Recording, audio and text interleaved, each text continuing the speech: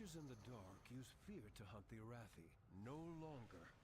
You have emboldened lamplighter and farmer alike. Feel my love, feel my love.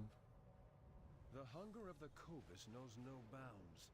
Their cruelty has made us fear the sea. Drive them from our shore, back to their abyssal home. Feel my love, feel my love.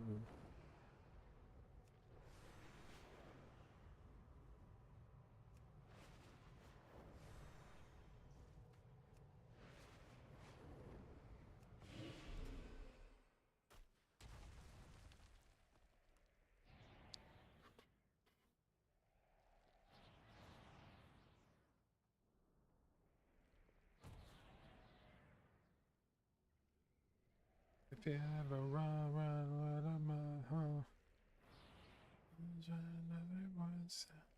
I'll make you feel my love, feel my love, feel my love.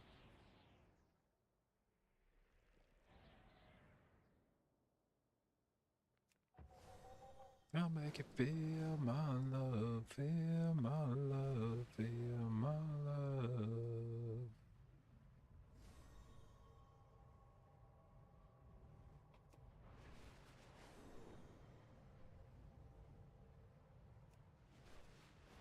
Feel my love. Ooh.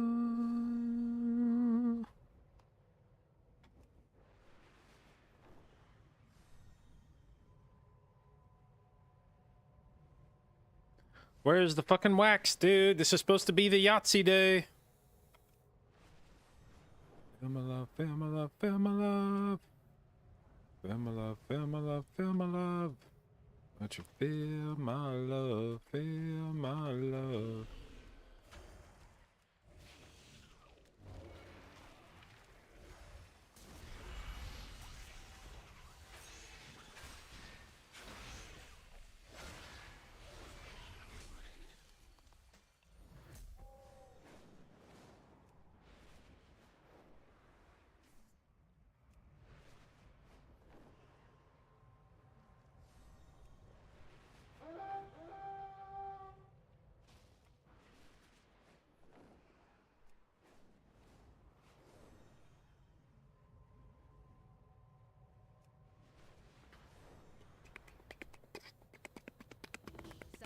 Get lost in the darkness. They're nocturnal, but it's dangerous. Bring them home.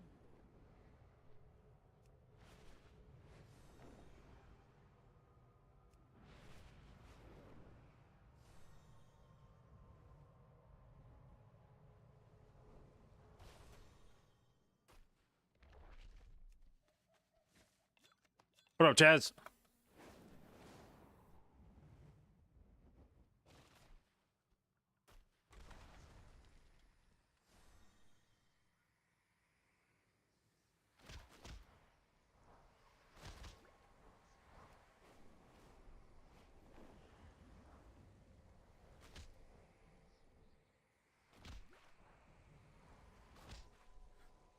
Did I get rid of Thomas? Yeah, I'm gonna turn the music down 1 sec. Yeah, it had an update where it included every one of the Hallowfall Lesser Key events, and I didn't see a way to be able to disable that without turning off half the weak aura, and I was like, I'm not fuck. It's spanned halfway down my screen just from that shit. And I'm like, no, I'm not doing that.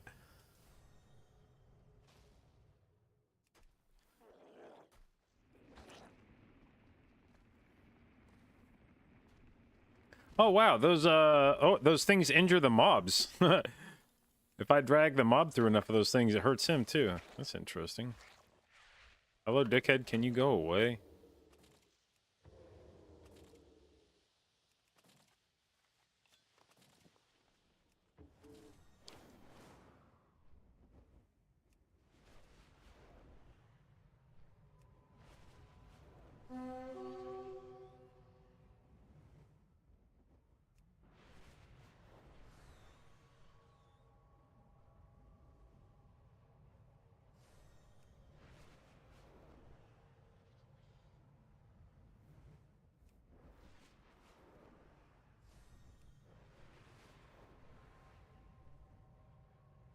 Come on, man. Where's the fucking wax?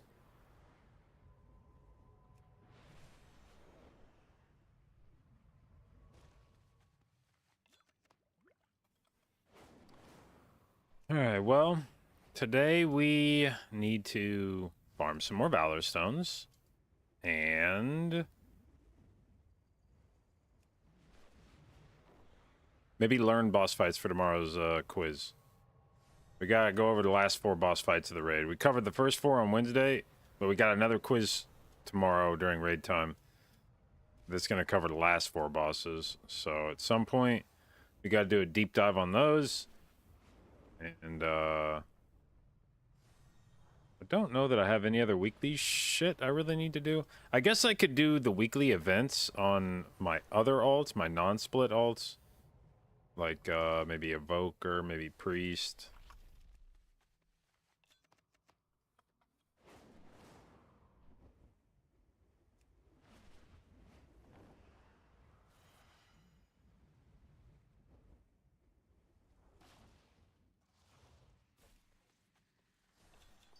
A quiz? How so? Well, basically the officers come up with the officers look at the fights and they come up with a list of questions to test whether or not people have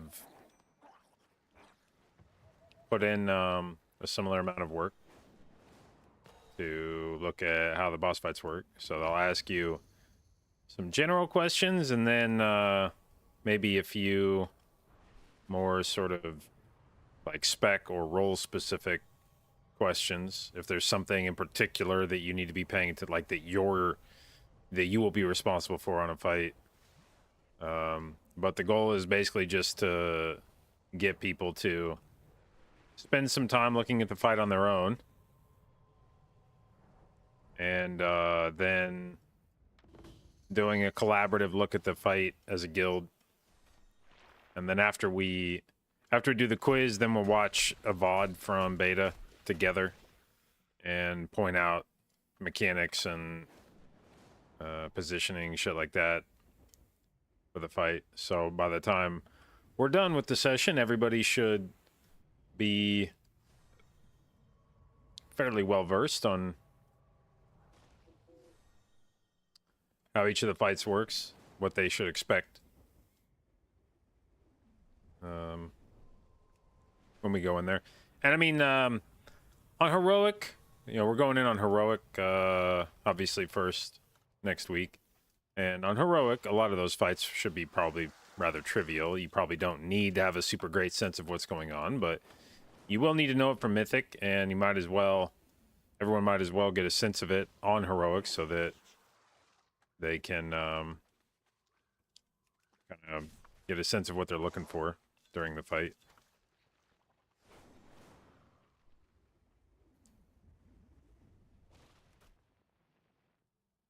Anyway, I could leak those quizzes? I mean, we'll be doing it on stream.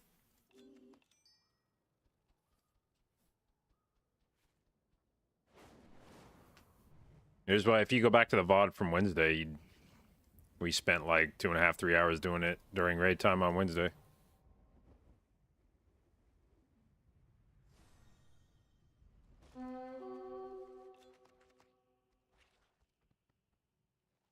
What up, Silent?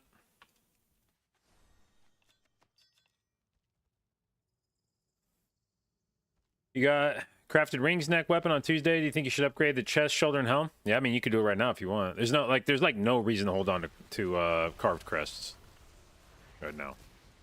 They by the time first off, we have not really started earning any crests towards the cap. Virtually every carved crest you've gotten up to this point has been a carved crest that goes above the cap. Of the ones that actually count towards the cap, I've only farmed 17 out of 270 on this character. And I don't even know where the fuck I got those from.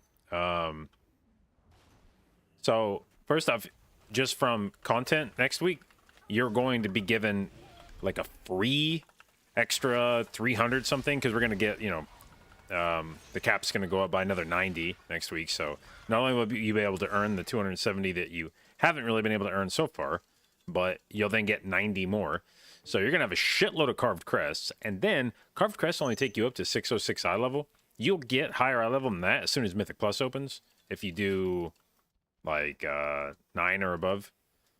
So if you farm 9s on Mythic Plus, all the shit that drops from that will drop at a higher eye level than carved crest can even take you. So every piece that drops from that will completely eliminate the need for carved crest in whatever slot you get that piece in. So carved crests are like maybe useful for 1 week, slightly, and you're gonna have so many of them if you play that character at all next week. So yeah, I would say if you've got carved crest now, so in fact, it's been, I think a lot of, if not most people in the World First Guilds are like using carved crests to convert to weathered crests. If you have pieces, and you should have pieces that still need to be leveled up on weathered, I think a lot of people are just saying fuck it and converting all the carved that they have into weathered and trying to get as many of their weathered, as many of their lower level pieces up to 593 as they can. The hell? That's a big ass spider.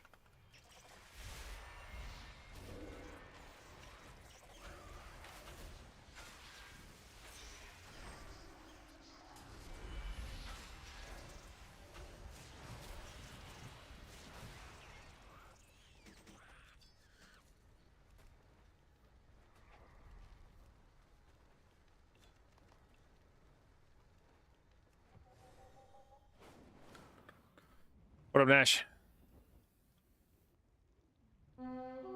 So yeah, anyway, on this character, I have 27 extra carved crests that I could convert, and probably will. Probably level up my... So I should be getting 597 bracers from Halifall next week, because I'm at 17. I'm like a third of the way through 17. At 18, you get bracers.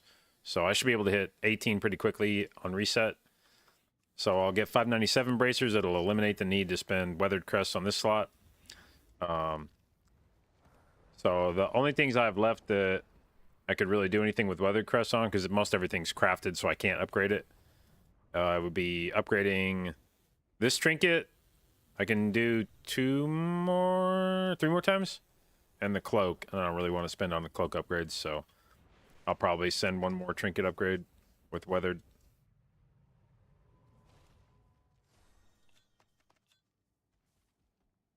I still don't know why I'm missing 3 crests on this character, on my carved crests. I've had other people say they've had similar experiences where they just are missing 3 carved crests for some reason. Hang on, there's a cat walking around behind my monitor.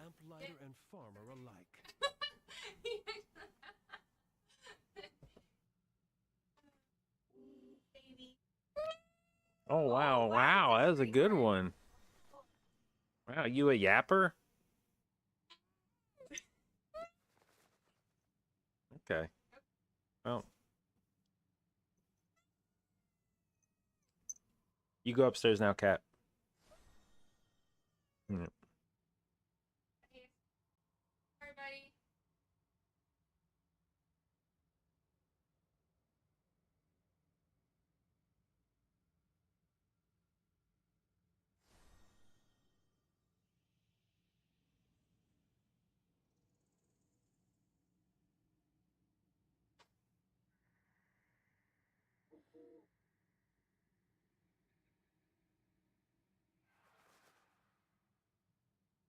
Funny. Hello, world.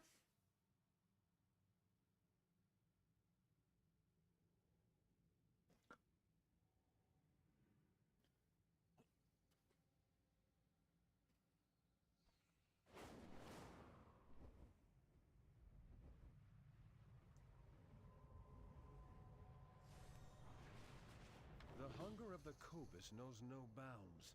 Their cruelty has made us fear the sea. Drive them from our shore, back to their abyssal home.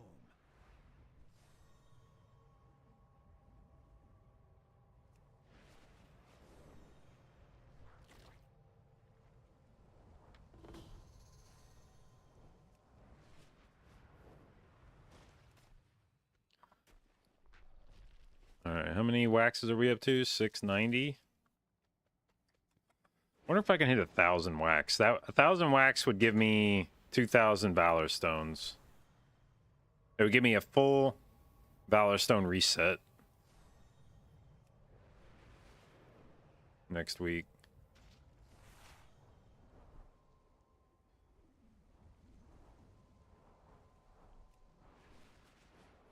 A lot of wax? Yeah.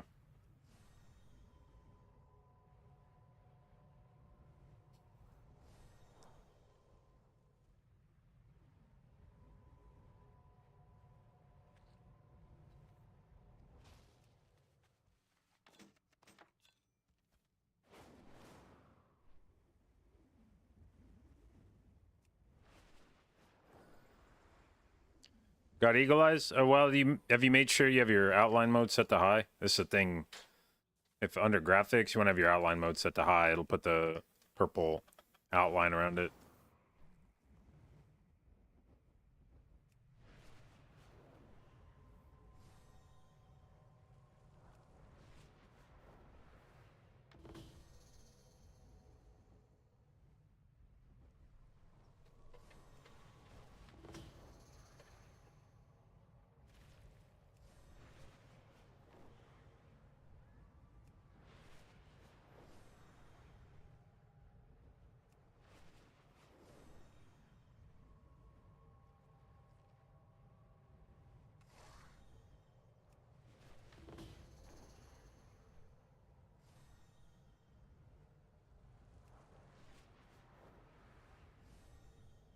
Which setting makes it purple? Outline.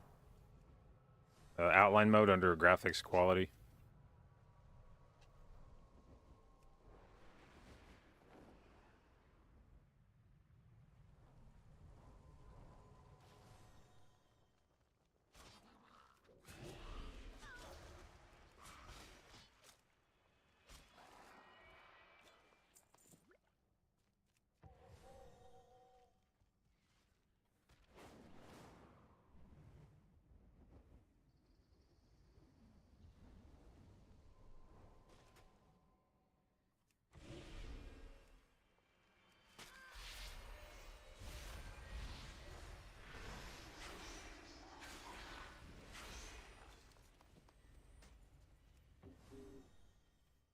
Water quality set to low? I think it's set to fair.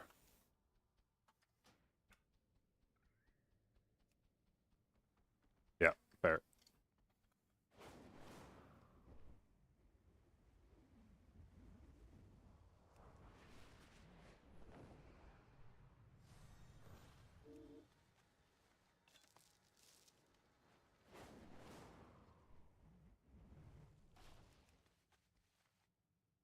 Invalid target. Come on, dude. No, no, no, no, no. Come here, come here, come here, come here. Let me click that. Let me click that. Don't disappear. Don't disappear, you little rat. Thank you. Oh, it just gives remnants? Ugh. Never mind. Maybe this other lost chest will be a banger. Anything? Anything? Remnants. Man.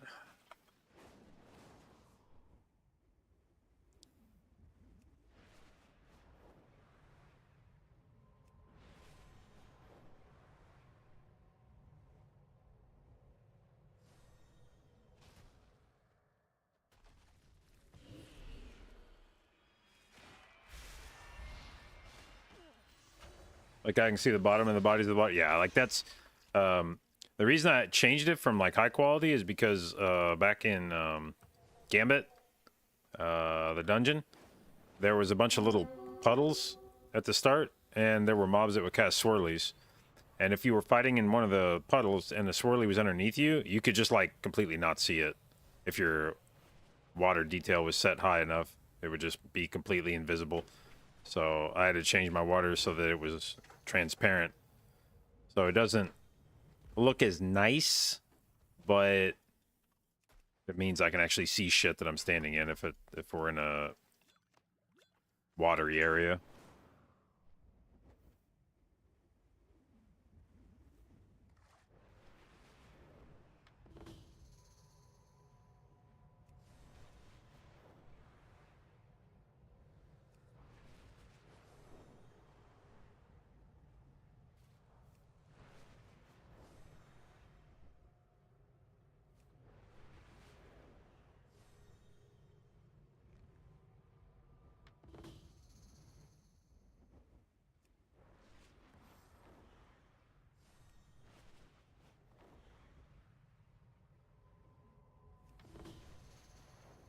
Make it hard to see fishing pools?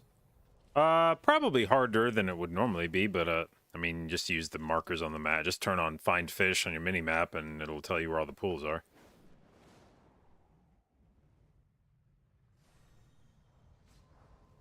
You shouldn't be finding fish pools with your eyes.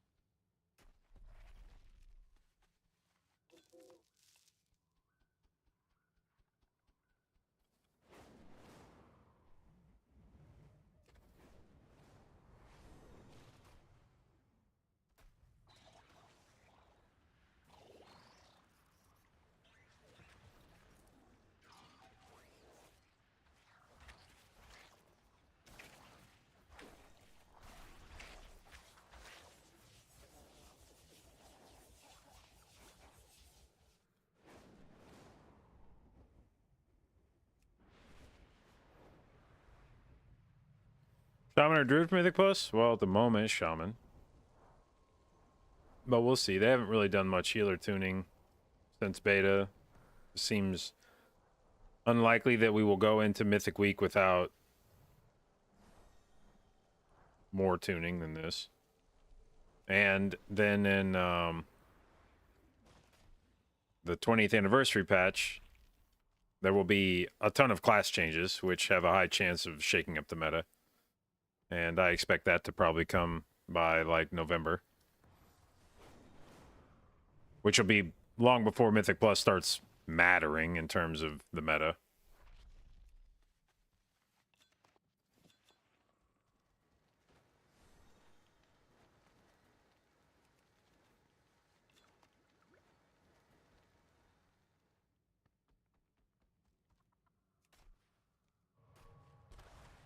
Whee!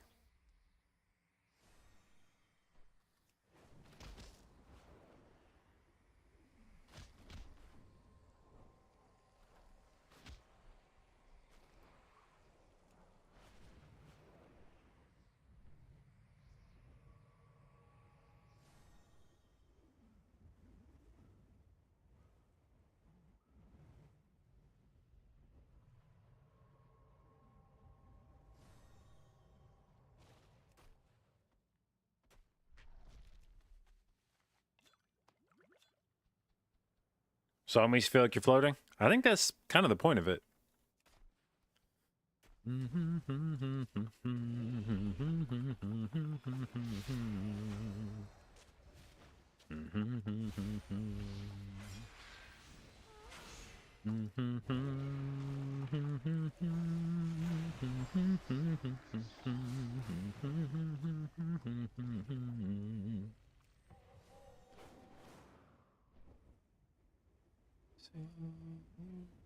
Shine.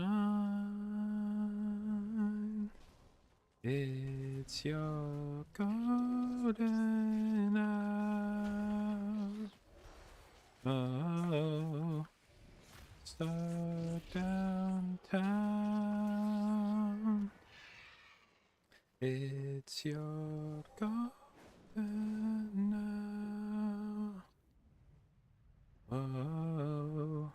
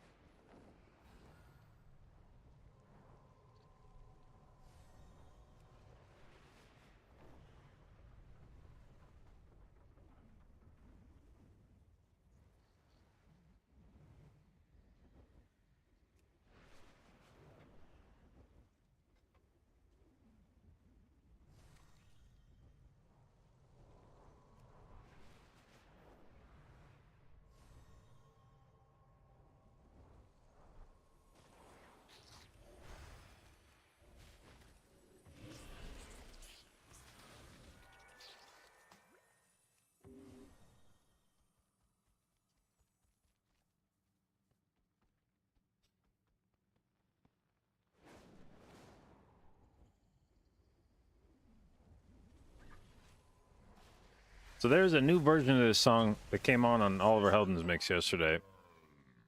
And I'm not actually sure what's different about that. I mean, I know what's different about the song, but I'm not actually sure who's responsible for the difference, because by title, it's called the same fucking thing that it was called before. I don't see any change in the title of the song, but there's a very clear difference in the new version of it. And I'm curious, because I like the original. Like I have this version of it saved on SoundCloud, liked on SoundCloud, whatever. But the new version of it is a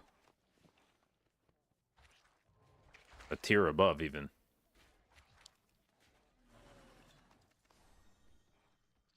Oh my god, look at all this wax. Holy moly.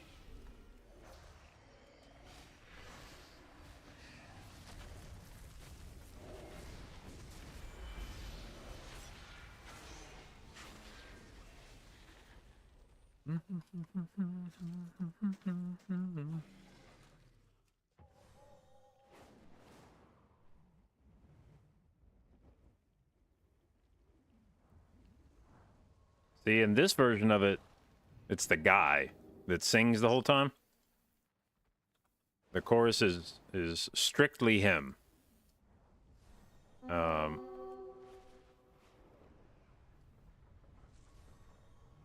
But in the updated version of it, so like right now there's just the synths and then him doing his chorus. Those are the only two elements of that. But the new version of it, we'll skip forward to it. This one introduces a harmonizing female, and it is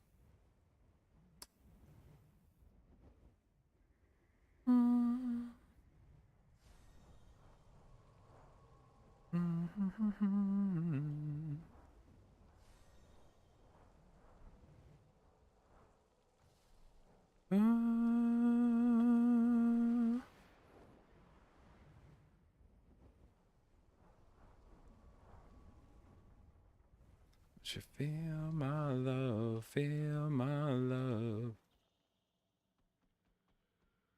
How do you see the purple outline? Yeah, you go to graphics, go to outline mode, set it to hot. What up, Simplex? You've been here for 3 days. Please feed you. It's going to take a bit longer than that, you know?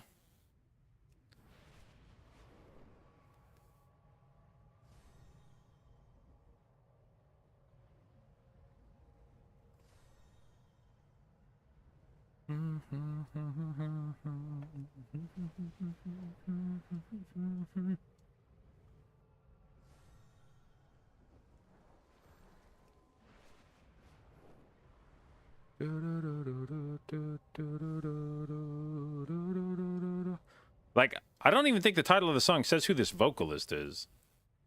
The woman, and I want to know.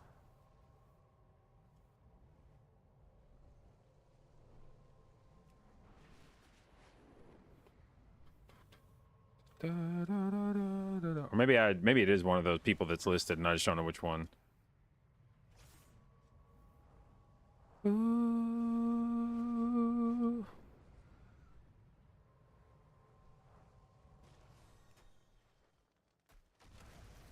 Don't you feel my love, feel my love.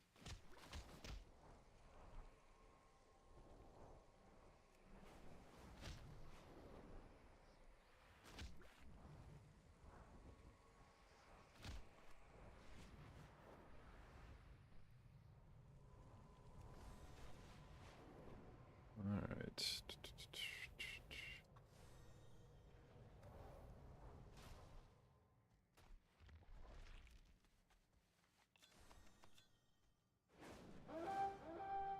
Farmhand stash found. Where?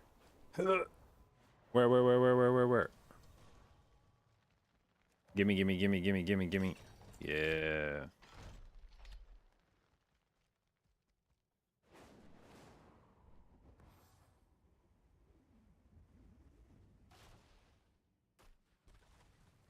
When I pull, I feel good. When I push, push, push, push, push, push, push.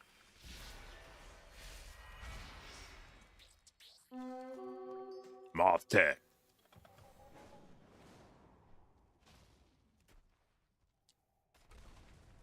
Ah, fuck, it's the defend one. This one stresses me out.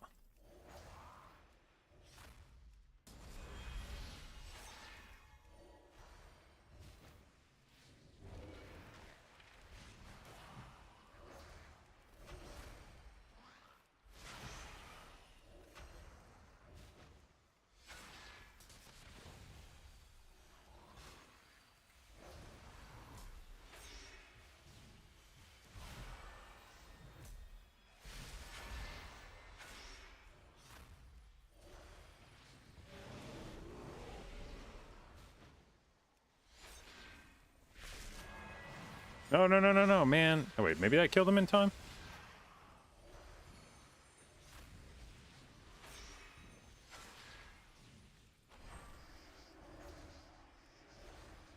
Nice thing about Solar Beam is it interrupts guys that walk into it afterwards, too.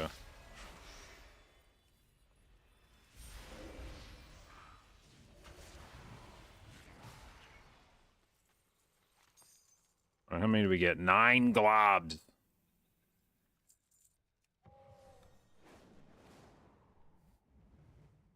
We're going to turn up slightly for this part of the song. Y'all ready? I don't think y'all ready.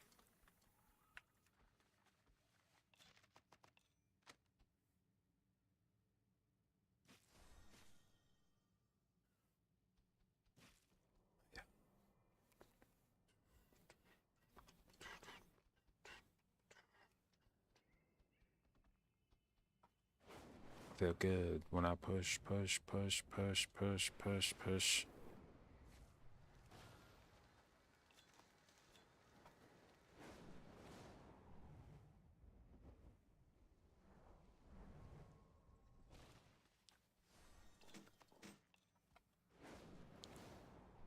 Oh my god, it's so nice to just run around and find only waxy lumps. All the work's been done for me.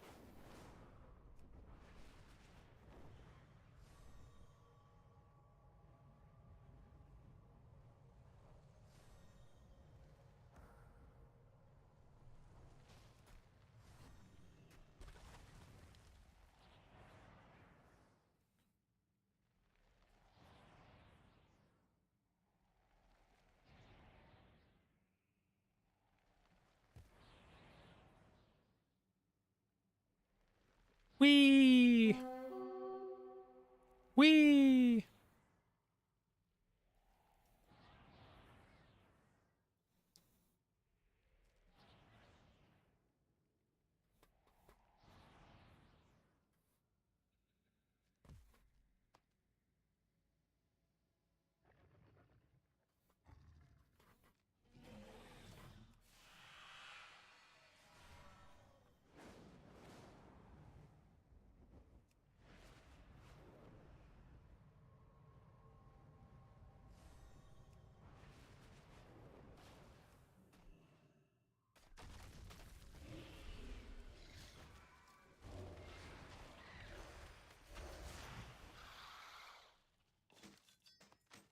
How the fuck did I get this? The hell? How did I get this 2 times in like 3 kills?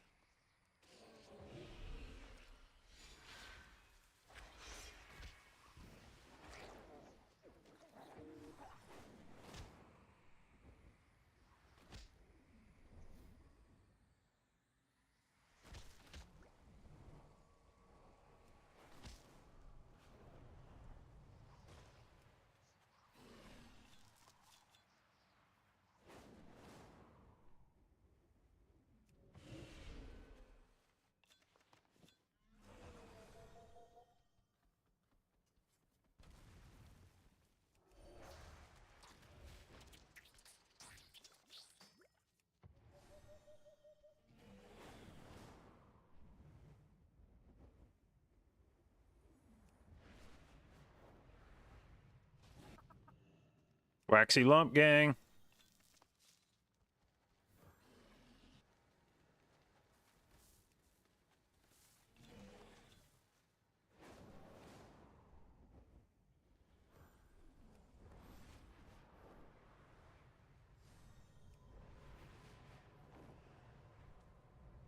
What up, Canard? How's it going? Well, we're just on our wax grind.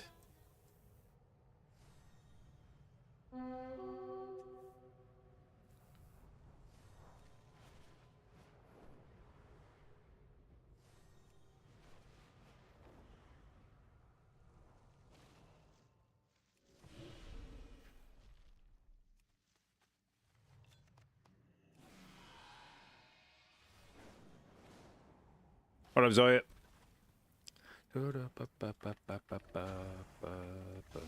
Makes me jealous how fast other specs can burst down these things when they pop out. When I play Moonkit, I'm like, Moonfire, Sunfire. Let me get into my Eclipse real quick.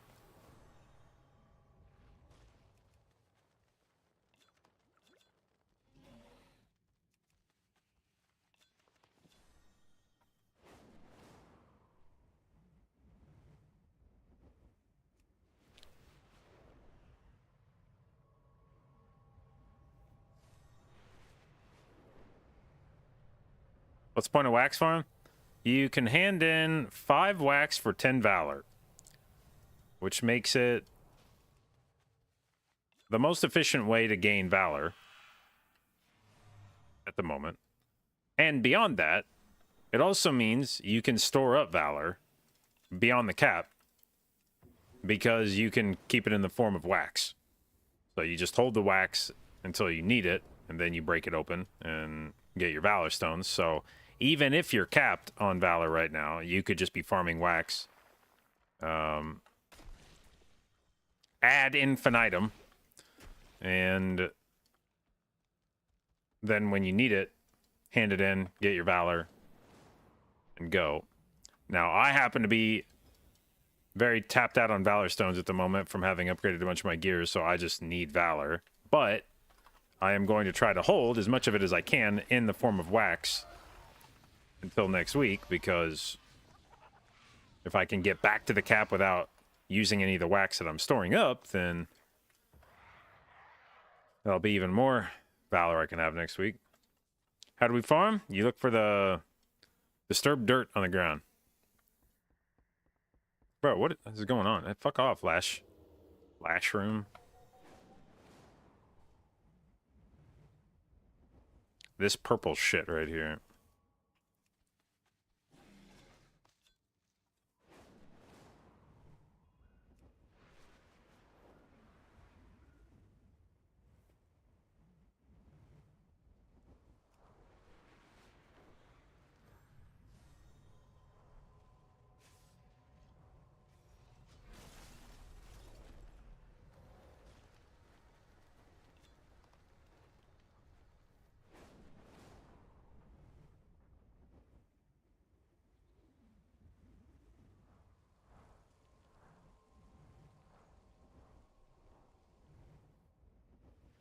How do you know which area the Azurite balls will be? I just fly around until I see them. Rule of thumb is it's not where it was yesterday, and I fly around the other 3 zones till I see one pop up. Today, it's this zone. Hallowfall. Hey, where'd that wax go? F.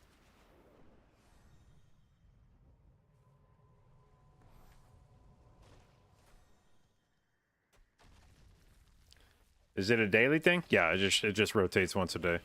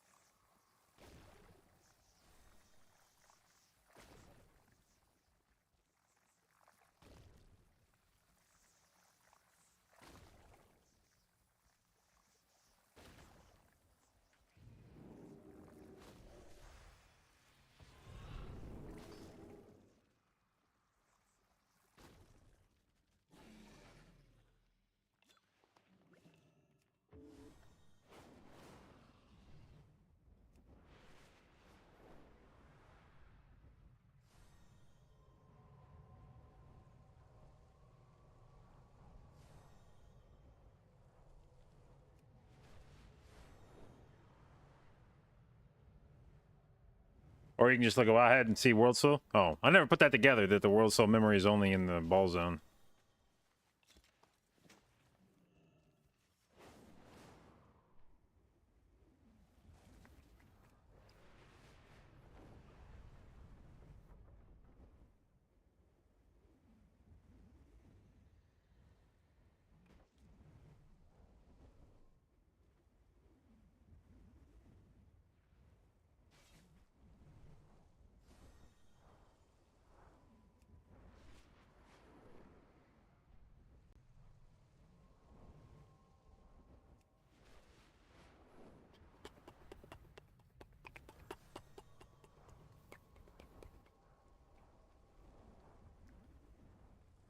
It's actually going to be weird going back into dungeons, which I guess you're still not going to do that much of next week, but I haven't really stepped foot in a dungeon in like a week and a half, and even then, most of the dungeons, I did a night of spamming dungeons when Heroic came out to get trinkets, and then basically stopped again. And I'll probably do some more dungeons next week if the new dungeons are out next week. Then I'll probably go do Mythic Zeros of those every day, like Mists and Grim Batol, because I want trinkets from those two. But probably not much more beyond that. Maybe I'll send it for weeklies.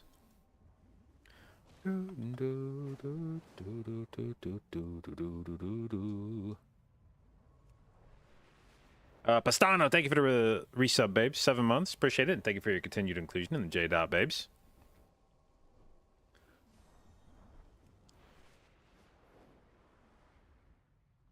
Sion, thank you for the gift sub. Much appreciated, very generous. And you just got babed. There's nothing that's stopping us. It's just like we're young in love. Having the time of your life. Is it going to be base or season 1 dungeons tomorrow? Or next week? I think it's... I'm not entirely sure. From what I've been told, I believe it will be season 1 dungeons, starting with Mythic Zero. Jesus, I got this fucking enchant again. The fuck? Is this trying to send me a message? So I believe when Mythic Zero opens, it counts as the start of the season. And when the season starts, the way it's been explained to me, when the season starts, it introduces the seasonal dungeons, which will be Miss and Grim Batol. And dude, fuck off from my spores, man. Get your own fucking spores, you little rat.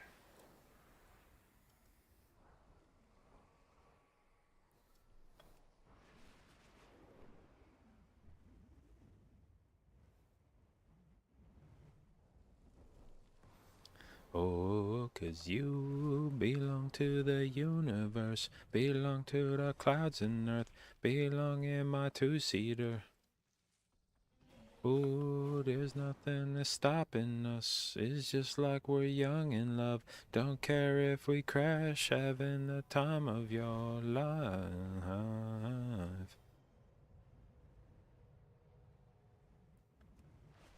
Grave Vault the week after? When is the first Grave Vault? Not this week, I guess. So yeah, I guess Mythic Week, I think.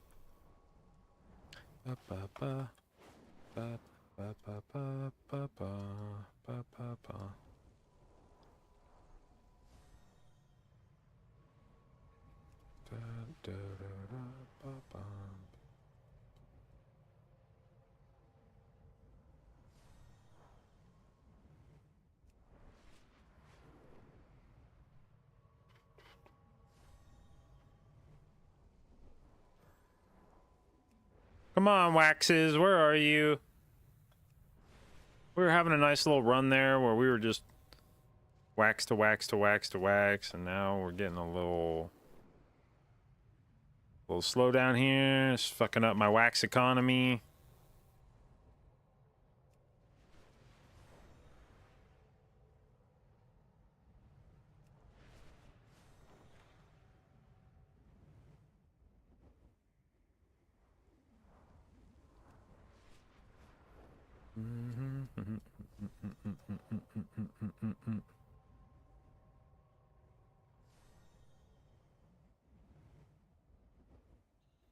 Methods having an event, found out they're announcing tomorrow. Holding that shit to the last minute.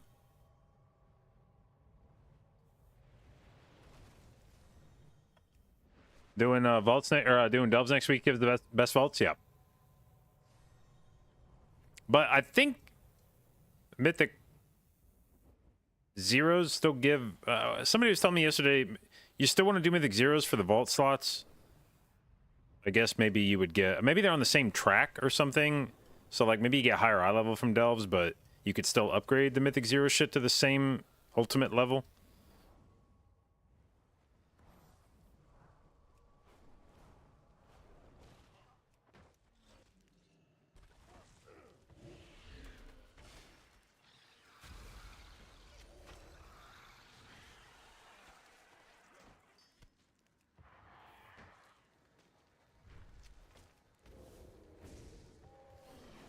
Is Sackbrood still BIS for everybody?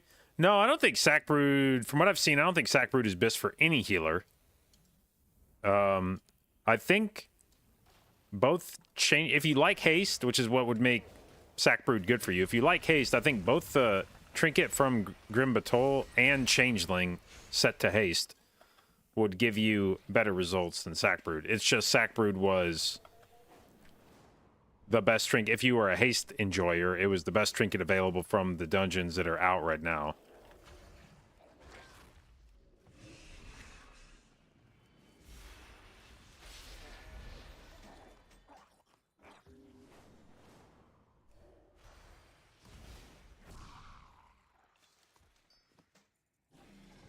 Ooh, look at this. Wax on wax on wax.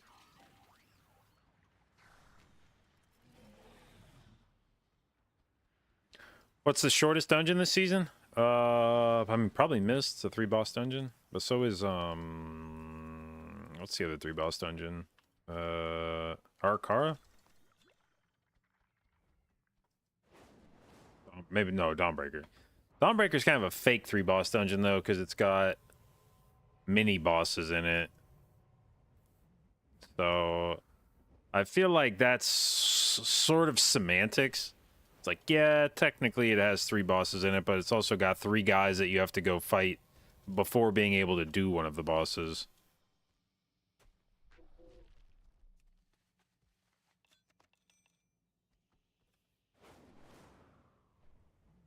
How many waxes do we have? Yeah, let's take a look here. 803.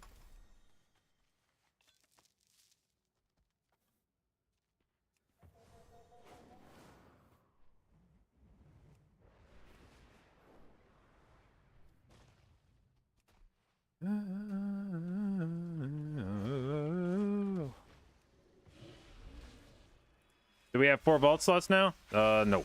You can check your vault. And if you hit I, you can see, like this one. This is what I like to check just to be sure any given point in time.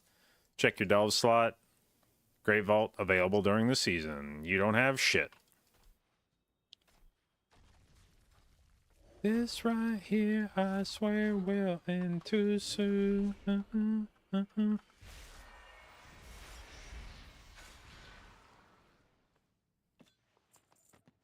Why so many? Not a whole lot else to do this week, I guess.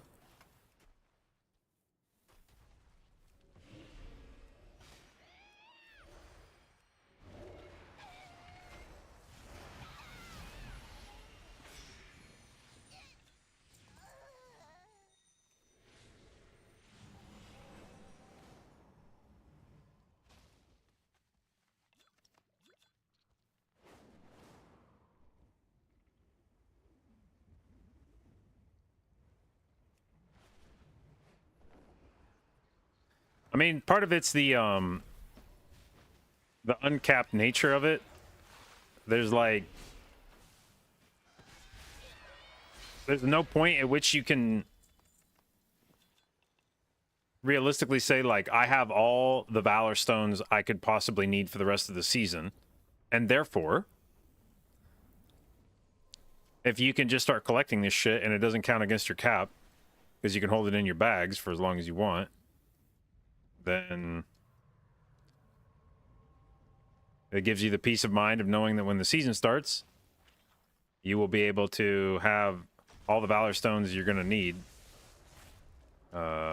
In the short term, at least. I mean, I'm not going to pretend like I have enough Valor Stones to never need another Valor Stone again for the rest of the season, but hopefully you naturally earn the Valor Stones by just doing normal content from this point out, so that if you give yourself a cushion, like I'm going to be up to probably by the time reset hits, I'll probably be around 1,000 wax or something, so that's 2,000 Valor Stones. So that's basically a full Valor Stone cap. And hopefully between that and then doing normal raid, heroic raid, delves, some dungeons next week, you'll just organically earn enough Valor Stones from that point on that you'll have enough for the rest of the season. But it sucks being at a point where you get gear upgrades that you want to send, but you can't because you don't have Valor Stones, and it's going to take you a while to farm them, and might as well do that shit now.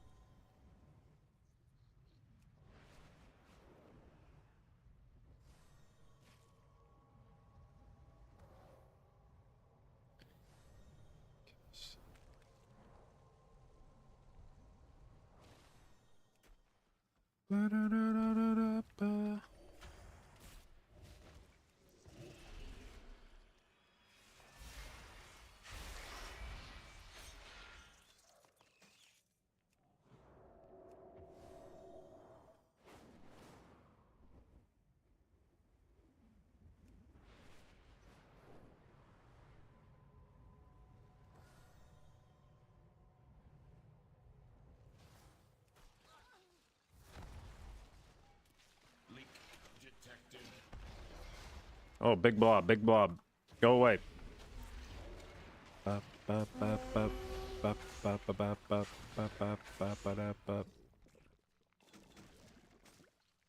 Choice between Shaman and Druid can help you make an educated decision. I mean, I think Shaman will be a more popular Mythic Plus healer, but I think Druid will be fine. I think they're both pretty good in raid at the moment. Not the best, but I think you'll see both of them in World First comps.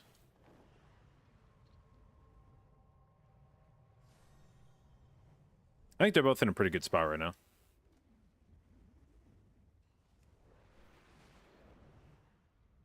But if I had to pick one or the other, like if I was recommending one or the other to somebody who had no preference between the two based strictly on which one was likely to see more popularity, I would probably give the edge to Shaman at the moment.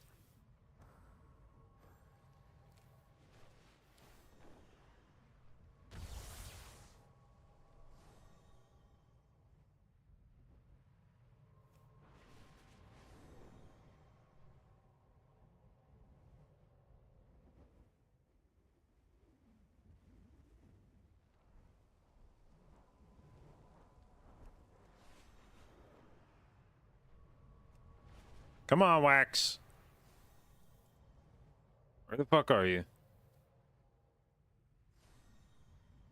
You're not hiding from me, are you?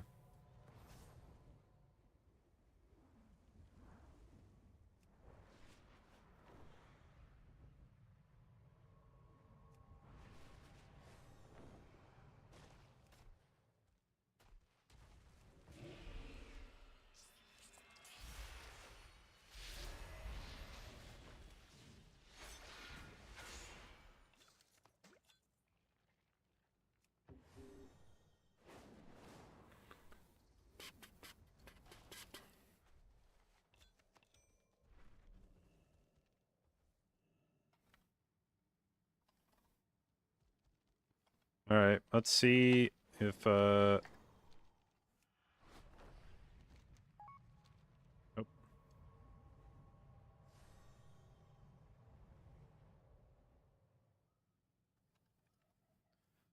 Somebody was inviting for oh, should I try to get another socket for PvP from the chests? Like fuck it. We'll go try, I guess. What's the fastest way to get here without... Fuck, I'm really far away from being able to turn on war mode. Piss, piss, piss. I don't want to send my Hearthstone here. I guess we'll just fly real quick.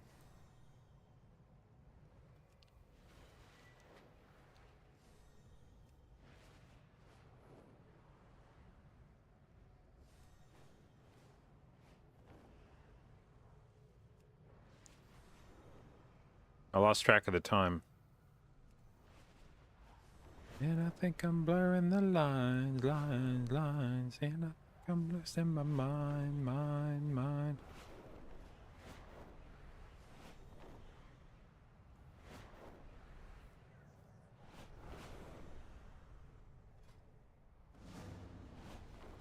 All right. I guess we will go here.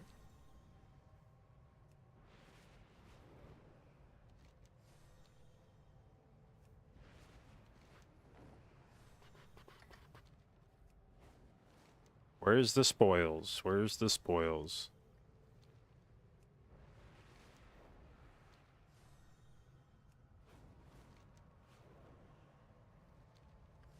Fuck. Okay, well, it's not here. Come on, dude. Please be in Ringing Deeps, I guess.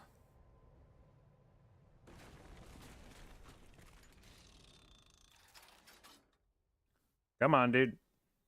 Come on, come on, come on. Pop up Unbound Spoils on my screen right now.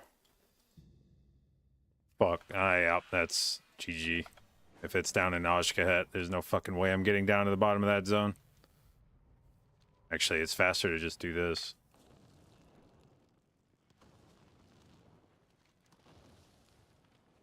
I don't even know why I'm trying right now. There's no fucking way I get down there in time. I should have been at Oshkahet to begin with. It's the worst one to get to.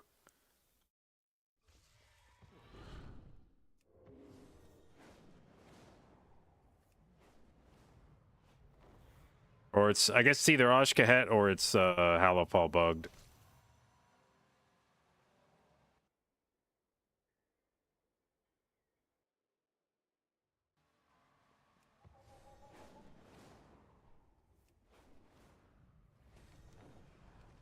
Spoils? Question mark? Well, it was either the bugged one or the bugged, or it's already gone. Oh well. What are you trying to get? There's a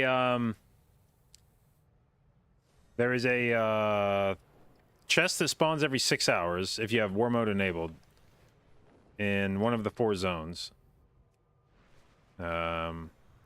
And if only 5 people can loot the chest, it takes a while to unlock it, and there's always a fight on it unless you're on a completely dead shard.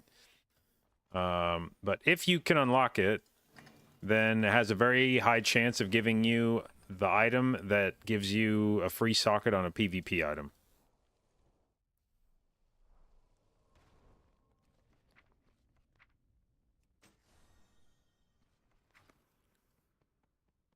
Apparently, Growl leveled an earthen character by flying around discovering areas. Like, not just the areas in Kazalgar, right? Please don't tell me you can level from 0 to 60, or from 60 to... Or, fuck. Whatever the fuck level earthen starts at. 70, I guess? 70 to... 1 from 80?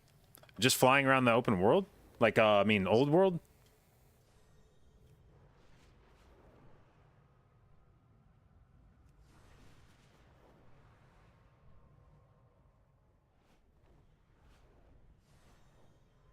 Honestly, the Blizz devs probably think that's a cool way to level.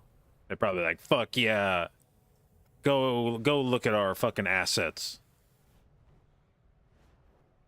Some links get lost in the darkness. They're nocturnal, but it's dangerous. Bring them home.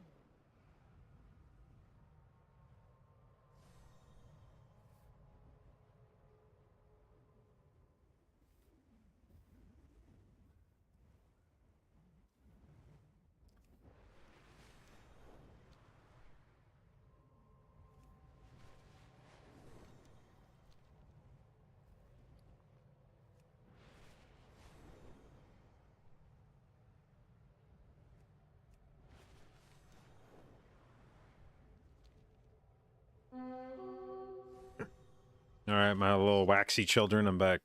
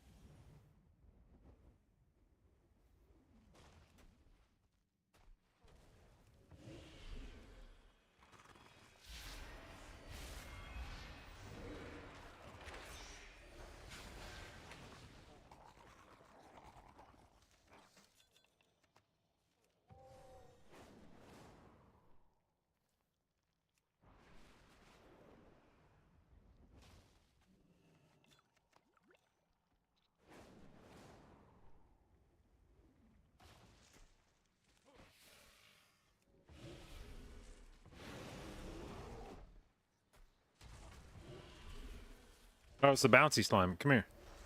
Uh-huh. Is he still attacking me while I'm up in the air? Fuck, I spawned another guy too?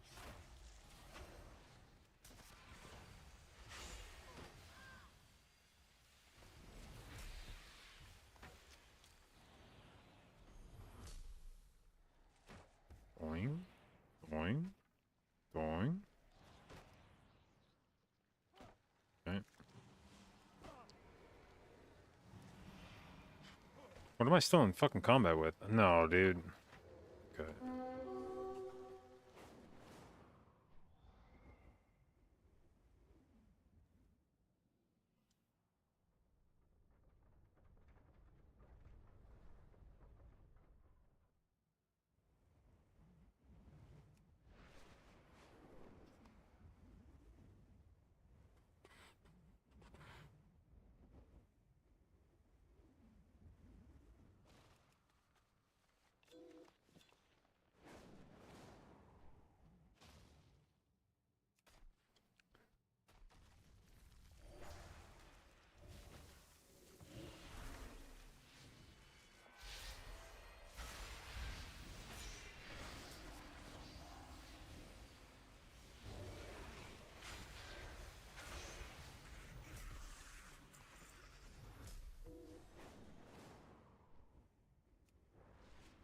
I gotta say, I feel like I have been making better gold from this than I was expecting.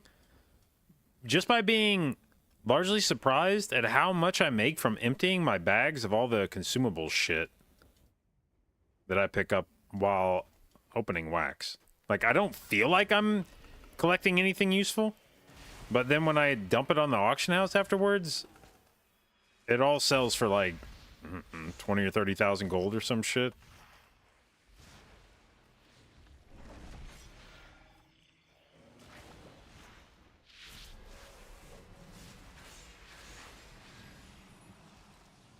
Yeah, the shit you actually handed in, like the boxes you get from handing in wax, I could give less of a fuck. Like, that stuff's worthless, but the shit you actually get out of the waxes themselves, yeah, just the sheer volume of shit you get from these clumps is enough to be moderately profitable.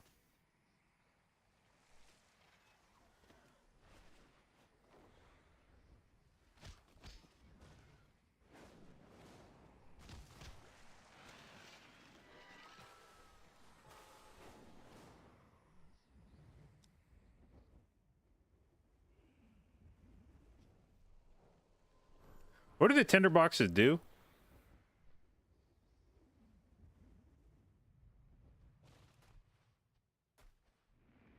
Yeah. Yeah. Yeah. Do we have to do all zone campaigns on the main? No. No. Just need to do it on some character at some point for rep, basically. And the main campaign, you gotta do at least one time. It's an open question whether you have to do the main campaign or the, like, whether you have to finish the campaign on every character if you want. Well, let me back up. So recently, over the last few expansions, Blizzard has had a theme of making the campaign quest culminate in a quest to go kill the final boss of the raid, which will then drop like a crafting token or something. If you want that quest on your main, you may have to do all the parts of the quest up to that point on your main. I'm not sure. Otherwise, if you're just looking for like rep or whatever, then you just need to do it on one character.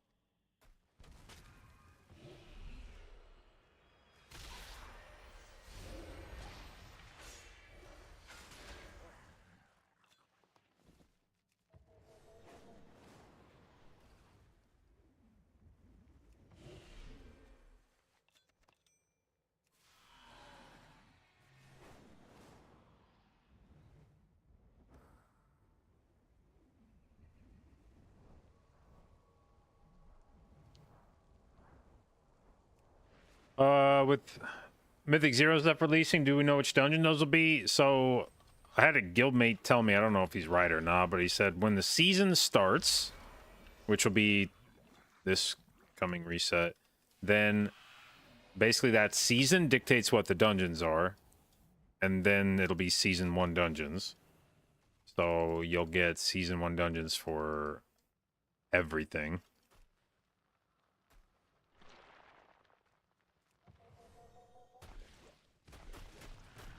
I don't know if that's true or not.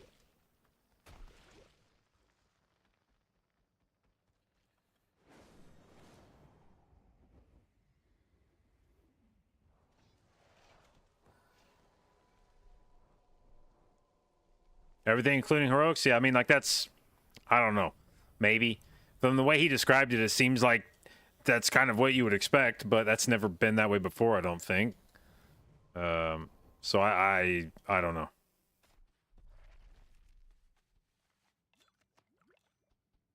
The short answer is I'm not sure that anybody's,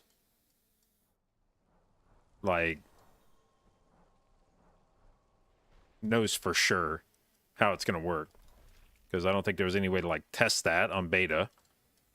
You know, that there was no Mythic Zero week on beta.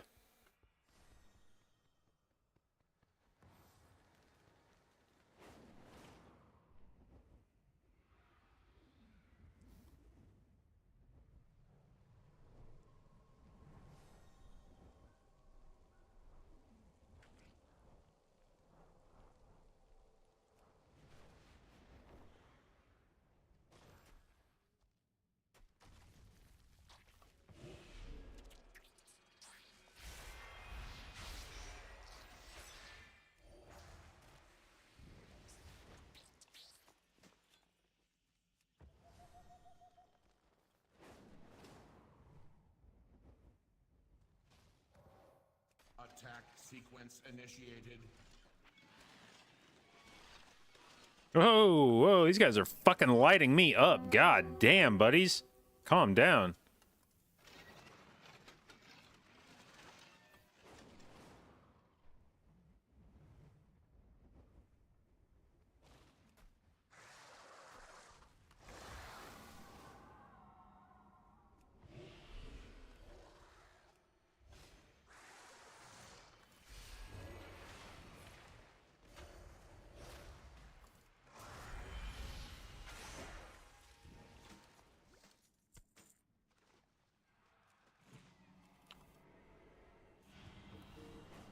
Demon, thank you for the resub, babe. 45 months. Appreciate it, and thank you for your continued inclusion in the J-Babes.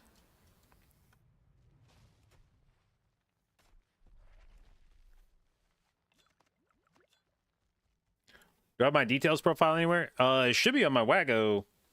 Not Wago. Yeah, no, where the fuck? Do I just have it set to UI? No. What is my new command for this shit?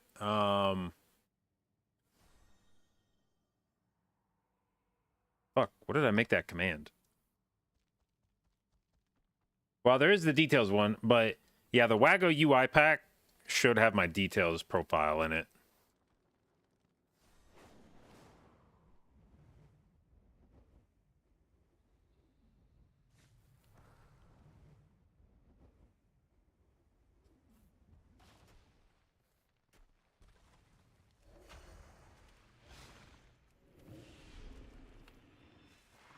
No way you arcane locked me, you little fucker.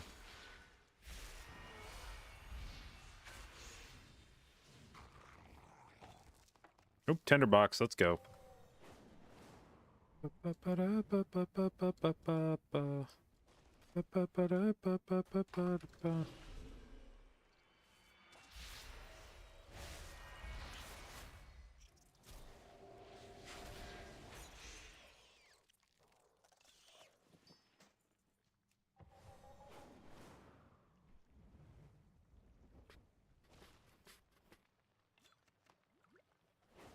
Cause day and night.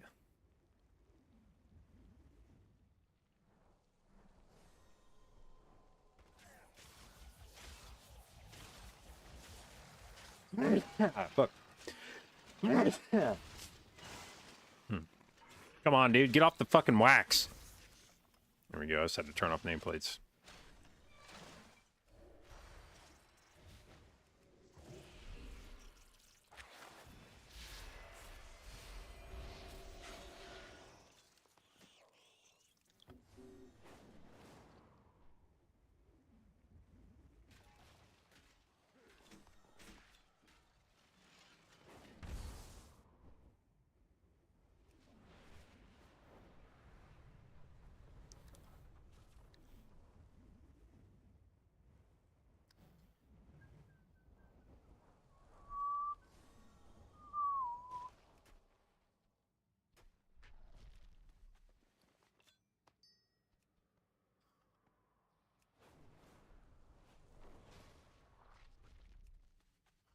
Alright, how many Valor Stones are we up to now? 877.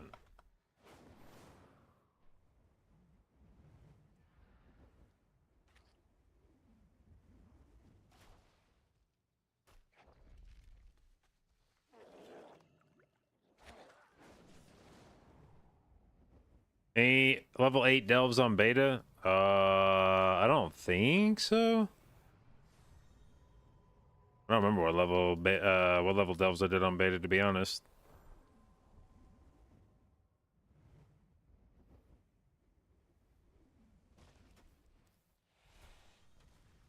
Aiden, thank you for the resub, babe. 76 months. Appreciate it. And thank you for your continued inclusion in the J-Dot, babes.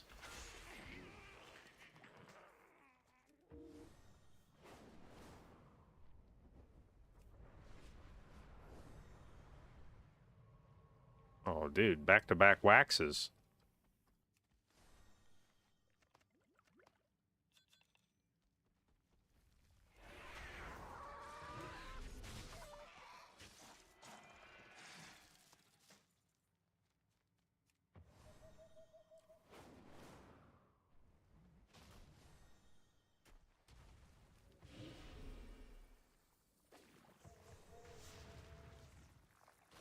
What should we use Valor Stones on this week? Get there. Fucking shit. I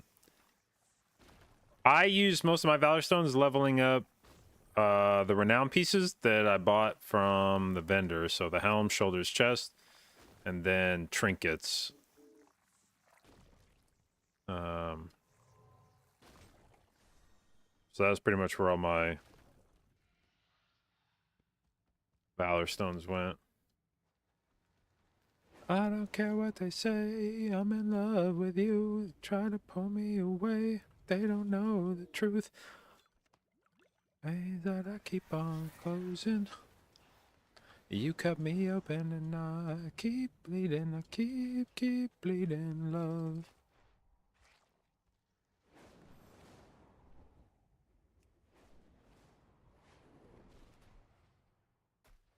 Love them to 606? Yeah.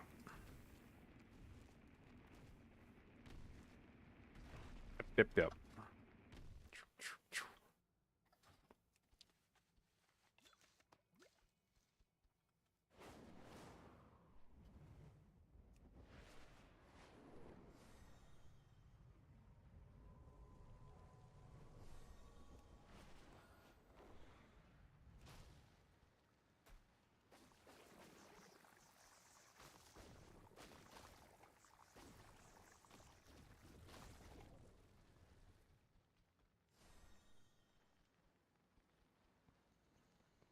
Worth the upgrade to 606, even if secondaries are in Abyss? Yep.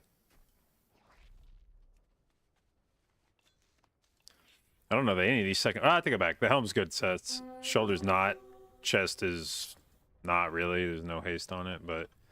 Yeah, the eye level's big.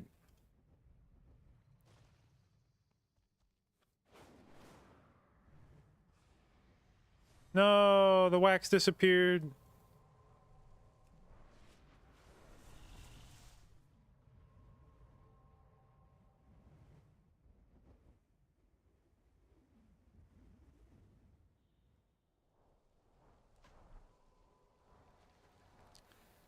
Consensus is it'll be the season 1 pool. Yeah, I mean, I don't know that it really matters one way or the other. It's not like I'm banking any big decisions on it, being one dungeon pool versus another.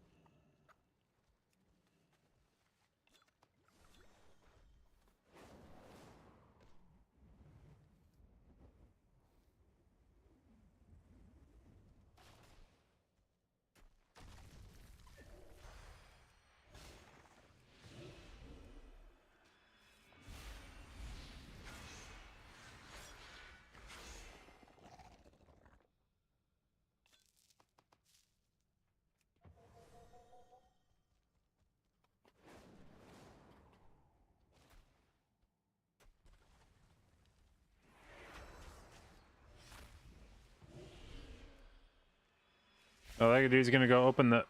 gotta get there. Oh, it's just a lump? Okay.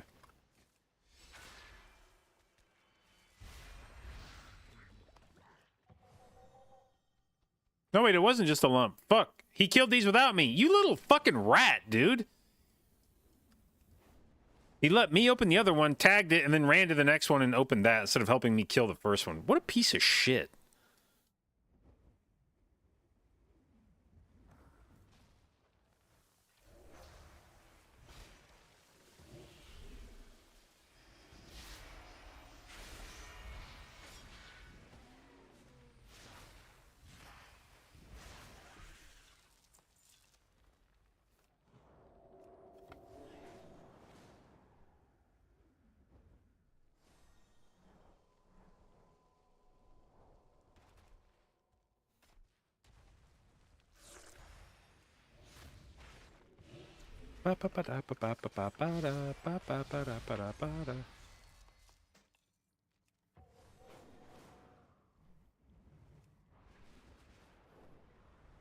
Baby, a triple.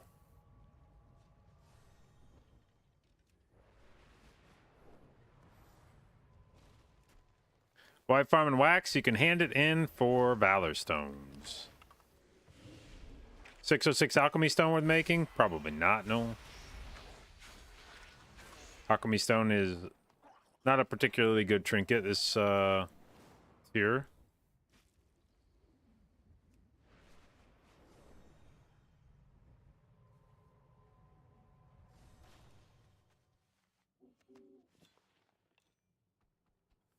Where do you end in the wax? It is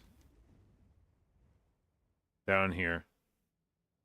It's a dude in a building on the south side of the main city in Ringing Deeps.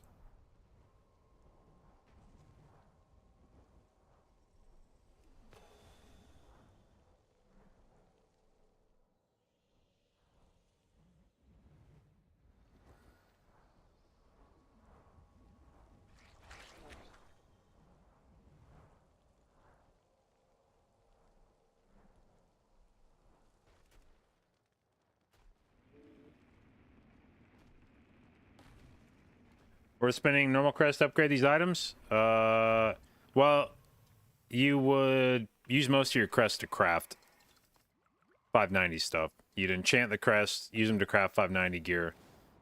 Then you would use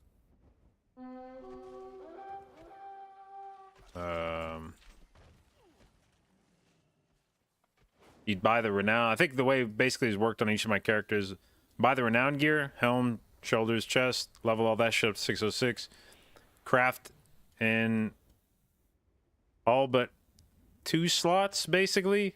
I think, like, basically you craft everything but maybe like cloak and bracers, and then you won't be able to craft trinkets that are 590.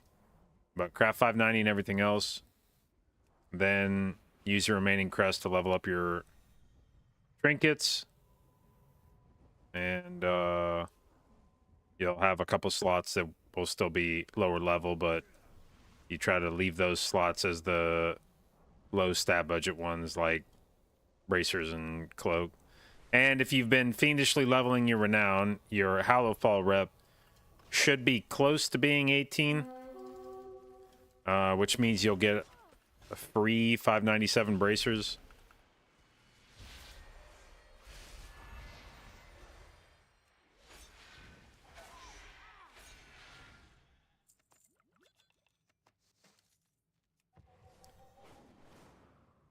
Takes normal crest too? Yeah, those suck. Don't worry about spending all those. You're gonna have a shitload of them next week, and they're not really useful.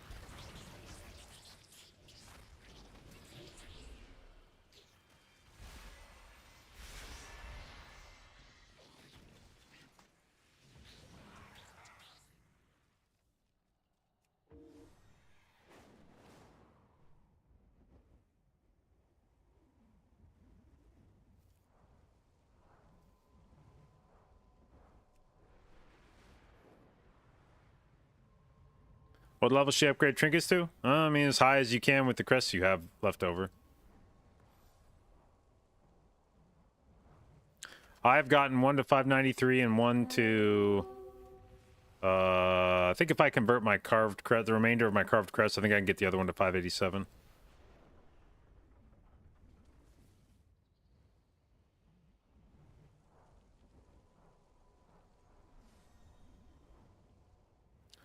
Should you save Valor Stones? I mean, it kind of depends. Oh, fuck, we gotta defend it. Depends on how many Valor Stones you think you can loot over the next few days. And with the condition of your gear right now.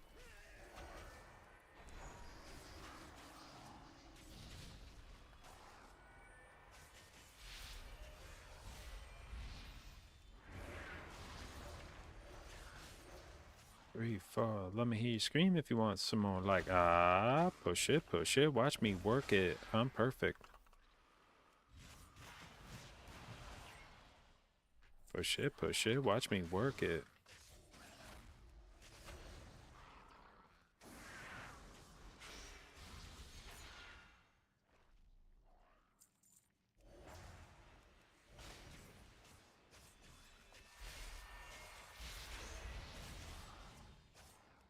God damn, how many of these things spawn, dude?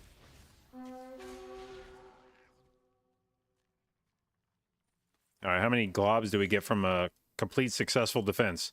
11 globs! My god!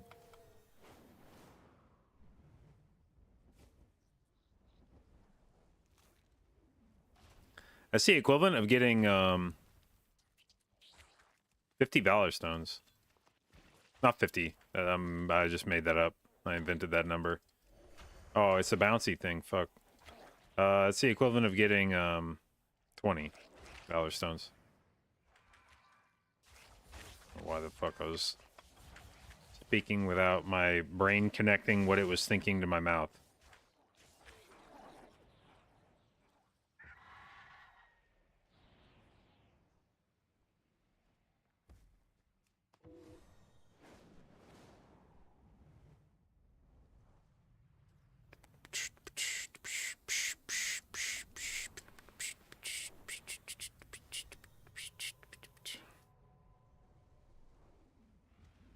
I invented that number? Yeah.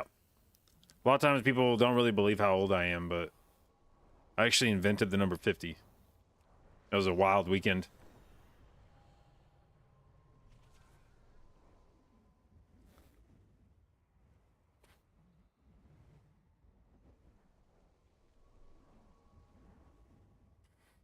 Push it, push it. Watch me work it. I'm perfect.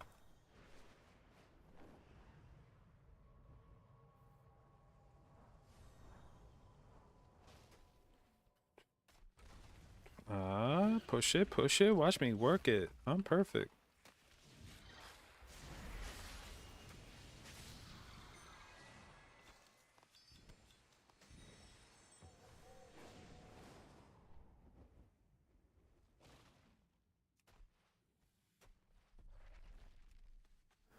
How difficult do I think Mythic Zeros will be? That's a good question. I'm not sure. How the fuck do I get to that wax? Oh, well, I guess a moot point because it just disappeared in front of me. I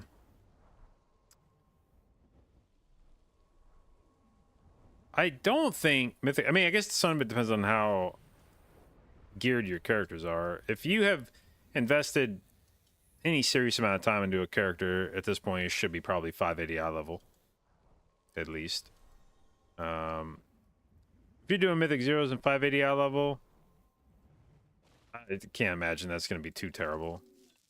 And, you know, they're not timed on Mythic Zeros, so you can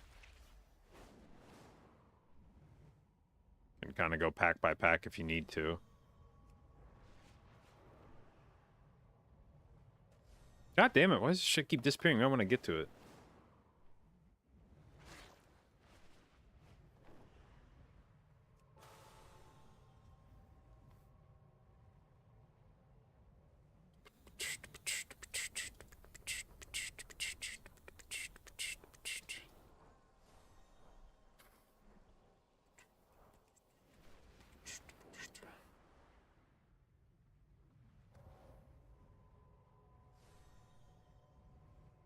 Come on, Wax. Where the fuck?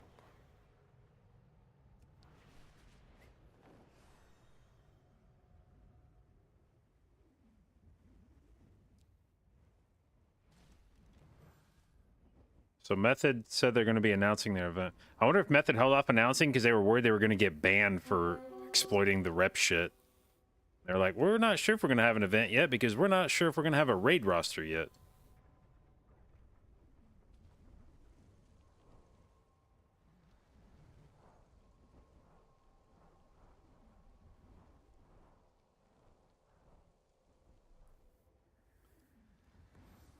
What dungeon do I think I'll have the highest fail rate this season? I don't know. A lot of the toughest dungeons on beta, I feel like they're going to nerf them. They already kind of started doing that. Like the dungeons where there were really hard healing checks, they already started nerfing those healing checks. Or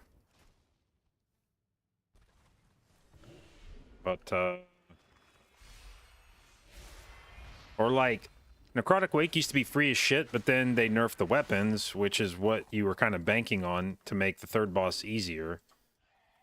And if the weapons aren't enough to make the third boss a pushover, suddenly that dungeon goes from being very chill to very agonizing when you get to that point. Are they all 25 reps still? No, I think they got reverted, but, you know, in a... normal world, that would still get you banned, not just rolled back.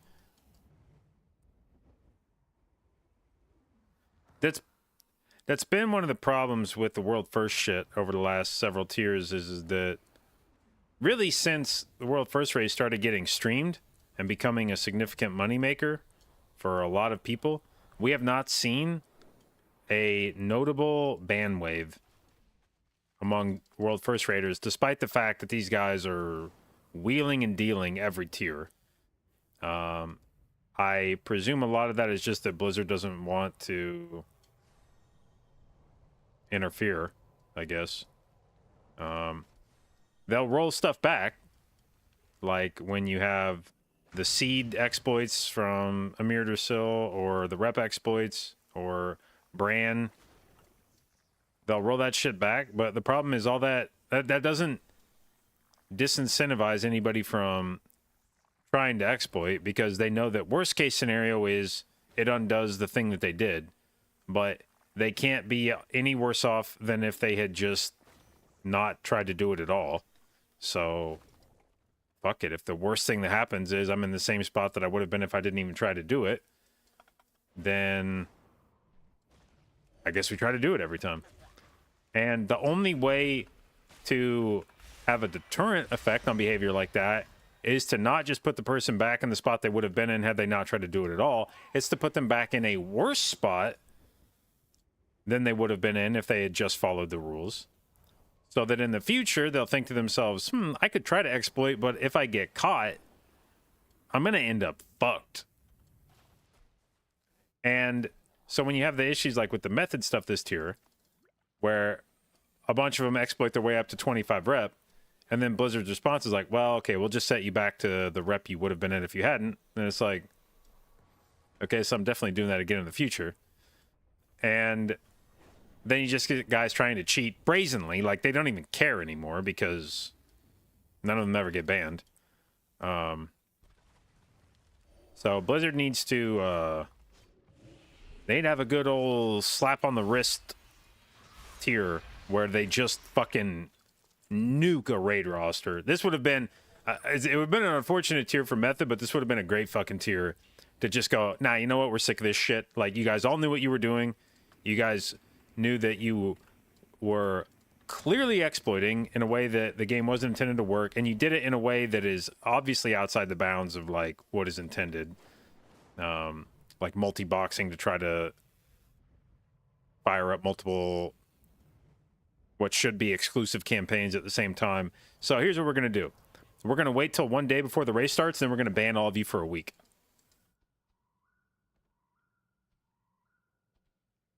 And then maybe next time, instead of just doing the thing, maybe you'll report it instead. Which is really what all this, like, the unfortunate part of this is guilds like Echo and Liquid and Method, and I don't mean to single Method out here. They are simply the latest ones to have done it. Certainly not the only ones. Echo and Liquid will take advantage of all the same shit too. They all have access to Blizzard employees where they could easily double check any of this shit.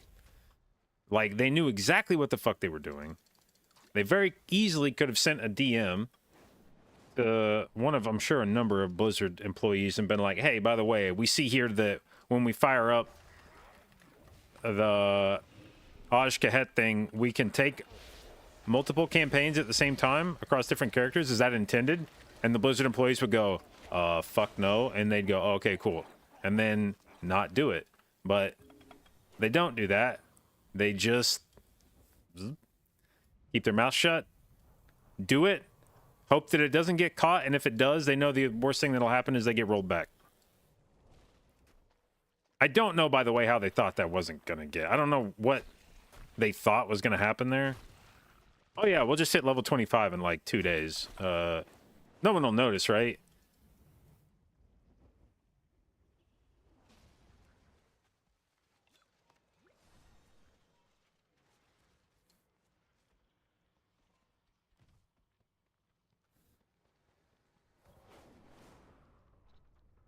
Are they really ahead? No, that's just it. It doesn't matter whether they're ahead or not. The point is, they aren't behind because of it, which means they'll never not try to do that shit.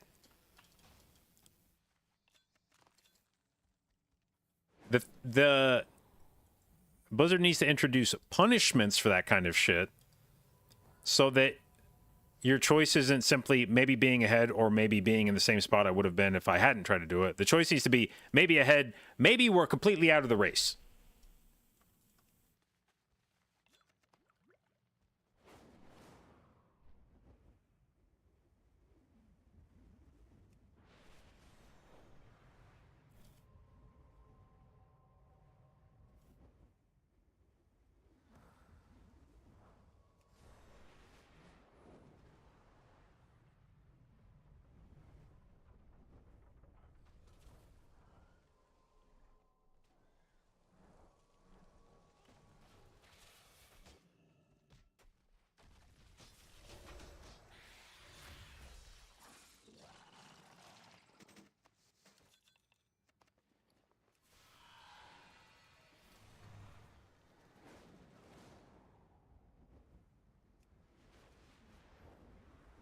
if any of the guilds get banned for 1 week. I mean, and that's the thing. You don't even have to ban the whole guild, but ban the people who did it. And don't ban them. Like the thing they did with Robin, for instance, when he... I'm not even sure exactly what he did to get all of his gear crafted, but he did something with crafting his gear where he got all of his gear deleted. But it still unlocked all of the crest requirements from the gear. So even though it deleted all of his gear, he still had like 2 weeks to farm back all the Valor Stones that he needed to level up his gear. And therefore, it added a bunch of like time for him to catch back up, which is annoying, but it didn't actually put him behind because he still got all of the progress from crafting the gear. So it no longer required any more crests. He had already spent all of those, and deleting the gear didn't undo that. It just meant that he would have to go farm up armor pieces in those slots again and then spend a bunch of Valor leveling it up. But that's very doable. It's just annoying. So in situations like that, the punishment doesn't really set them behind in the World First Race. It just adds some additional homework before they can go back into having their character finished, quote unquote.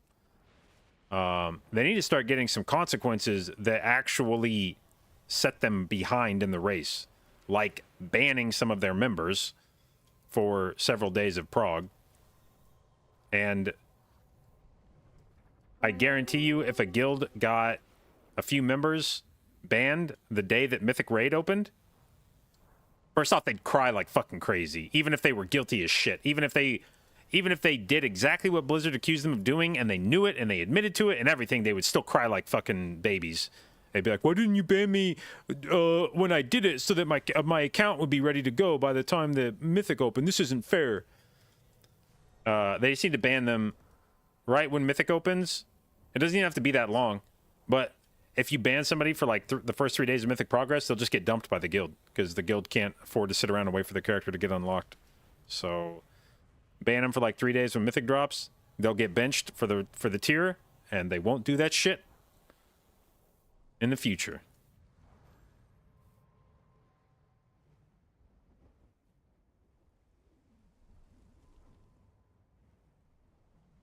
Maybe they all will. Yeah, secretly, I kind of hope that there's one of these tiers where Blizzard just does that shit. They just collect evidence of people exploiting.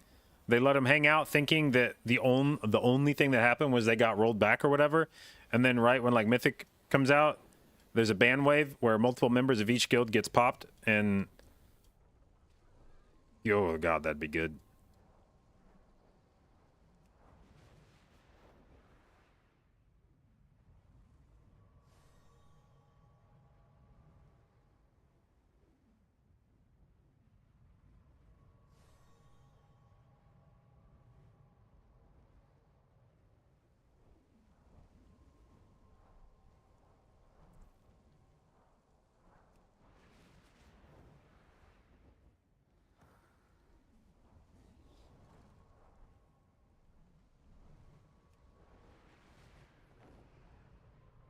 Degenerate immoral behavior. I don't think it's immoral. I'm not going to attach like an ethical component to it. You know, it's a game. It's not like you're a fucking bad person for grinding out more rep than you're supposed to be able to. But they know, I guess I should say they don't care that they know that they are gaining an unfair leg up because they know that the punishment over the last 6-7 years has basically been non-existent. So they just do it brazenly and openly. And, you know, consequences be damned. And I just want to see there be consequences for exploiting. I don't think that they, you know, I don't think it's like I hope they go to hell too kind of thing. But just it would be nice if it felt like people that sought to abuse systems to get ahead didn't always seem to come out ahead when they did that.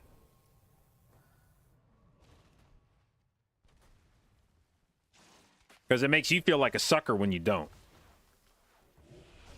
Like when there's a thing that you see could be exploited and you're like, I don't want to do that. I don't want to get banned. I'm not going to do that. And then every single fucking time nobody gets banned, you're like, am I just a dumb asshole? Is that what this is? Like, am I a sucker?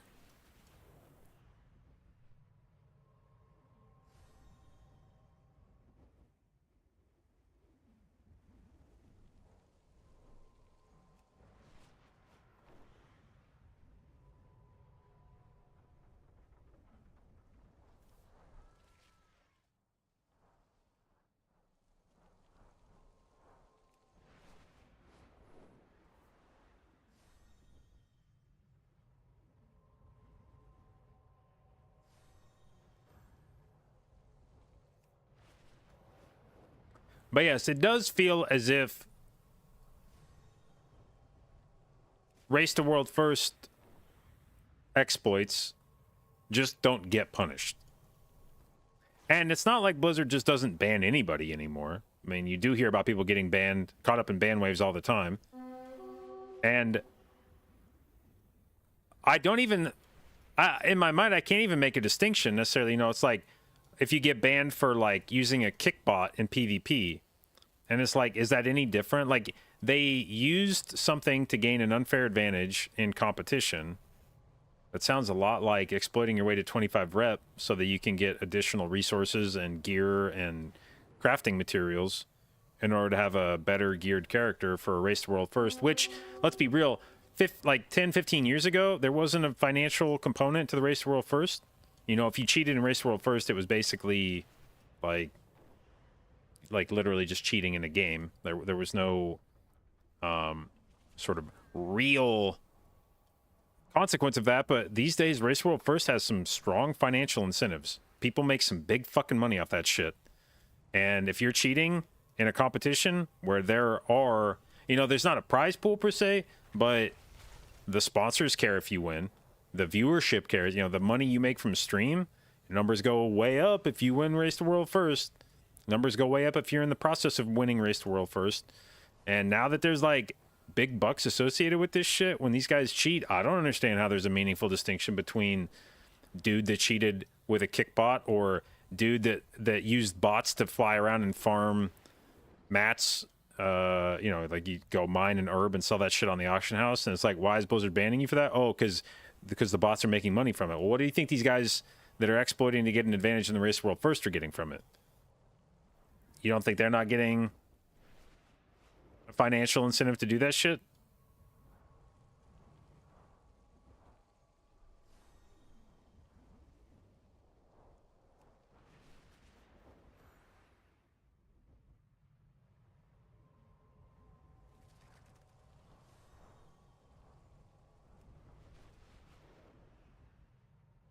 Come on, Wax. Where the fuck are you?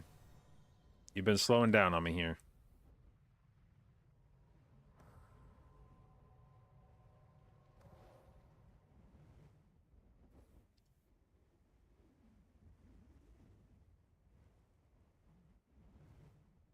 Nothing Blizzard is organized, so they don't care. But they, in the past, they have banned. Like, there was the notable tier where both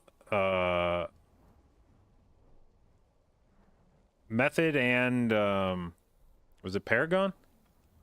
And I think a few more people on top of that. But basically, like, entire swaths of raiding rosters got caught exploiting loot lockout things in like normal raid, and they were able to just like farm gear from it, and they abused that, and Blizzard banned like their entire fucking raiding roster for 8 days in the middle of the race. And that's the kind of shit you just don't see anymore. I truthfully don't know what a World First Raider would have to do in game to get banned anymore. Like, I don't know what kind of shenanigans you would have to get up to in order for Blizzard to be like, oh, no, you're getting banned for that. Because we haven't seen, I don't know that there's been like a single World First Raider ban since the Race World First became like a streamed thing. RMT, yeah, it would have to be. It would genuinely have to be like Blizzard having concrete evidence of somebody paying cash for like BOEs or something. Like they would have had to have photographed fucking Max handing somebody, you know, $200 cash in exchange for BOEs or for raid mats or something. Why did both of those dirts just disappear right there?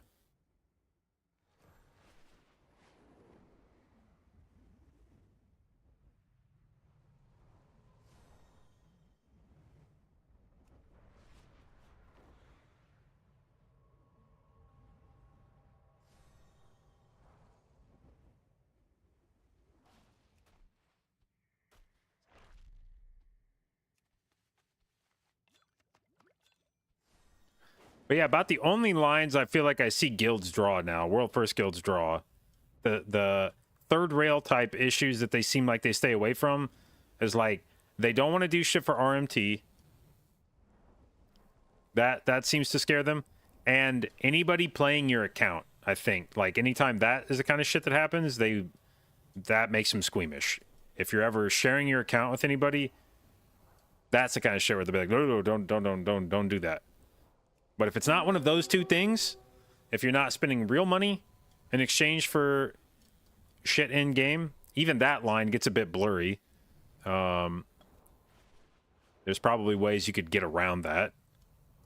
I could easily see Liquid or Method or Echo or something doing some event where they're like, if you help us run splits, we'll send you free merchandise for being a team player.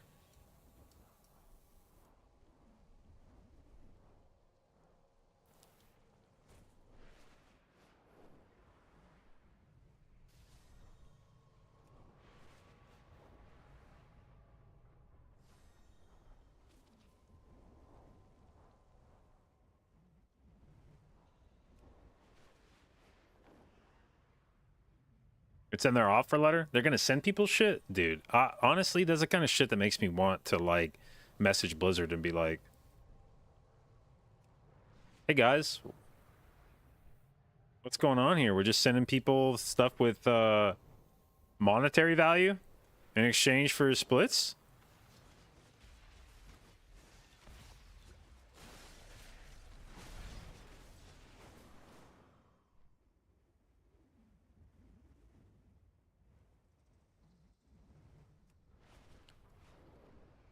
Think Method has any chance at first this tier?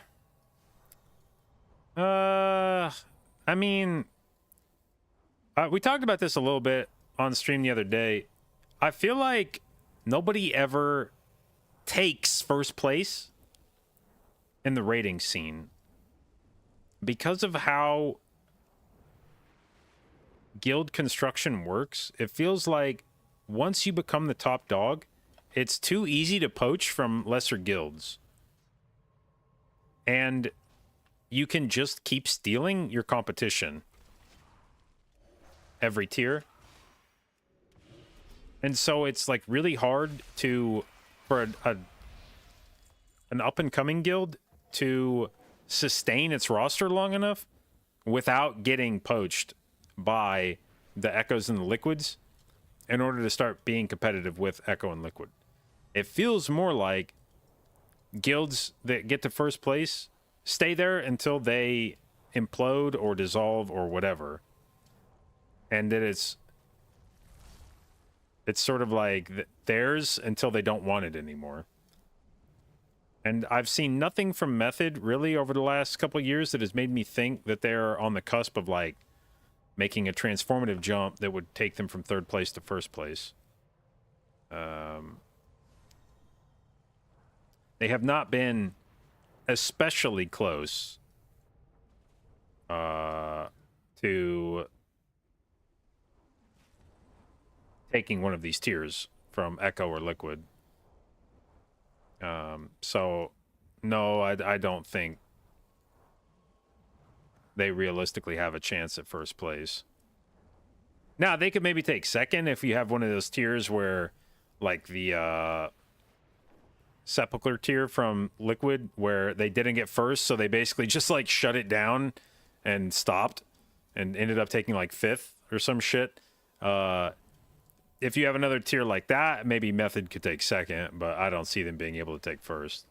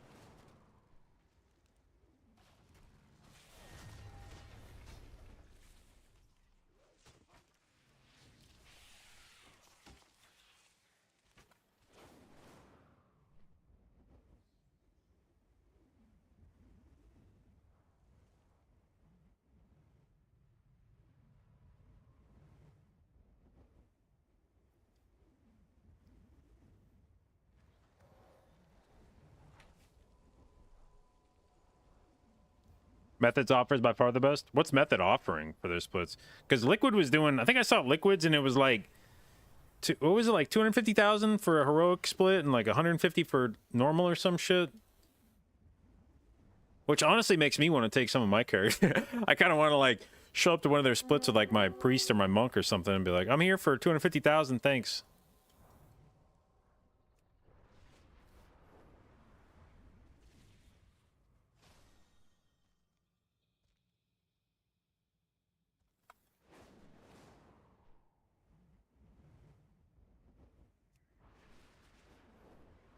$300K for heroic splitting worth it? I mean, if you're on some character you weren't really planning on playing. Like my priest and my monk and my evoker are basically just like I leveled them up and maybe bought a few BOEs, but I haven't like really done anything on them. And if I could just show up, get paid 250,000, 300,000 gold to just like press W through the raid, get my vault filled up. I wasn't planning on getting gear or doing heroic raid on those guys anyway this week. So if I can do all that and get paid some gold, hell yeah.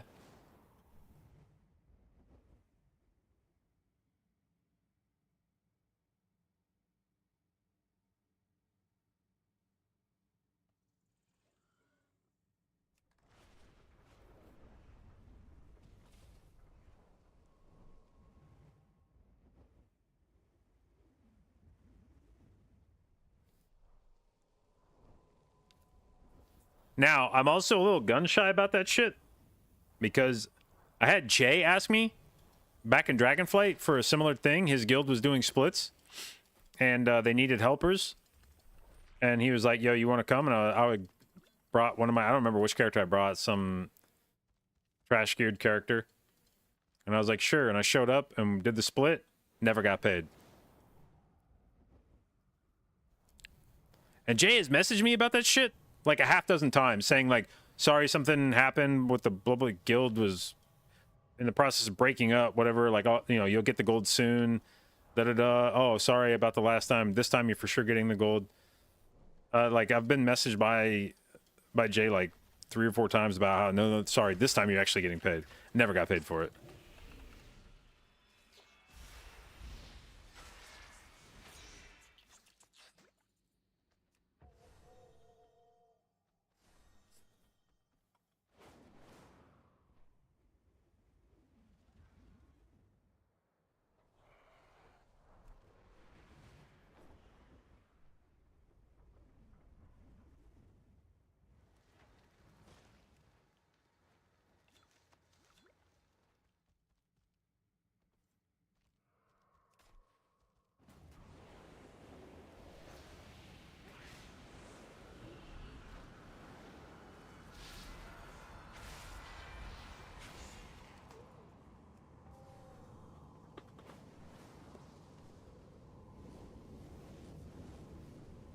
Fuck your care for 1 week. I mean, you have to keep in mind, it depends on which character you bring in. Would I bring one of the 3 characters I'm planning on doing splits with? No.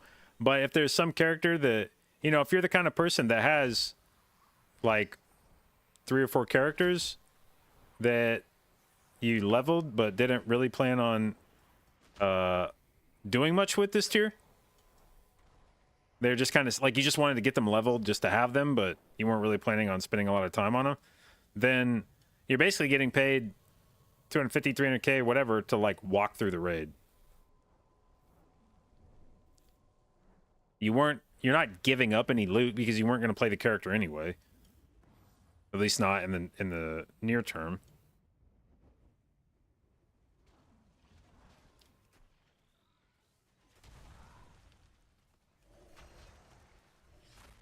If you're a regular Bozo, you're getting scammed. I mean, part of it is I think there's an expectation that a lot of these people that sign up for it are signing up because they just like the guilds and they want to help them win. And, you know, but nobody's necessarily going to do that for free, or at least not on the scale that those guilds need it to be done. So, you know, they're going to have to incentivize people to show up. But, that, you know, they used to just have helper runs where people would just show up. You know, fuck, I just want to see Liquid win. Let's go, boys. Take my loot.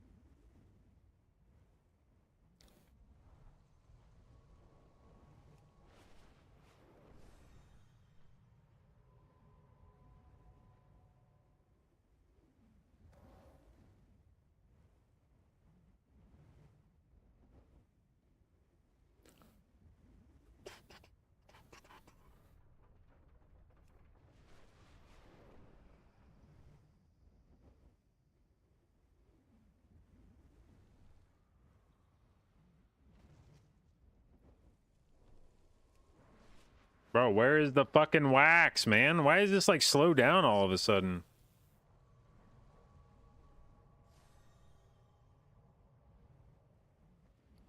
Am I at 1,000 yet? No, 970.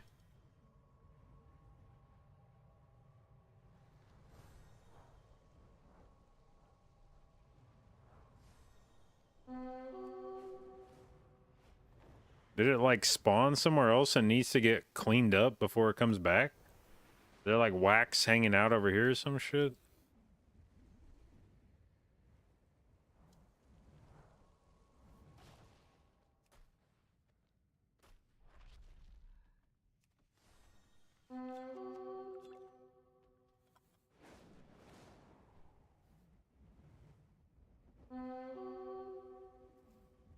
Wait, their offer, Echo's offer is 500k goes to 2 people from the entire run, and that's it? 2 people out of an entire run of normal get 500k?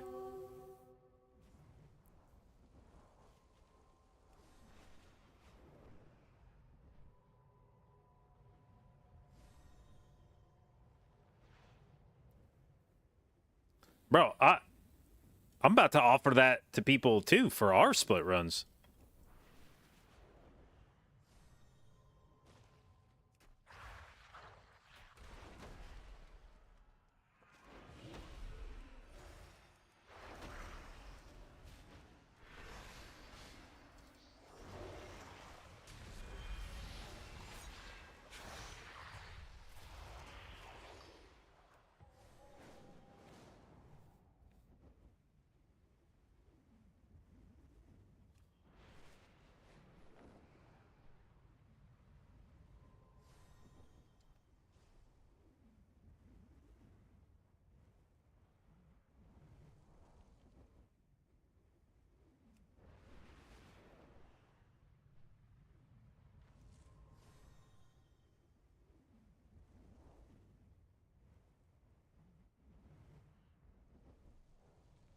They said people are going to help him regardless of financial gain.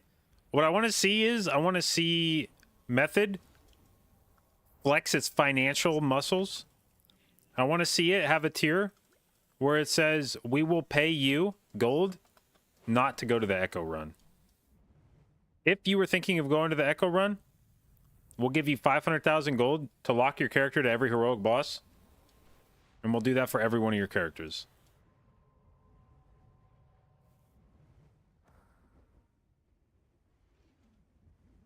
I just want to see him spend like 5 billion gold stealing every possible helper from Echo.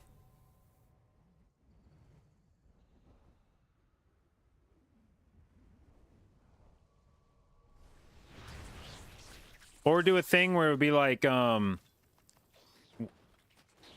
if I'm Method, I would put out like a bounty where I'd be like, if you go to an Echo split raid and you get loot and you don't trade it to Echo, we'll give you 500,000 gold. Like, send us evidence of that. Take a screenshot of you like equipping it or disenchanting it or something. But for every piece of loot that you receive that you don't trade to Echo, I'll give you 500,000 gold.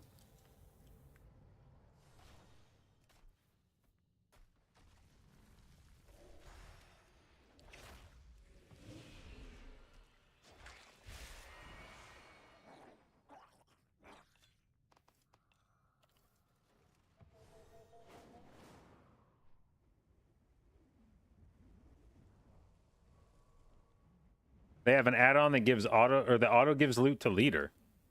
How the fuck does that work? Like, it auto passes on all the loot, and you have to install it or something? Couldn't you just turn it off?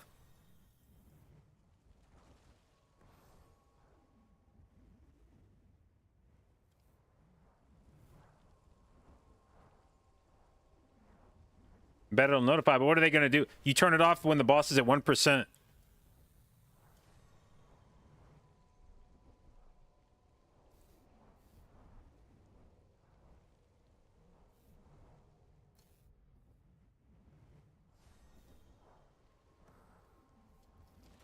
Like Alt F4 at 1% or something, and then disable the weak ore before you log back in.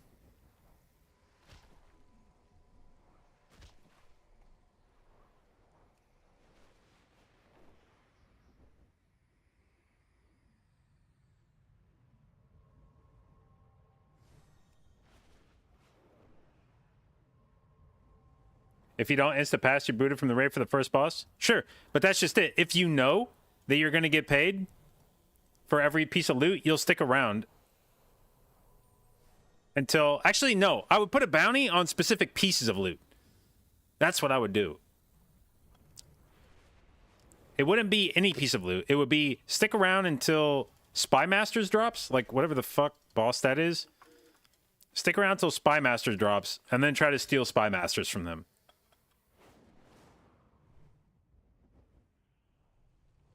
I don't give a shit if Echo loots, you know, pants or whatever the fuck.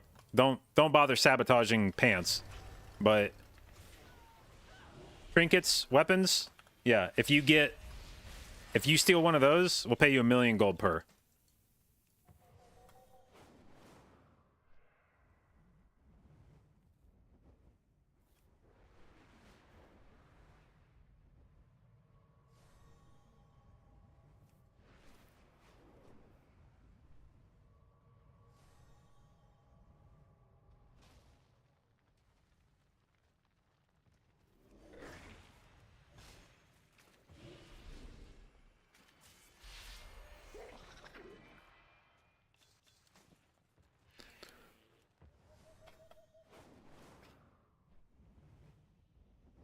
How's my wax glow so much? You set your graphics outline mode to high.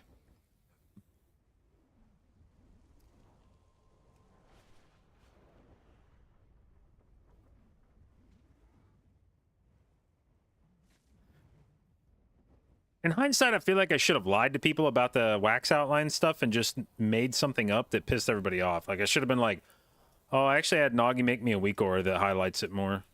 And they'd be like, oh my god, can you share? And I'd be like, no. This is world first tech. It's proprietary. I'm not allowed to share it.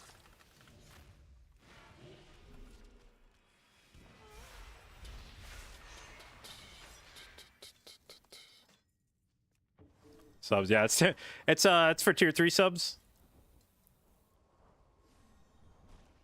I actually wonder how many tier 3 subs I could have gotten for something like that. If I told people I'd tell them how to do it for a tier 3 sub. You don't understand, dude. I have to farm wax. Please, I'll pay you anything. I gotta know how you get so much wax.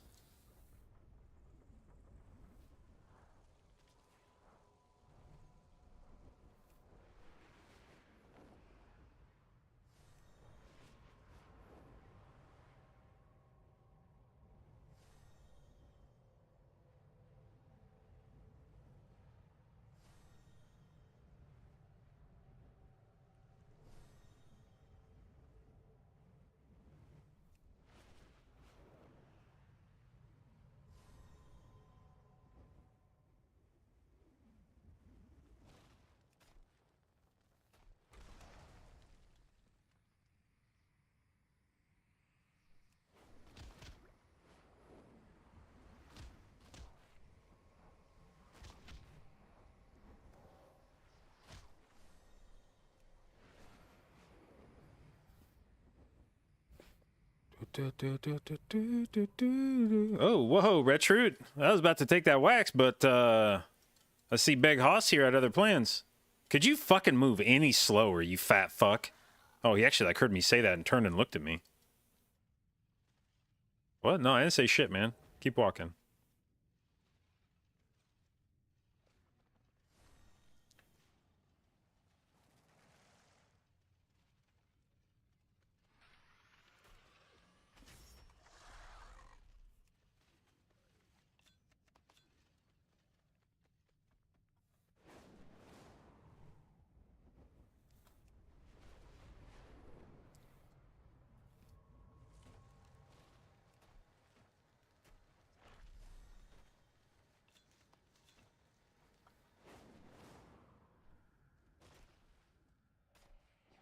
What am I farming the wax to get?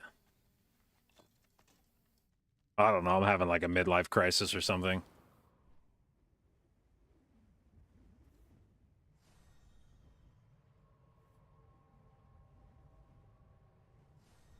Can't afford a Ferrari, so I guess we'll just farm a shitload of wax.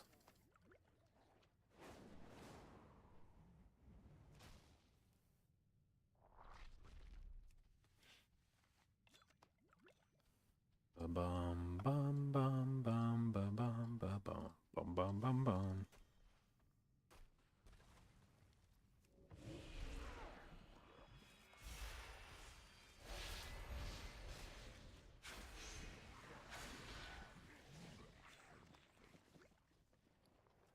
$996 wax.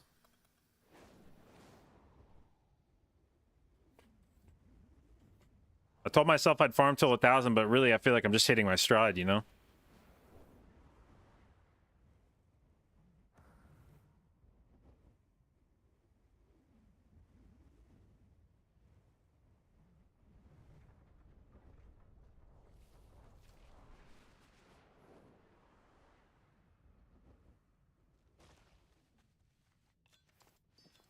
Bum bum bum bum bum bum bum bum bum bum bum.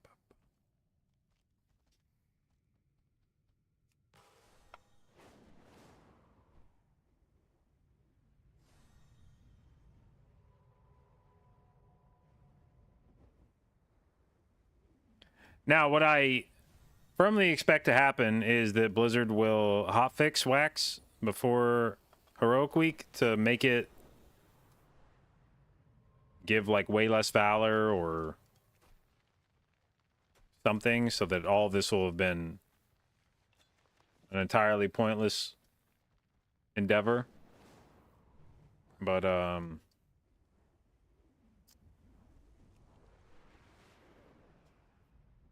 The real wax farming was the friends we made along the way, you know?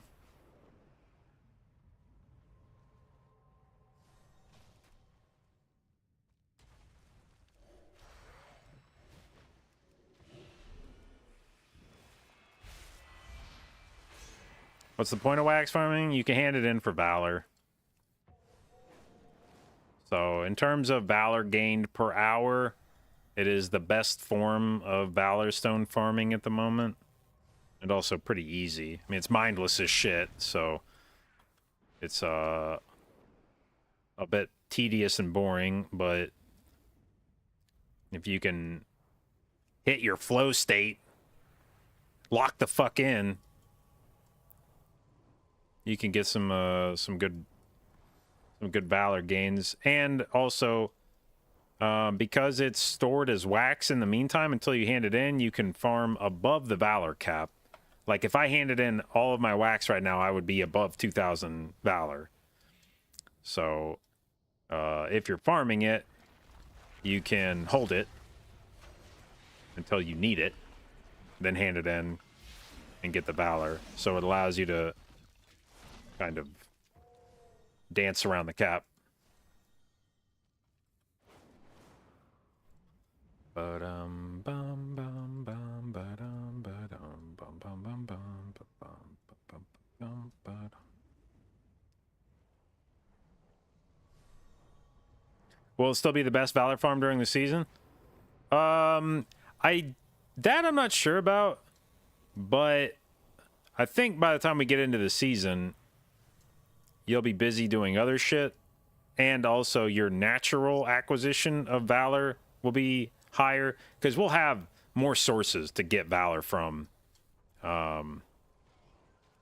next week. Like, you'll be able to get valor from raid bosses. You'll be able to go hit like normal, heroic. I think LFR opens first week, right? So like maybe like one wing of LFR, normal, heroic, do mythic 0, get some valor from that shit. It'll come from stuff that you like otherwise want to do, not just stuff that gives valor. So I think every character is going to end up with a decent chunk of valor without necessarily trying to get it.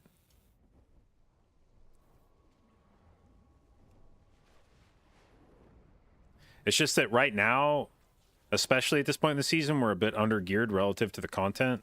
So you can't necessarily slam shit like you might be able to in... You know, if I went into like a normal dungeon with 630 gear on, we would just kill everything in like 3 seconds every pull. But at 590 eye level, not quite the same experience.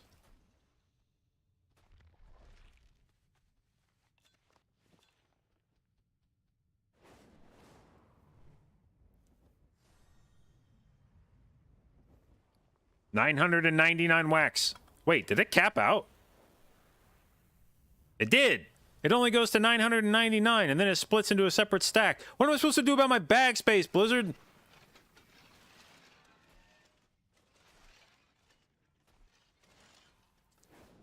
Bro, stop beating my ass, man.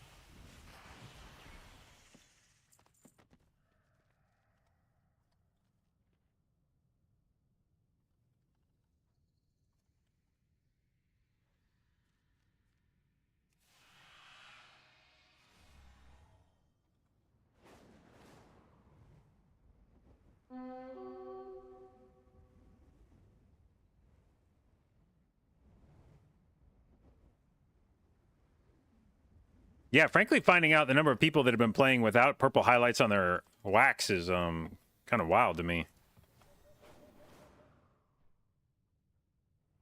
I don't know how you'd ever see that shit on the ground without a purple outline on it.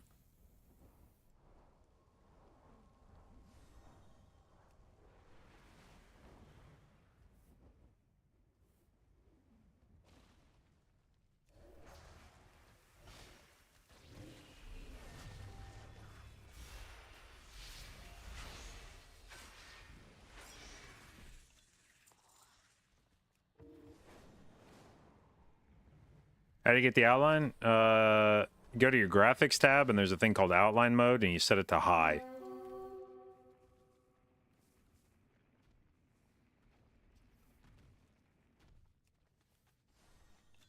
How many Valor Stones are we at now? 1,000? Okay. So yeah, see, like right now, we're basically sitting on like 3,000 Valor Stones on this character.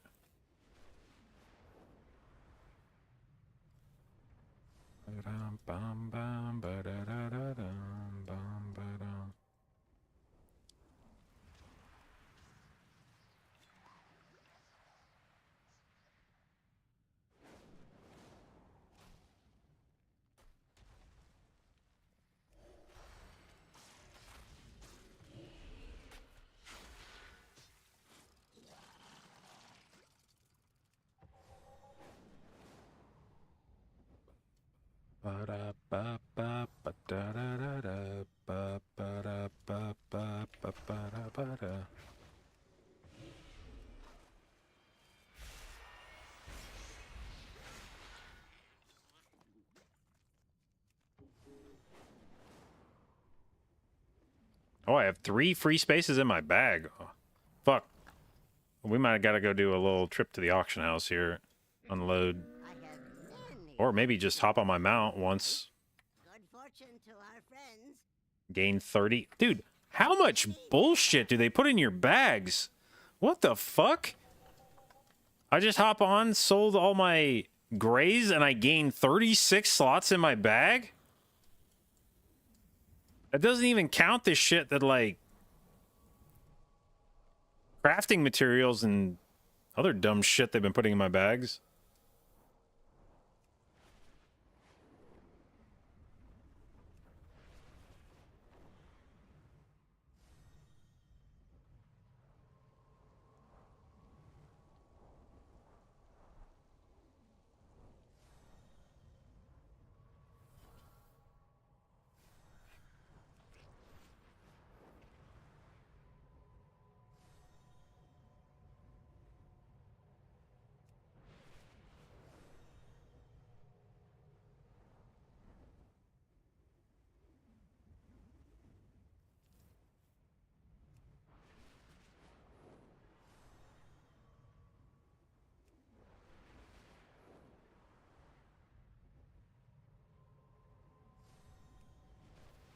Ba-da-da-da-dum, bum, ba-dum, bum, bum.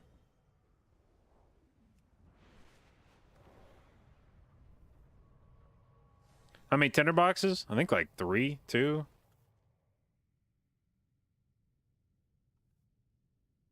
Sorry, 5 apparently. I must have blacked out during some of the waxes.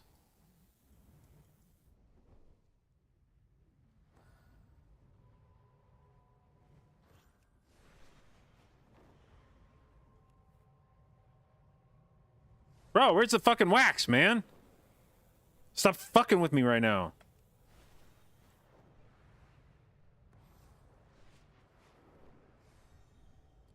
Got to expand the net.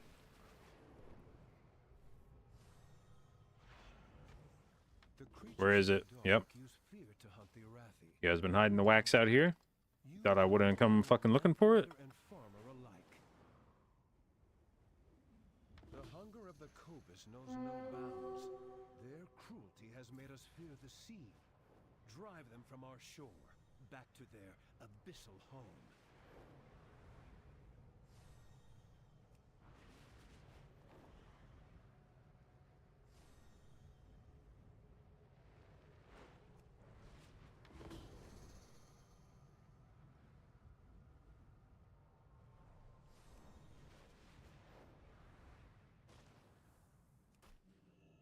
I think I have discovered that the wind animation when I'm flying fucks my FPS up.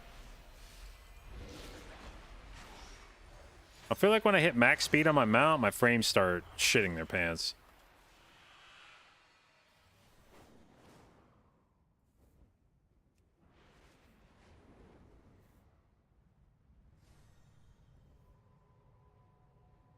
Like, can you turn that off? I mean, I do kind of appreciate that it's giving me a sense of how fast I'm going.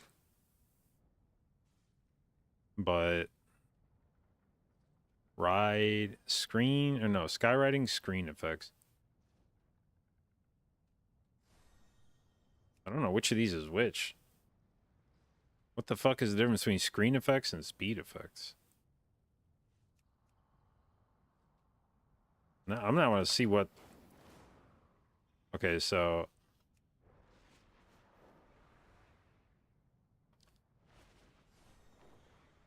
FPS still feels bad here, so let's try...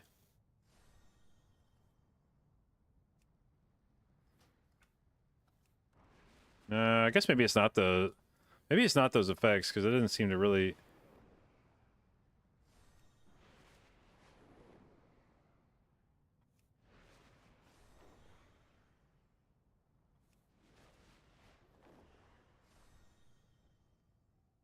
We'll see. Imagine not having the echo skywriting. Okay. I'll look it up. Waggo. Skyride.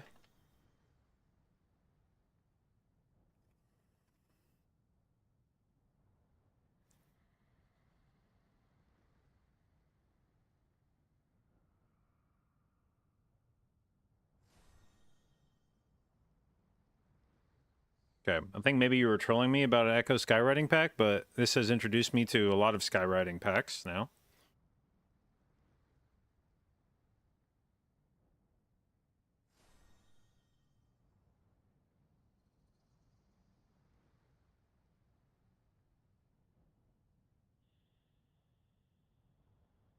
Let's see here.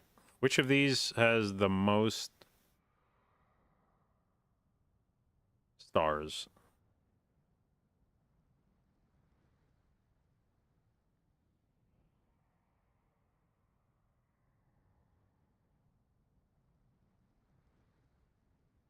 Oh, Lucky One has one. Wait. This is an interesting week aura because the very top text of the week aura says, I highly recommend using the add-on Skywriting / Dragon Riding Glider instead of this or any other Dragon Riding week aura out there. Okay. When the very first note on your week aura says, don't use this or any other fucking week aura, use this add-on instead. Now, I guess my question is, was that add-on also written by Lucky One? Then I will become slightly suspicious of it. But, okay, what was it called? Skywriting Glider. It is not written by Lucky One. Okay, I'll be one of the 30,000 people that has downloaded this add-on. Let's give it a shot. / reload.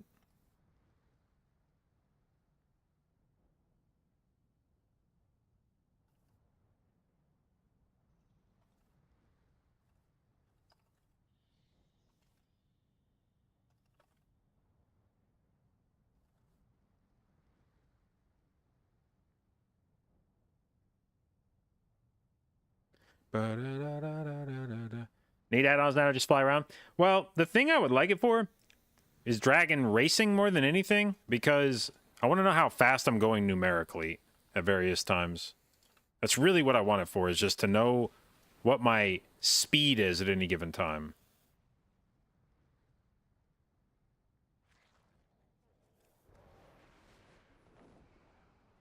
I don't even know what the fuck this other shit means right now. What's that green bar on the outside?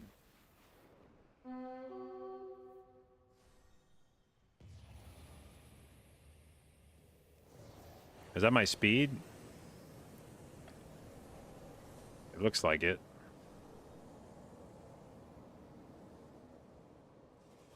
But then it has a green bar that shows my speed and a number that shows my speed. I mean, I guess maybe belt and suspenders, like the green bar gives you a better visual indication of it quickly, but in case you're interested, you can actually have the number.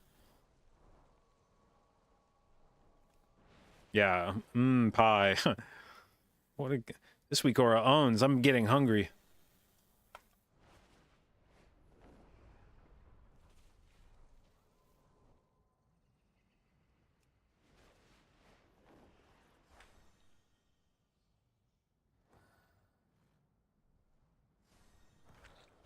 All right. Well, unfortunately, this did not seem to improve my FPS at all, but I did get a cool new add-on out of it, so.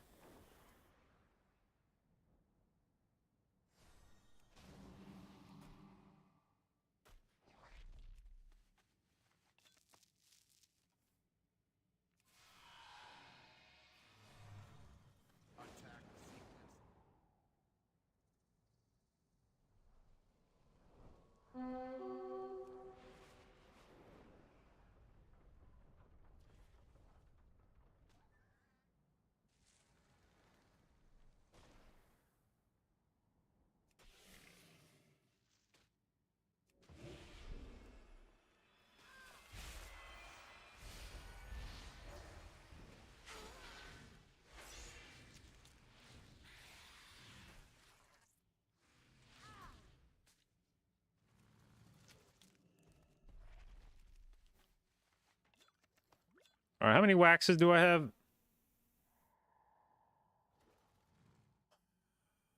1,020? Okay, well, I'm at least gonna go sell some shit on the auction house. Take a small break from this riveting gameplay.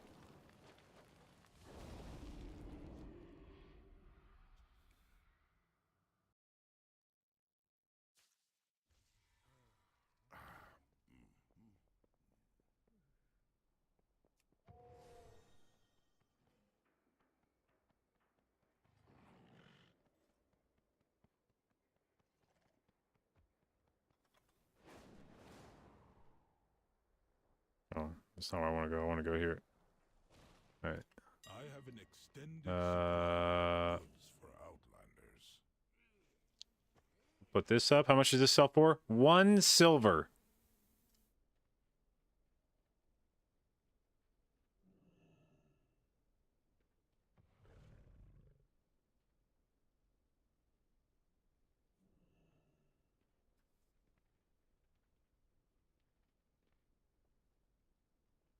It's not even worth your time to list something for 1 fucking silver, man.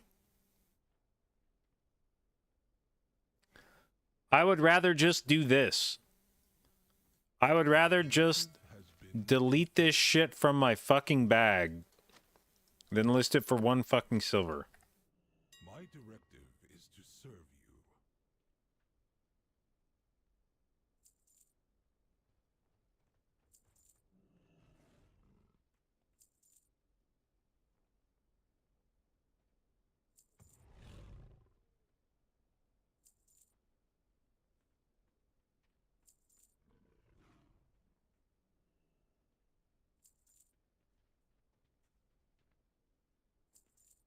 All right, profaned tinderbox. What are you selling for? 60.99. Okay. How about you, ringing deeps ingot? Sure.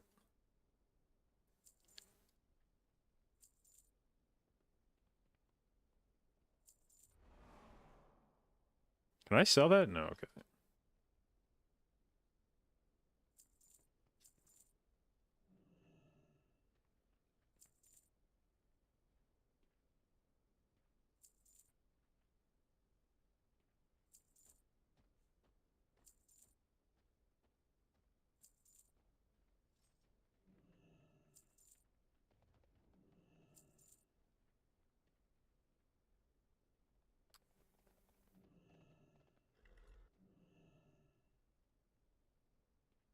I can literally sell it. I can vendor this shit for as much as I make from the auction house. My thanks for your patronage.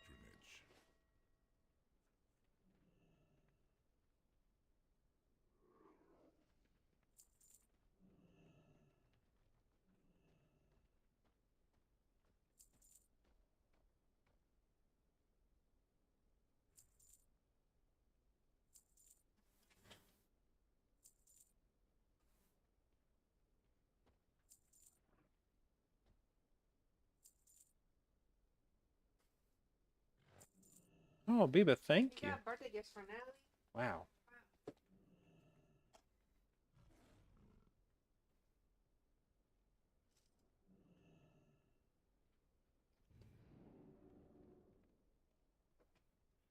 If you deposit them in the guild bank, they disappear. That's evil. That's evil behavior. I would kick someone from the guild if they did that shit to me.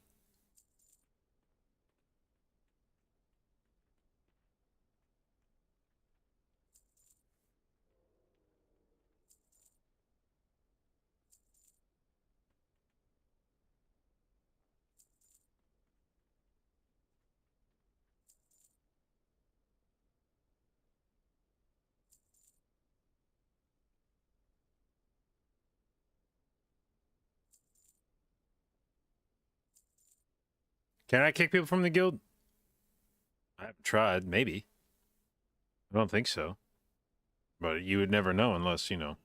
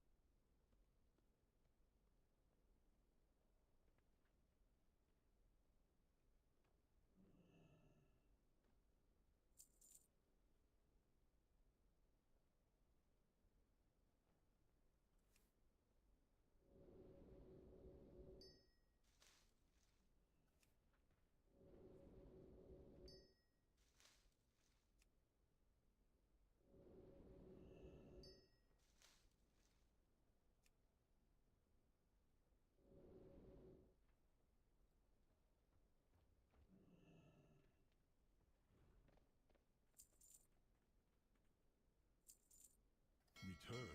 Am I going to stream the guild quiz? Yeah. I'll pick you up.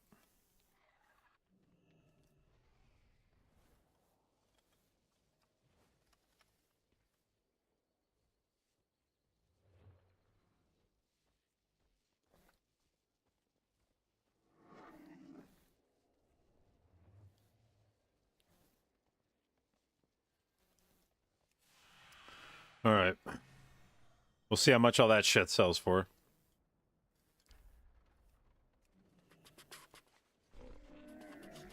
I have many, many wares.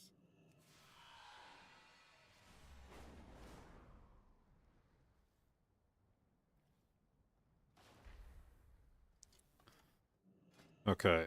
Any orders? Guild orders? No. Patron orders? Oh, yeah. I forgot to... no, I'm not going to make a fucking thing for augment runes. How much are augment runes selling for now? I should actually check that. Maybe as we get close to raid, these are going to be... Last I looked, they were like 1K. If these things start jumping up to like 3 or 4K... I have calibrated my prices to be reasonable. Not Vantas, augment.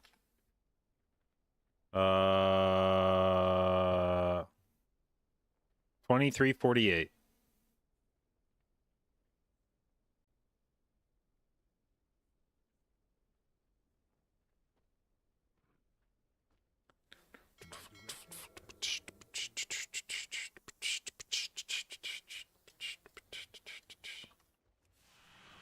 Guild of Years about 800, 700, 800 for 700 gold a pop. Yeah, that's actually probably...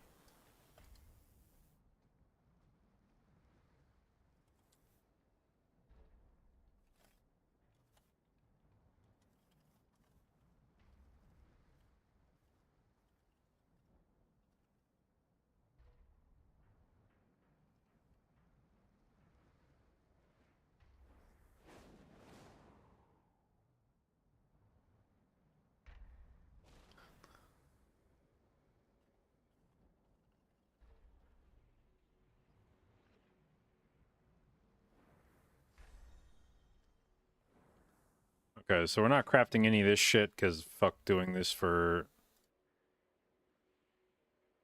I'm not spending the gold. I have to spend like 3-star mats to make this shit, and I don't care enough for this acuity, I don't think.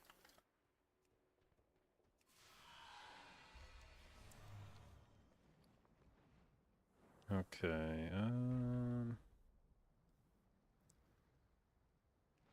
Do we get any new world quests in the meantime?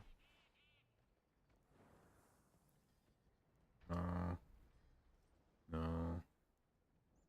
Yes. Dude, why do I feel like there's so many like pop-up pet battle quests? The pet battle quests show up for like 24 hours or less or something. I feel like there's so many times I open up the world quest thing and it'll be like some pet battle with 3 hours left. And I'm like, where the fuck did that come from?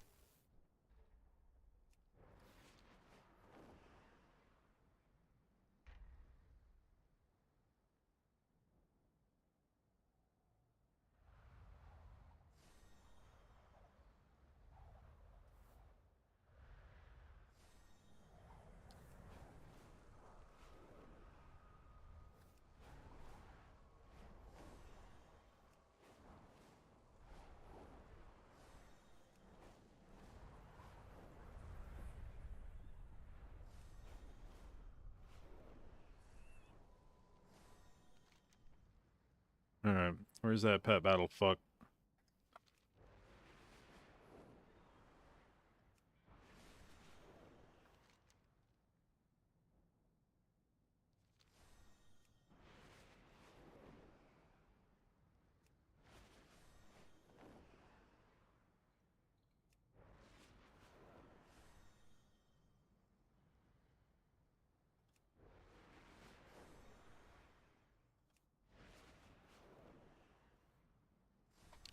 See, this is the kind of stuff that's interesting to know. If you aim your character upwards before you press the surging ascent, whatever the fuck that button's called. I don't even think I have it bound as one of the buttons. Whatever spacebar is called. You jump up to like almost 1200 speed. But if you were to like aim down and surge forward, you only get to like 1000. And if you aim down and press spacebar, you only get up to like 800. So it's like really important to have your character facing upwards when you do that. And this quantifies it. That's what's nice about this, about an add-on like this, is you're not just paying attention to the lines on your screen going, man, it feels like I get a lot of lines when I look upwards and press spacebar. You can actually measure it. Alright, where's that? Is it inside? Fuck.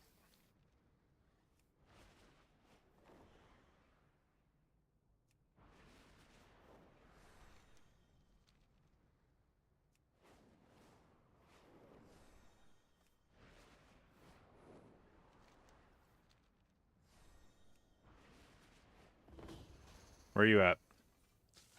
Alright, are my guys healed up? No, they're dead as fuck. Wake up!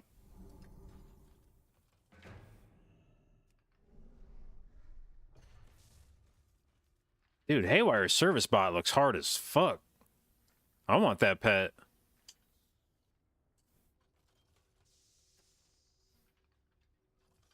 There's some extra food the kids didn't eat. I don't try to eat that and just call it a light dinner. Sure, what food is it? Some 8 nuggets and like half a thing. Some 8 5. nuggets. An assorted amount, approximately 8 nuggets. Yeah, I can maybe do that. Carry the 6. Yeah, that's fine. Just leave it up. Yeah, I'll come up before it. Yeah, okay, bye. All right, Icky. Show this guy what the fuck is up. Oh, shit. Haywire servo bot's got hands. Icky, don't die. Excellent. Okay.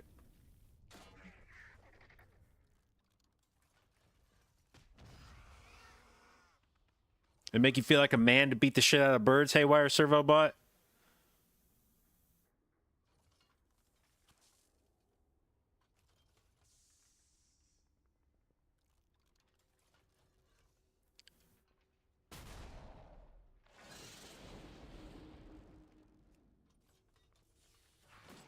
Fuck, that didn't kill him. Boom, boom, boom. Yeah, fuck you. Come back to life. I don't give a shit. I'm still going. Ah, fuck. He lived. No, he didn't. That That was dramatic.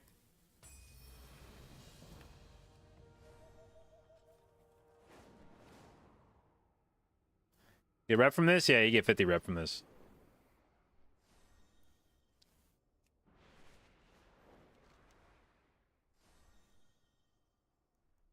All right.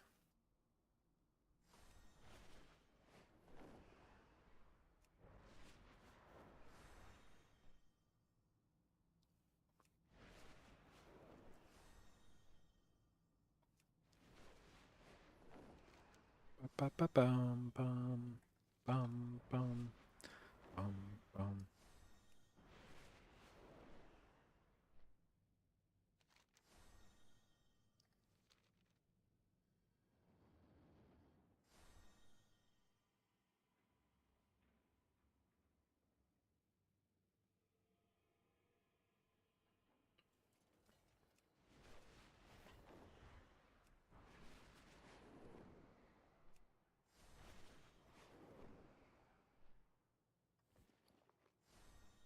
Oh, I got Valor Stones from that too, actually. 10 Valor Stones. Holy shit, that saved me like 3 minutes of flying around.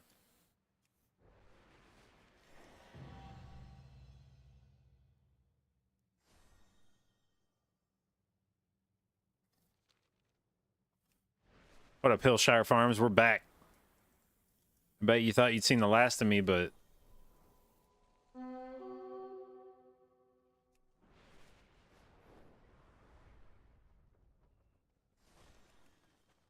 You just use 3 random level 1 pets for... Yeah. The problem is when you do that, they level up. And then you gotta find 3 new pets. Oh, hell yeah. A tinderbox on my second fucking dirt pile. This is God's way of telling me that this is how I should be spending my afternoon.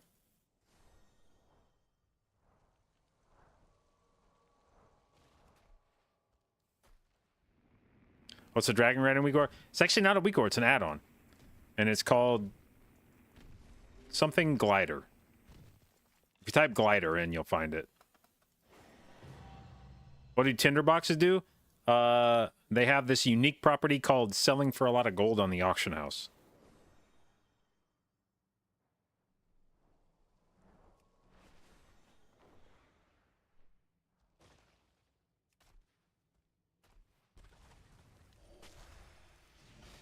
You have 10? Congratulations. You can buy a Lambo.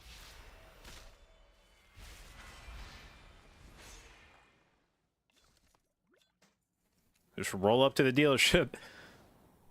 Excuse me, my good man. I've been told these are quite valuable. I would like to exchange 10 of my profane tinderboxes for your finest Diablo.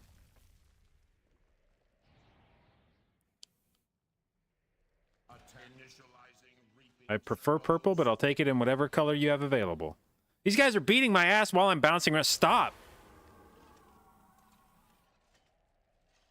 You can't just fucking have fun bouncing around on a slime anymore. Somebody always gotta come around and fucking ruin it for you. Dude, stop. Jesus fucking Christ. Ow! Get the fuck away from me.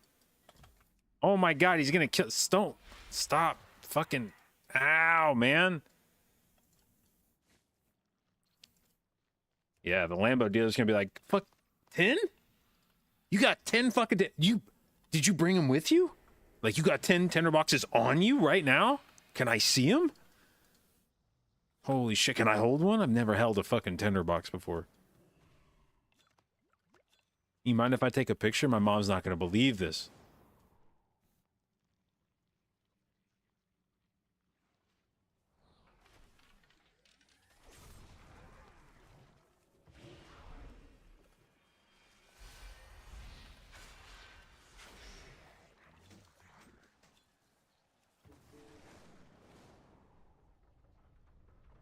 How much wax am I going for? I don't know, man. Like...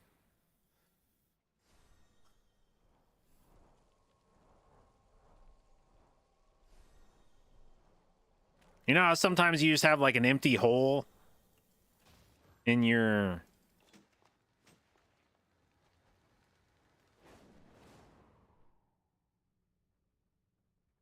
being, and you just you don't know what it's going to take to fill it up.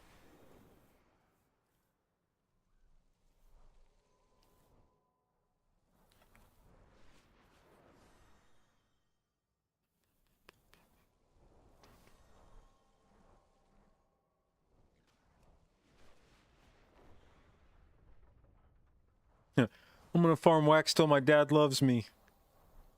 I think that's like at least 3,000. I'm not sure. Oh, all the chickens. Oh shit, yes. Oh, this is so many Valor Stones. Oh, this is oh. That was 2 Valor Stones. Fuck. Is it? If you're not the one that spawns it, normally that gives a lot of Valor Stones.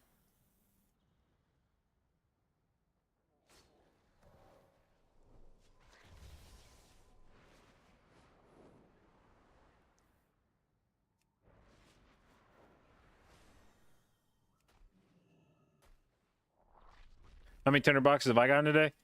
Well, I had like 5, I think, when I went to auction it, and then we got another one, so I think like 6. If my quick math holds up.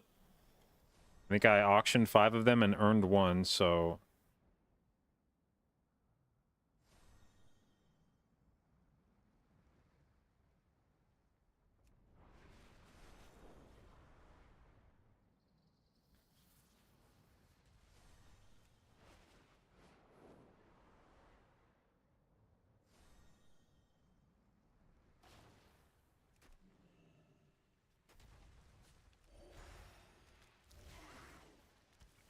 What are they selling for? When I put mine up, I think it was 6,000, a little over 6,000.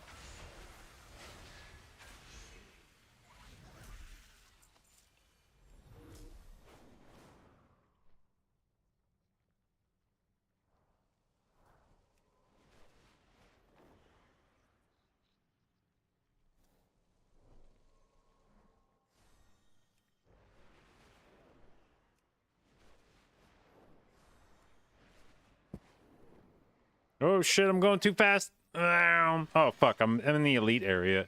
No, no, no, no. Piss off. Piss the fuck right off. Yeah. Somebody else open it up. What did it turn into? An ambusher. Okay. I gotta figure out how to selectively target the ambusher without making all these other guys mad. Yeah, there we go. You see how we did that surgically? I get my loot. This other guy's gonna die to the harvesters, and then I run away.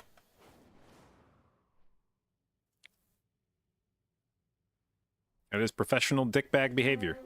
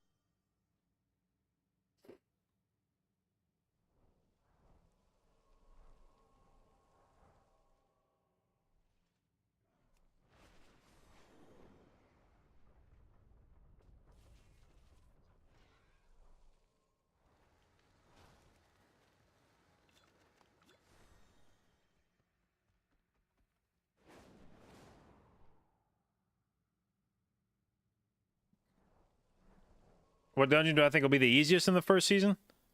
Well, it was Necrotic Wake and Mist, but they both got changed deep into the beta cycle to be worse. So I'm not sure is the answer.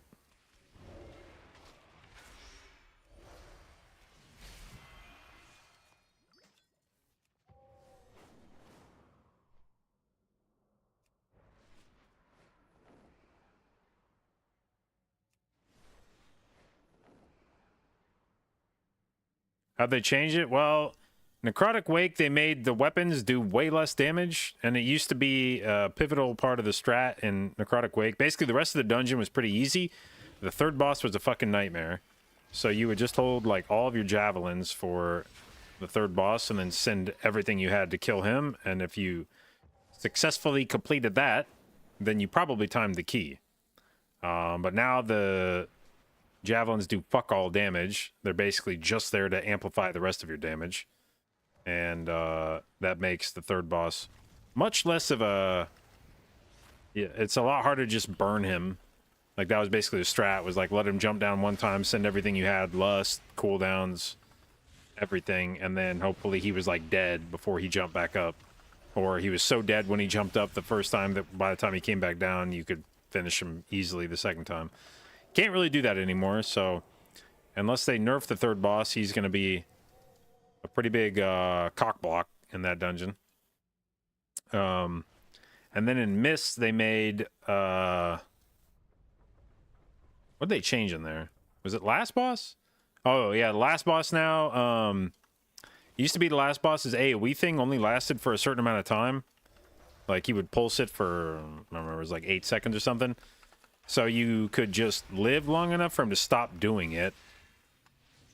Now he doesn't stop. He just casts it, like, forever. So you actually have to break the shield, and there's a shitload of damage coming out until you break the shield.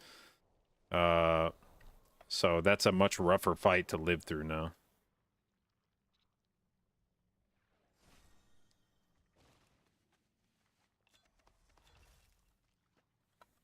Ooh. Little wax balls. I didn't even see you guys there. Don't mind if I do. I got a fucking tinderbox out of that last one.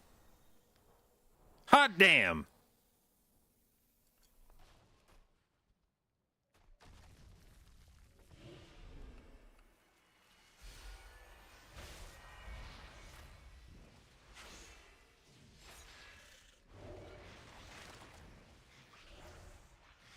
What mic do I use? It's command, I think, right? Yep.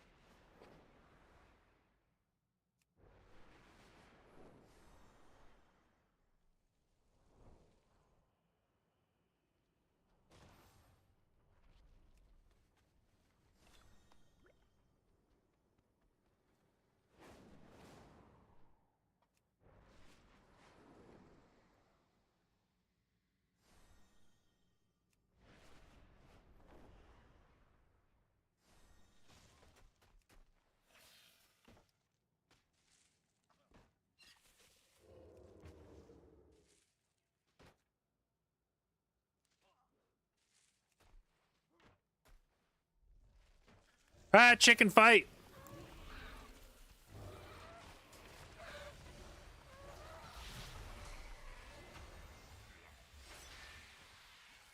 There we go. 6 Valor Stones. That's what you like to see. Oh, shit. My guys ran around just fucking everybody else up. Nobody asked you to do that, boys. Now, and then you all just disappeared. Like, you tagged a bunch of mobs and then you despawned. So now my ass has to cash the check that your stupid ass wrote.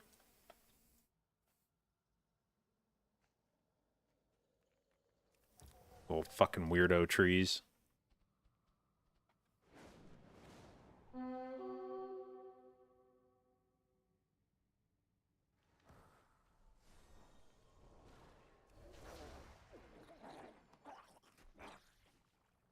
Wax.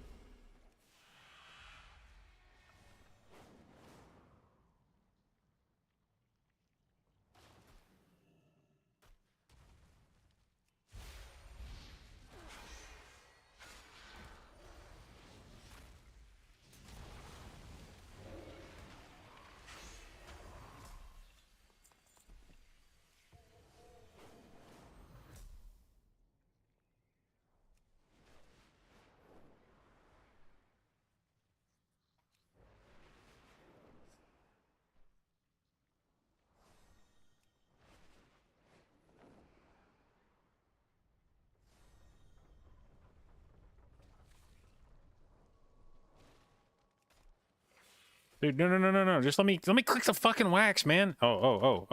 Come on. Run around the tree. I mean, the fence a few times, you stupid asshole. Stop standing right on top of it, man. Like, that's fucking cheating. Haha, you got tricked by the fence, idiot.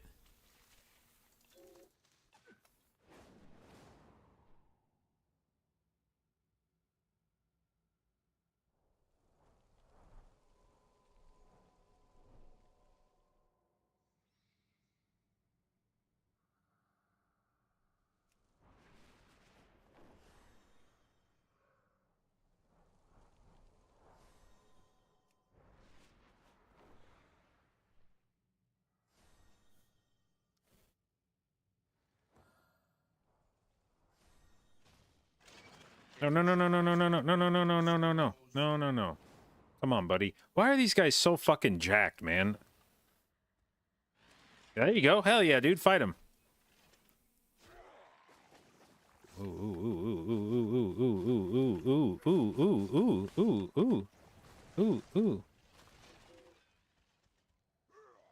Okay.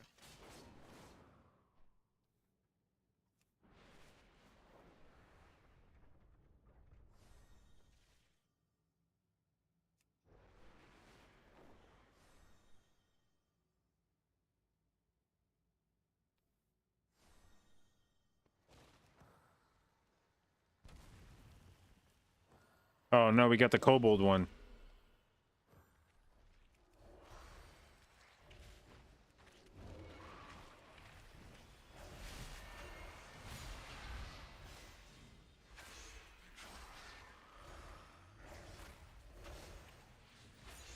No.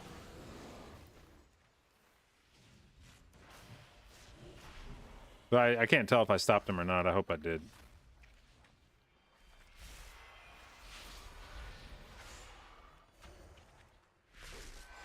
Come on, shoot him. We're just gonna do this. I hope that stops him too. No. Oh fuck, I accidentally aggroed these guys. No.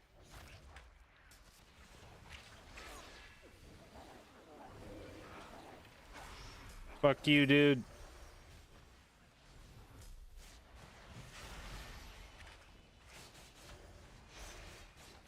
How many globs? 8 globs. Oh my god, what the hell? Why did I get 3 fucking Darkmoon cards out of this pile of loot?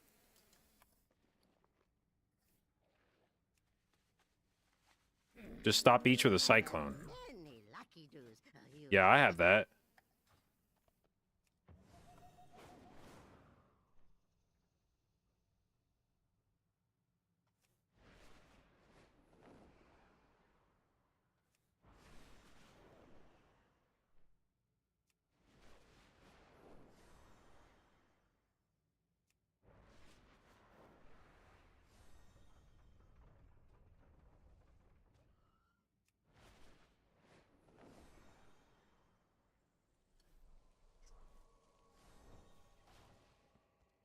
Motherfucker, could you be any more on top of that wax? God damn it. Yeah. Kill him. Why is he attacking me, dude? This other dude's fucking smoking you. Spiteful little bitch.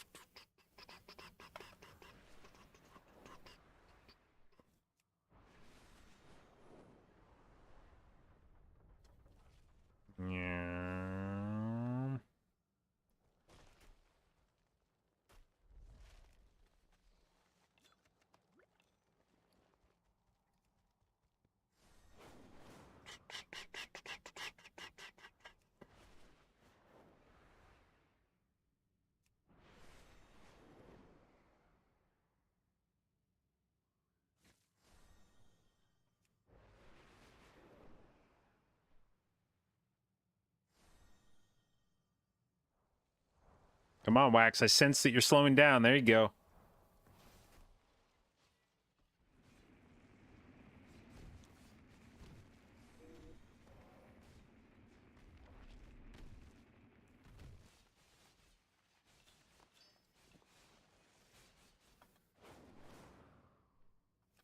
Do I need to go out on a little adventure outside of the farms? What happened? Where'd it go? I didn't hallucinate, did I? How long have I been farming Wax?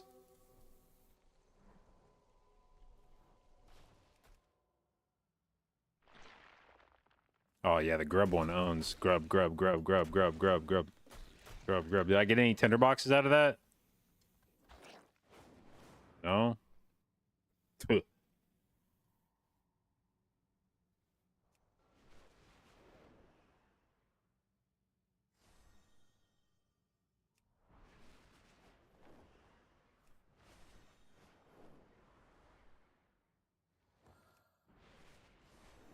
Oh, no! Oh, what? Come on, man!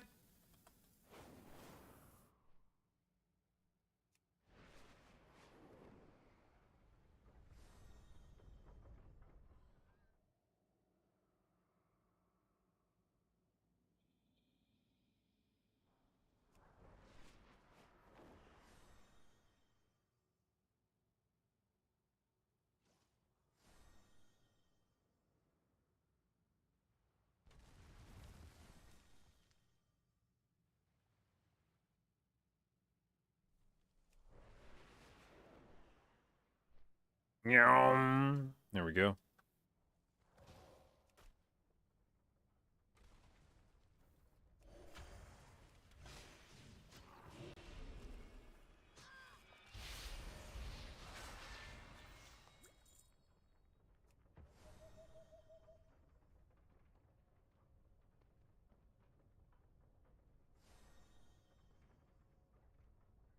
Those spiders are so fucking weird looking, by the way.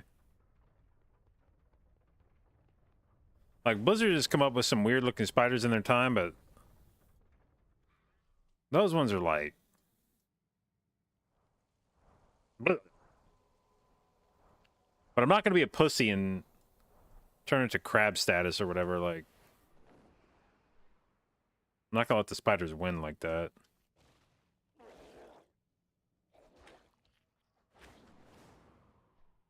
What's our Wax at? We are... Oh, shit. One moment. We're at, 1,091.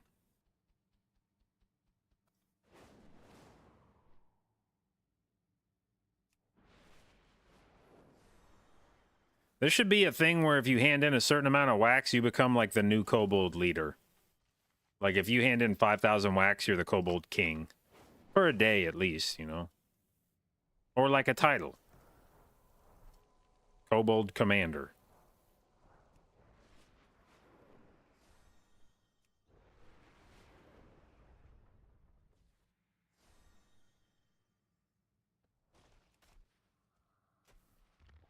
Would I farm 5k for that? Not for that, no, but I might end up at 5k just, you know, incidentally.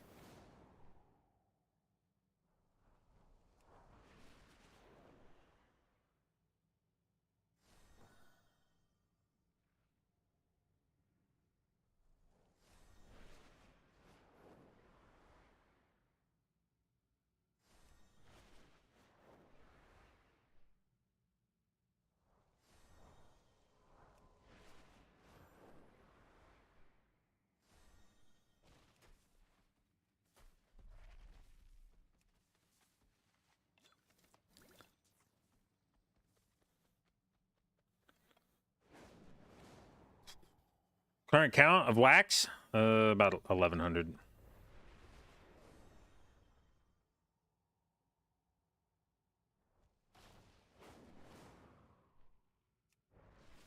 Jesus? No, there's no fucking God here, man.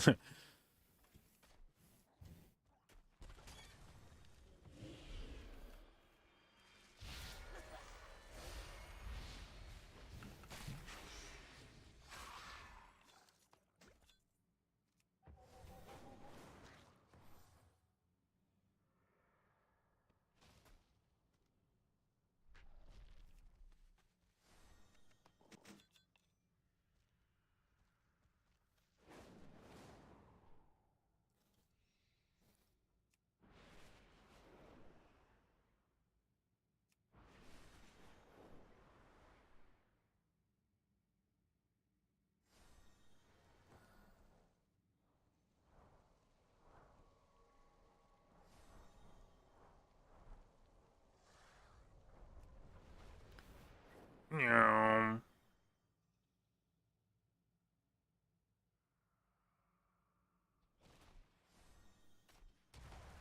Whee!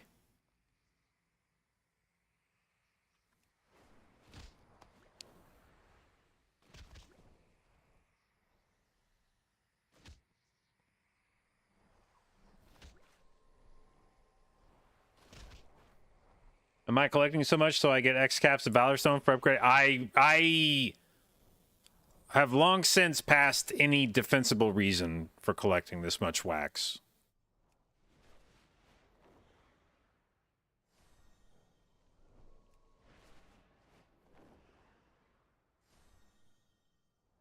There was some reason I was collecting it. It's been so long since I passed that point. I've forgotten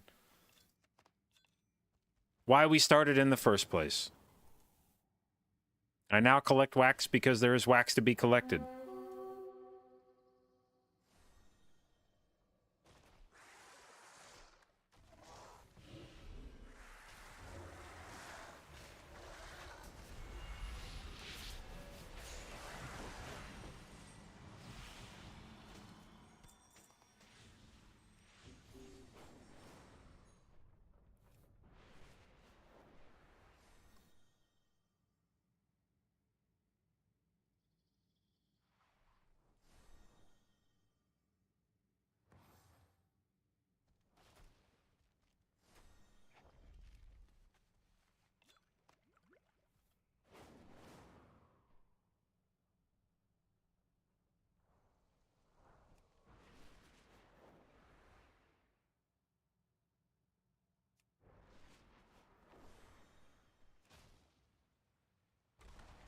Oh, dude, we got 2 fucking Sporbit spawns in, like, the last 5? Like, that's crazy.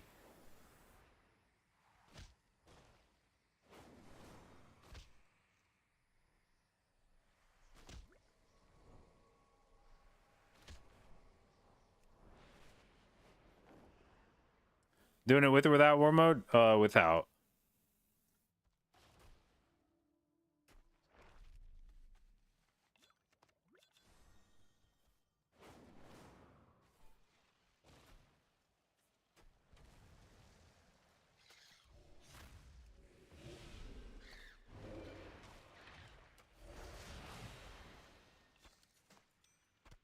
Dude, this is what I'm talking about. I see these trees, they just run over. Like, they're fucking bloodthirsty little fuckers. I didn't even tell them to do anything, and they finished feasting on the flesh of this ambushing swarmer, and then they just turned their sight. They're like fucking pit bulls, man.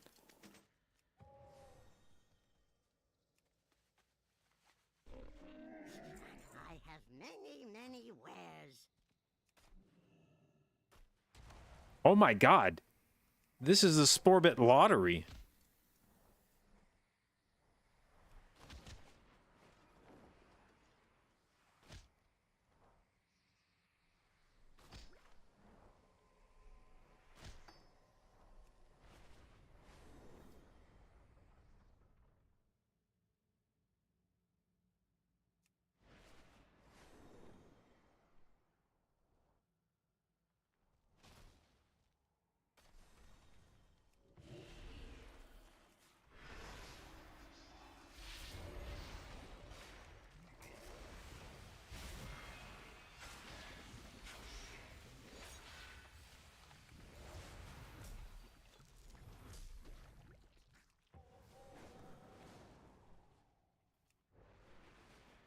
Yeah.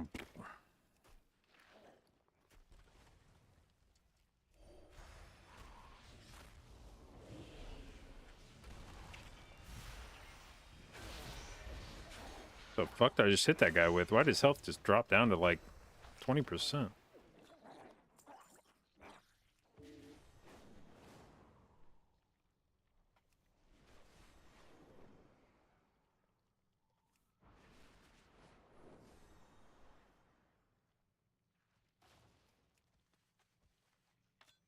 A fucking tinderbox! Woo!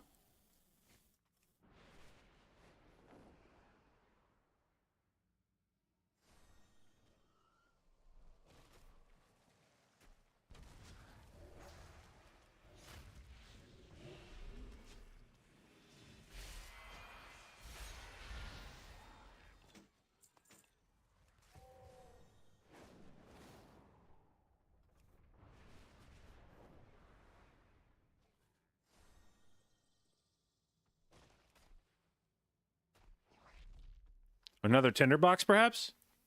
Oh.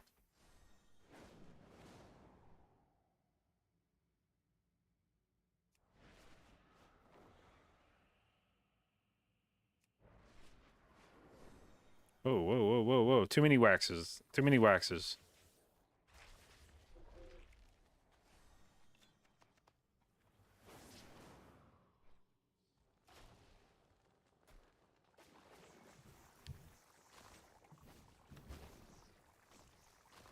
Oh my god, look at all these grouped up for me. Okay. Let's collect this wax, and then I'm gonna go upstairs because Shauna said there's chicken nuggets up there. Alright, I'll be right back.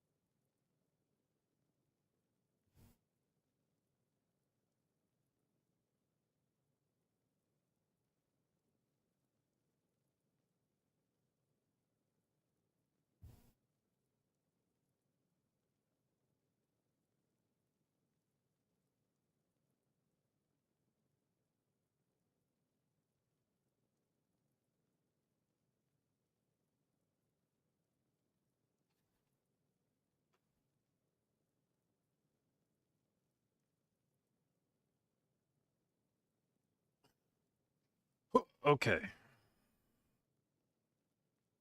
Now that I've let my wax per hour drop catastrophically.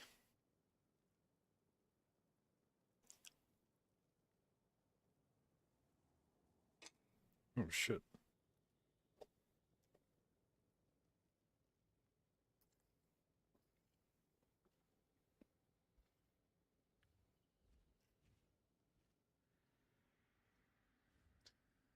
Do do do do do do do.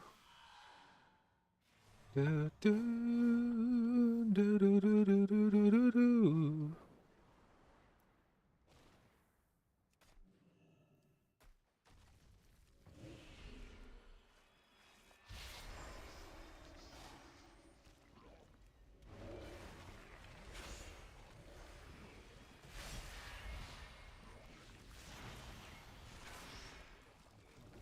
Spawn, that's not fair. You gotta despawn, slimes. If I kill your dad, you gotta die with him.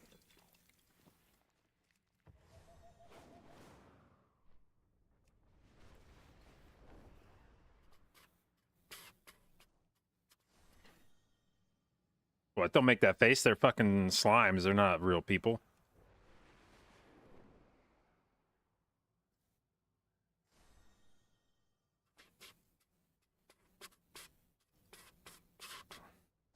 Oh my god, we got So many waxes.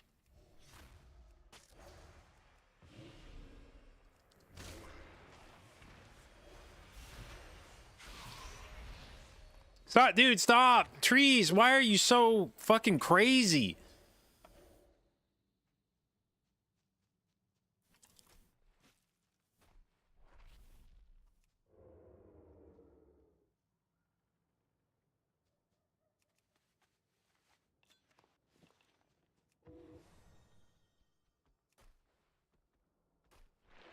Squish the grubs. Squish the grubs might be the best one in terms of, like, rewards per time spent.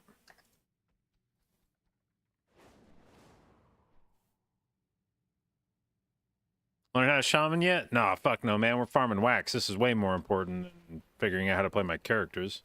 You crazy?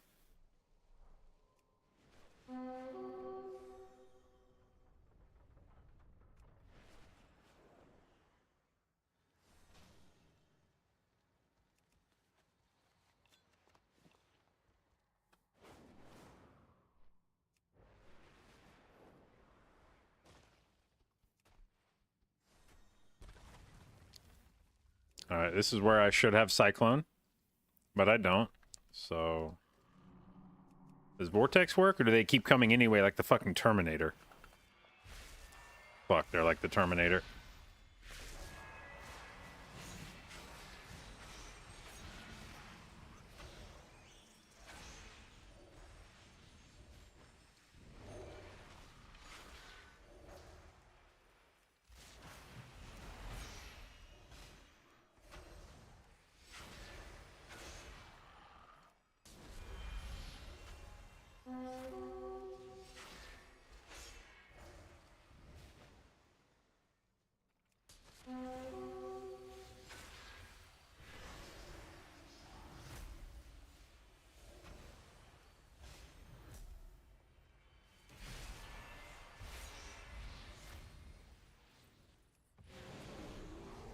Fuck, no. So close to perfect.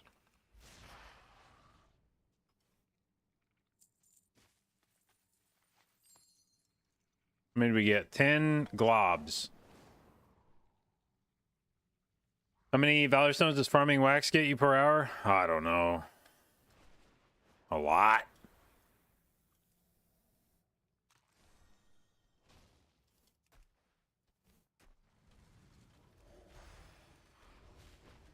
In the grand scheme of, you know, it doesn't actually feel like that much when you do it, I'll be honest.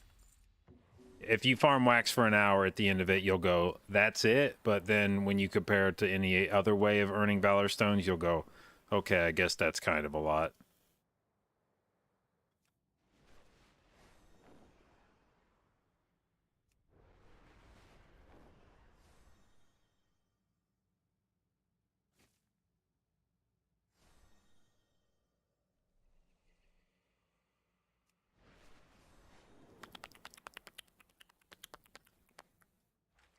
Center box, center box, center box, center box, center box.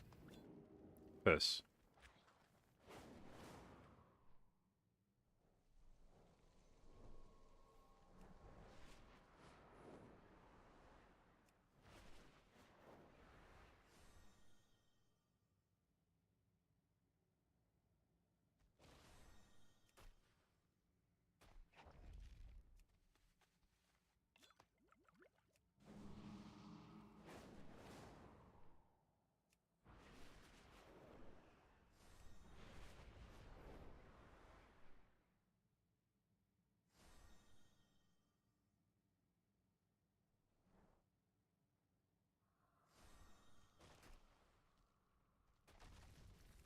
Is this the best place to farm? Well, somebody in chat speculated yesterday, and I think maybe accurately, that it seems like wax spawns where players are.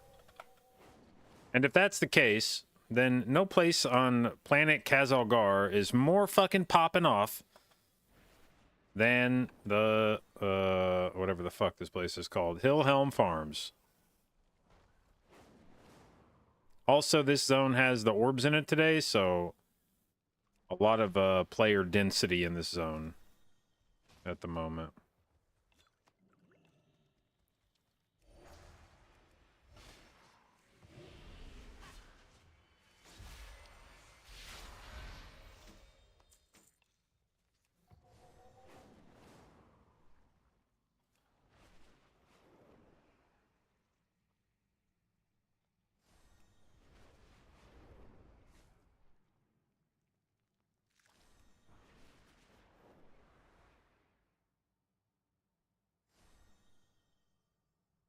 Futa, thank you for the gift subs. Much appreciated. Very generous. Thank you, thank you, thank you. Ooh, bouncy slime. Let's get it. Boing. Boing. Boing. That shit. Boing. Boing.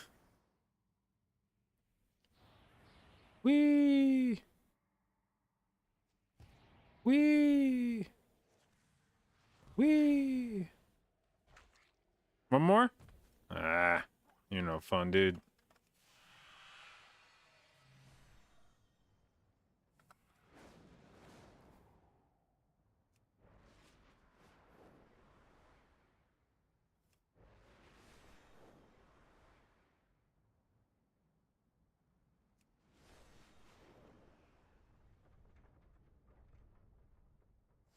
Oh my god, look at the wax. Look at all this fucking wax over here. Gee, what do you mean invalid target? You're an invalid fucking target.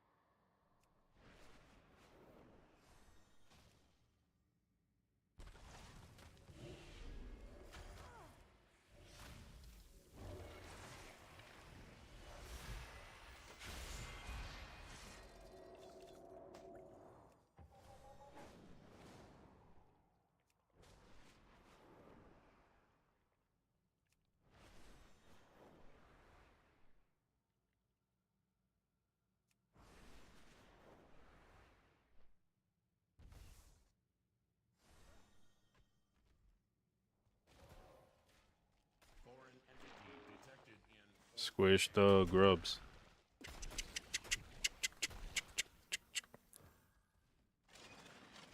Come on, little grub, die. Any of you guys live? Okay.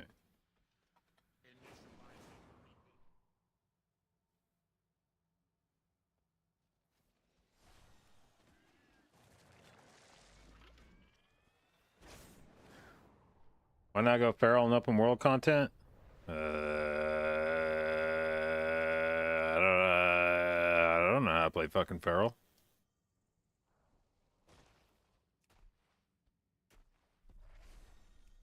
What do I think about too long a preseason?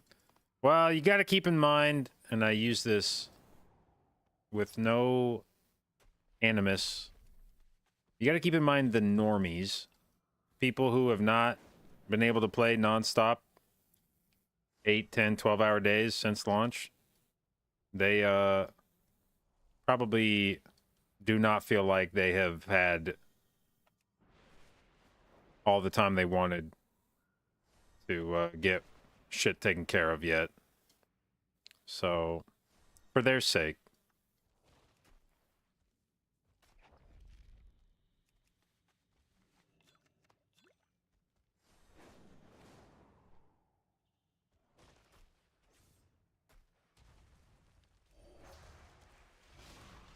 You have a family and a full-time job, and you've done everything on one character for like 5 to 6 days. Okay, but what if there's somebody out there that just loves their family a lot more than you love your family?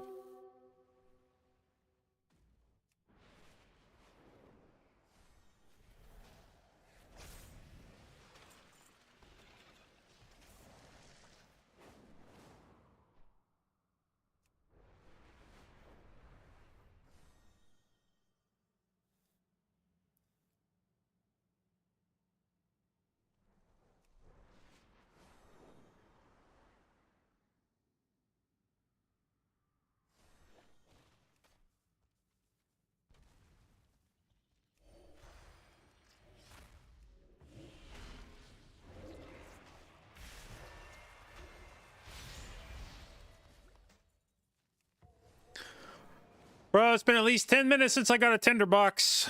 What the fuck?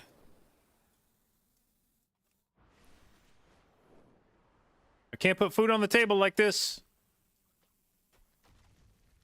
Not in this economy.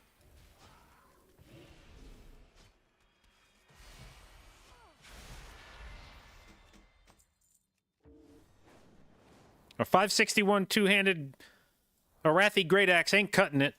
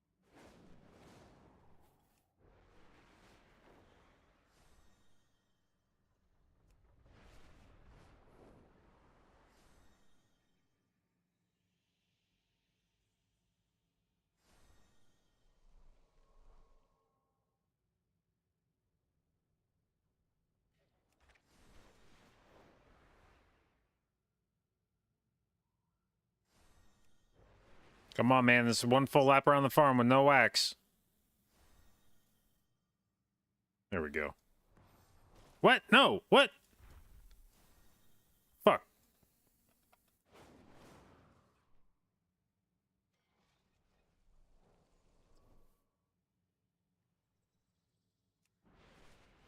We'll venture out a little bit. Maybe we've had some wax spawns and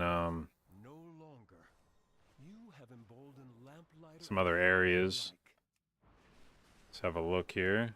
When faced with darkness, many feel their only choice is to spread its corruption. Nope. Stand firm against those lost to folly. Oh, what the fuck is that thing? Cobus ritual cache. Fuck yeah, dude. Not wax, but it's close.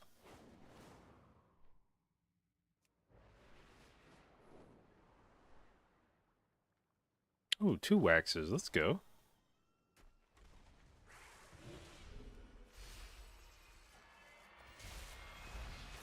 Why did you start attacking me? In what universe was this any of your fucking business, dude?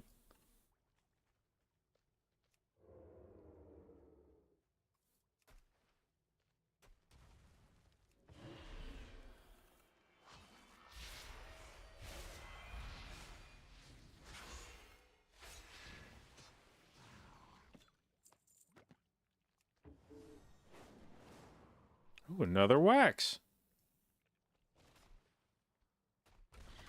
Oop, swarmer alert.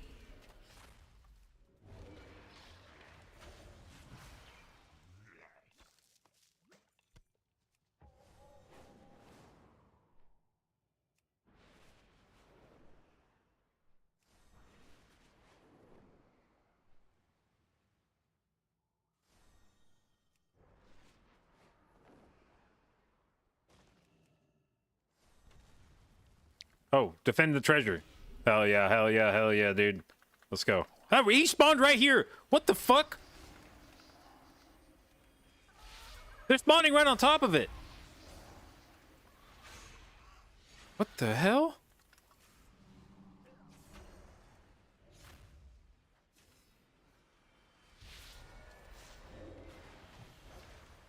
No, no, no, no, no, no, no, man.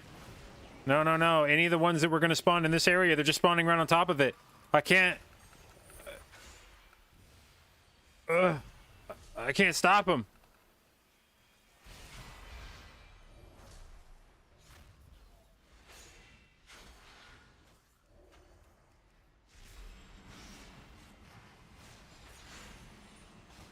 Nay!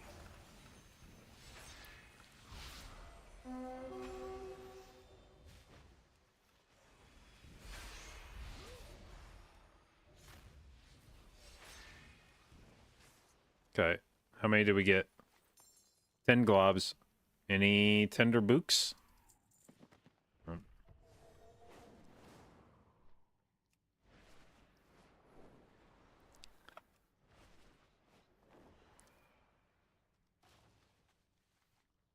God damn it.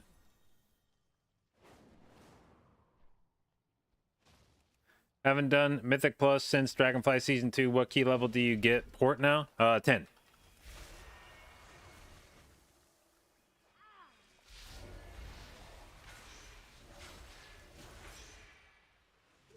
How much wax do I have saved up?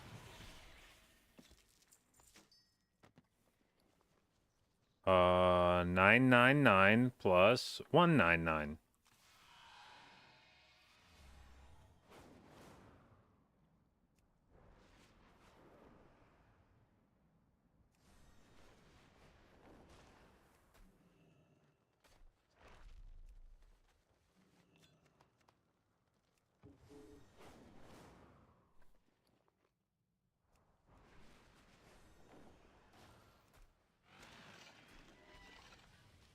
God damn it.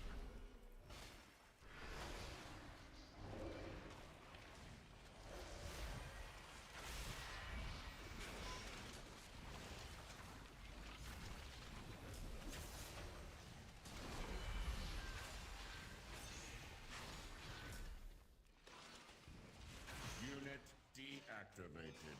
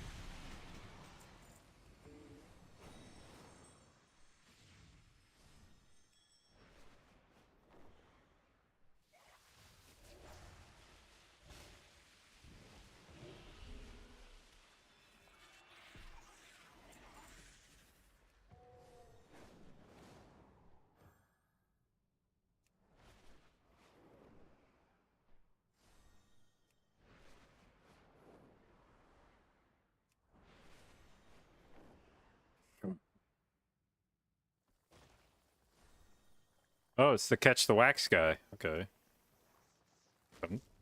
Oh, that's a long one. Don't. Fucking it put me in combat. Don't. No. I can't fight all these guys. I can't live this. Meld. Haha. It's you gotta be the one that tanks him now.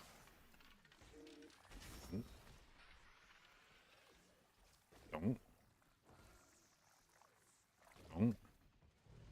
Okay.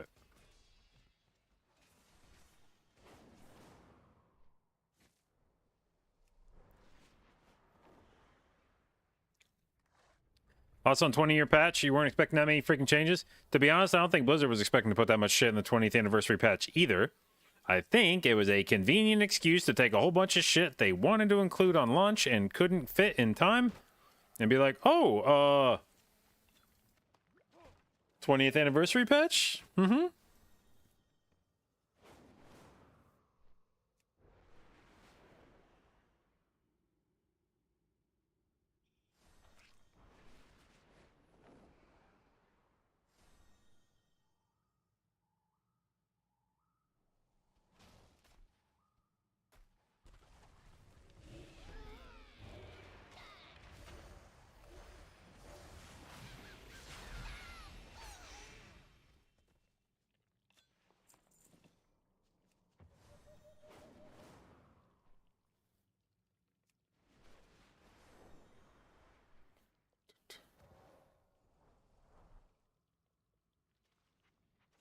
Oh, defend the bag one.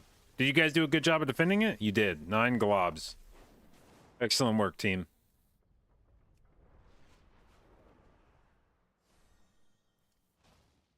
This looks like a fat lump. What's in it? Literally nothing.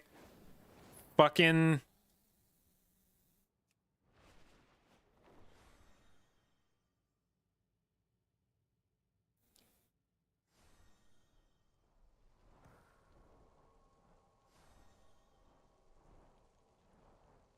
Ba-ba-da-da-da-da-da-da-da-da-da-da.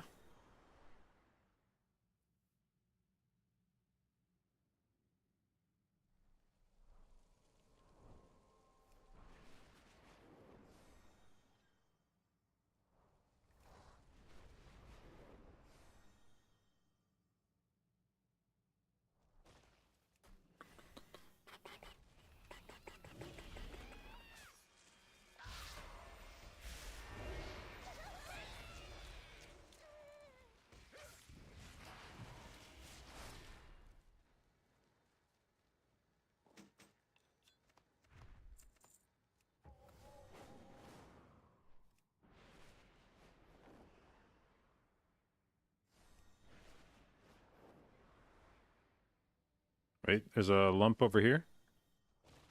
Grabbing. Okay. Oh my god, there's more wax. There's so much wax over here right now. Did that guy spawn a wax? Fuck you, dude. I saw you do that. I'm gonna tag it too. I'm gonna get both my waxes.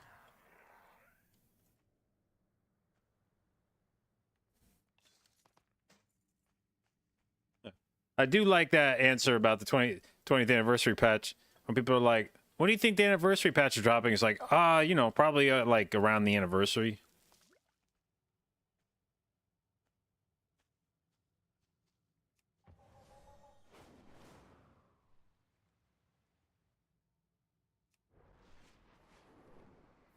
They haven't given an exact date yet, but I have like a sneaking suspicion it'll probably be like around the anniversary.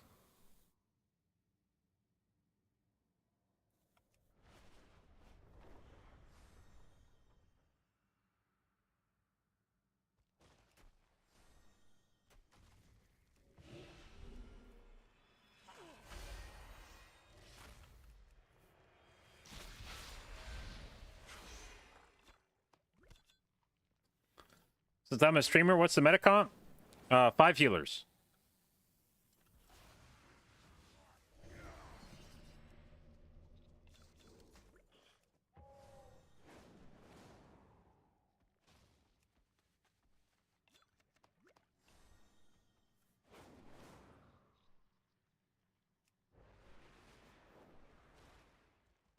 Oh, grubs. I wasn't really paying attention. I didn't step on the grubs fast enough.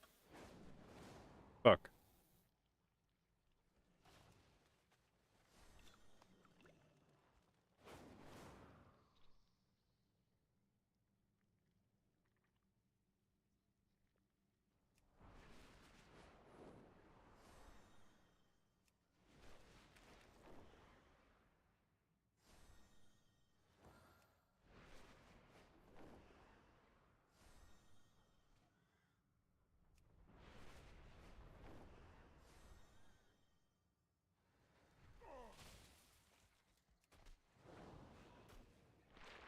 Squish grubs. Squish grubs. Oh, there's another thingy right here.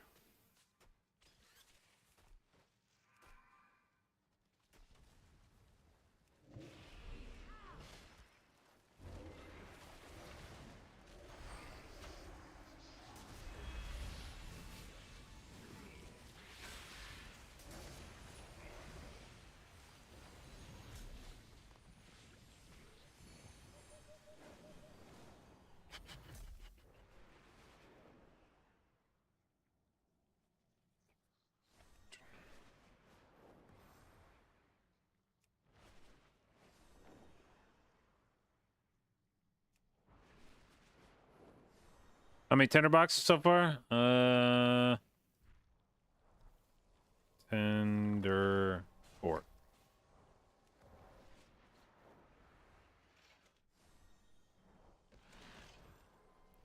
Number 5 right now. Number 5 right now.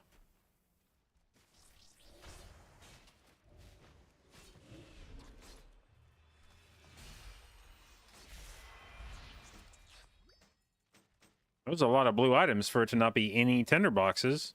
Many deals for a friend of the grump.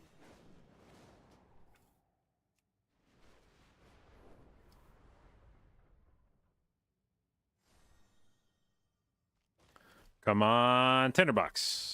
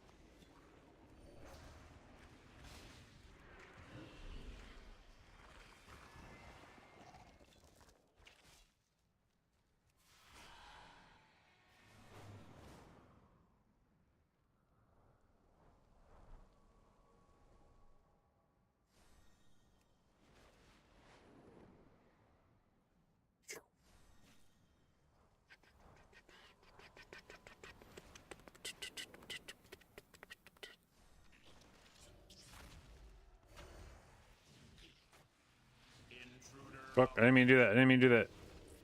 Ah, I pulled him onto you. Now you gotta deal with it. Why is that guy's health not moving? Fuck you, man.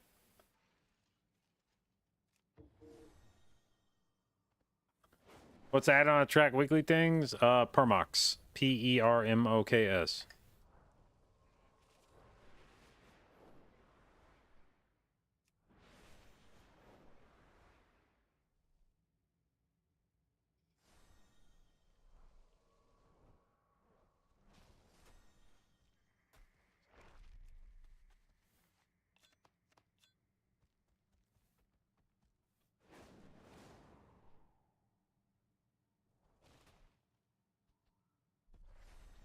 Come on, tinderbox. Fuck you.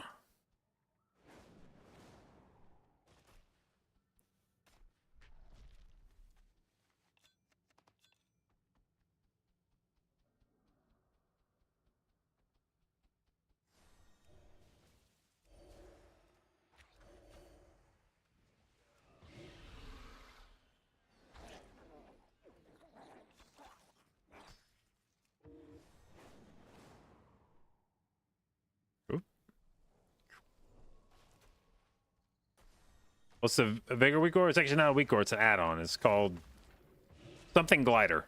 If you look up Glider, you'll see it. Why is this guy just spraying piss everywhere behind him? Like, be a fucking grown-up, man. That's fucking disgusting.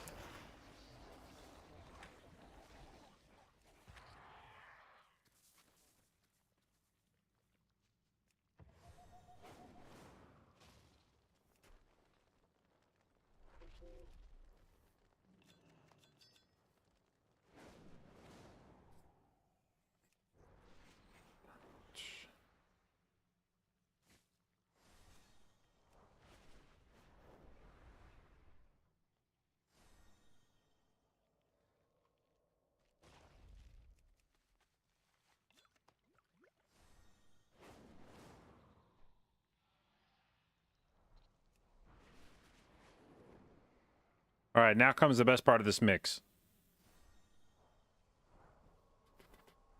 I listen to this whole mix every time just to get to this part. I'm gonna turn up a little bit.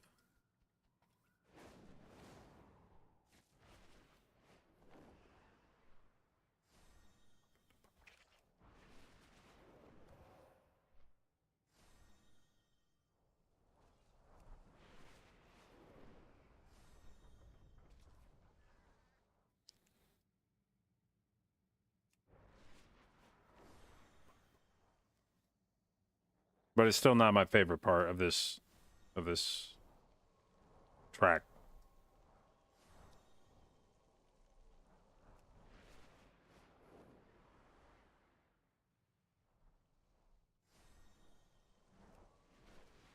Bag. 7 wax. Somebody fucked up a little bit. Somebody did not protect this house.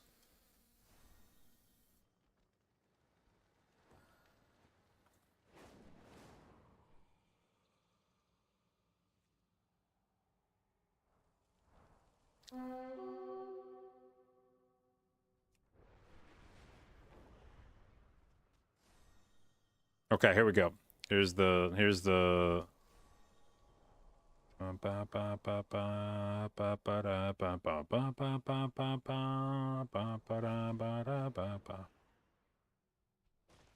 I know I'm already in a state of having turned up the track a little bit, but we may have to do it again. Maybe right about now.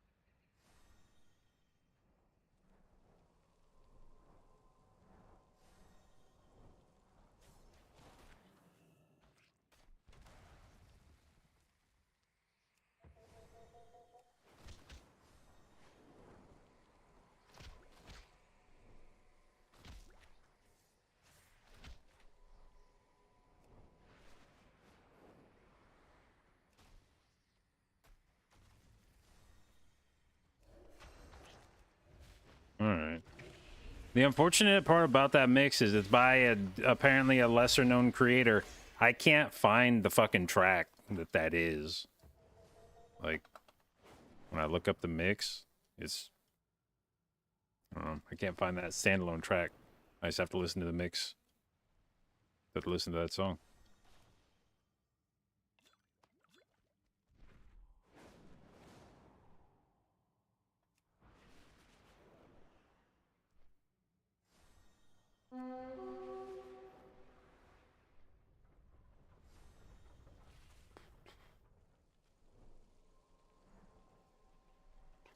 What trinkets pre-bis for Druid Mythic Plus? Well, I mean, Sack Brood is really good. I'm also playing Candle. Technically, the one from Dawnbreakers, I think, slightly better, but I'm not gonna farm that shit for that small of an upgrade. Dude, a lot of treasure hoards coming out right now. This is good. A lot of wax. The wax is flowing. That's like 4 treasure bags in the last like 10 minutes.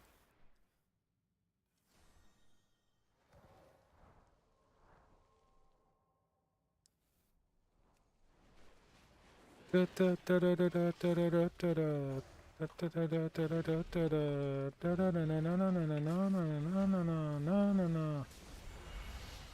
neighbor, turn the music up.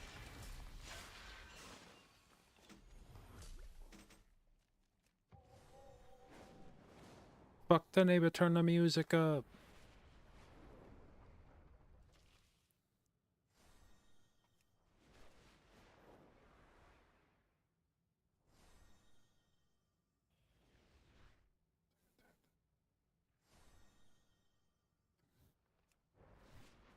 Do for love, I'm gonna do for love, I'm gonna do for love.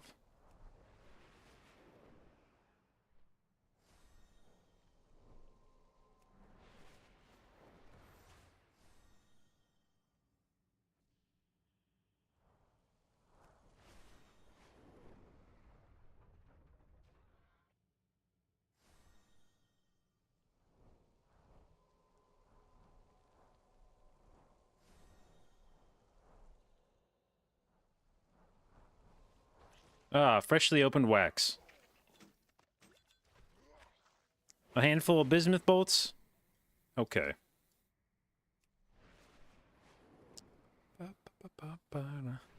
Ooh, don't be like that. Ooh.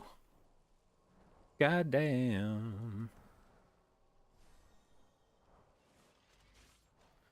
Tell me what you think at night. Still got mine, I'll find it wherever it's hiding.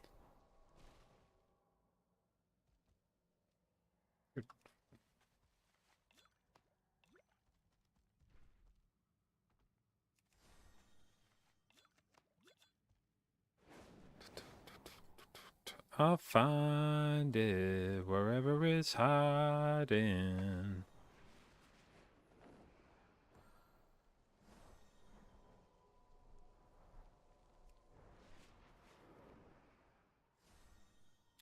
You've been on my mind since I met ya.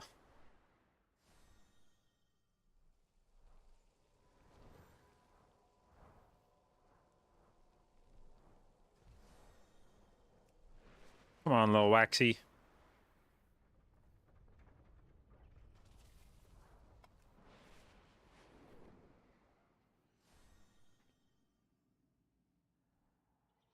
There we go.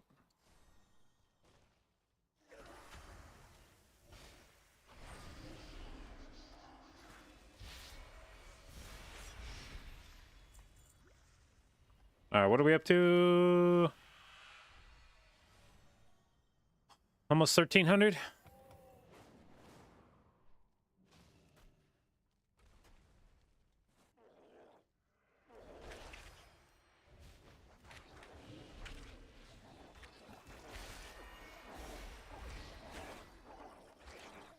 I guess the better question is how many Valor Stones am I up to? 1,200. Okay. Actually takes for fucking ever to farm Valor Stones like this if you're not breaking open the wax for Valor Stones.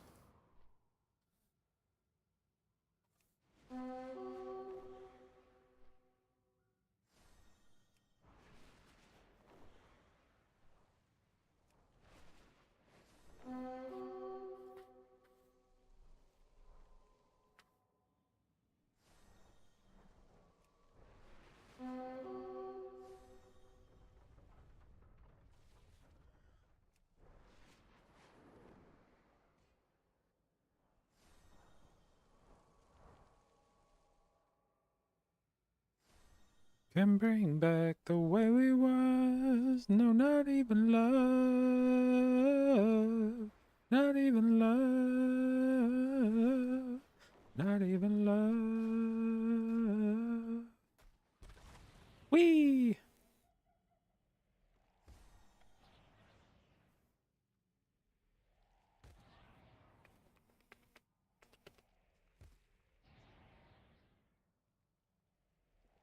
Doing? Doing? Hey, get back here. Doing? Doing?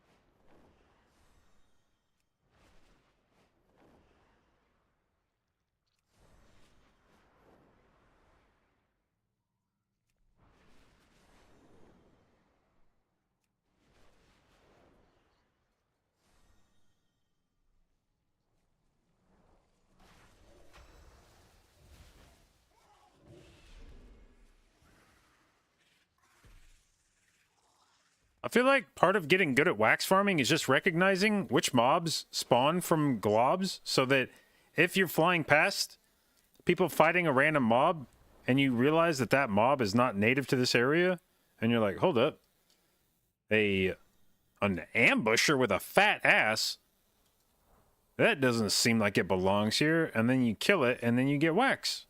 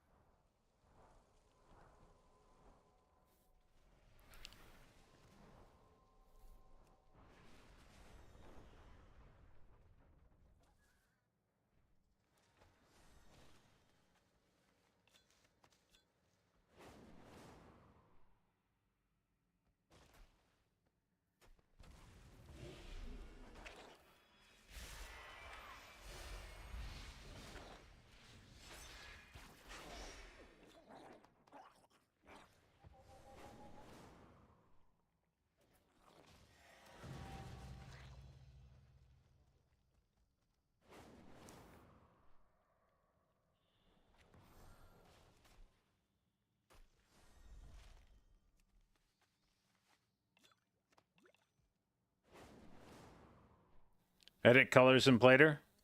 Well, yeah, you could do that. That might be slightly beyond my level of caring.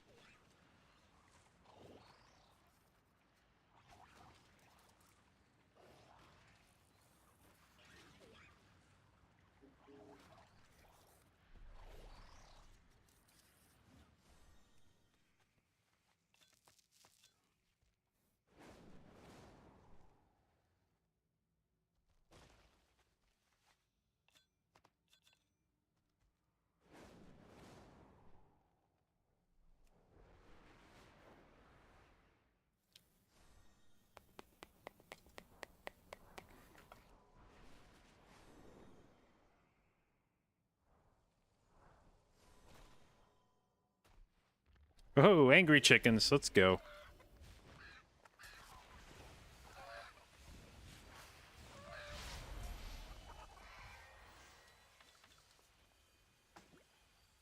Oh, a tinderbox. Woo!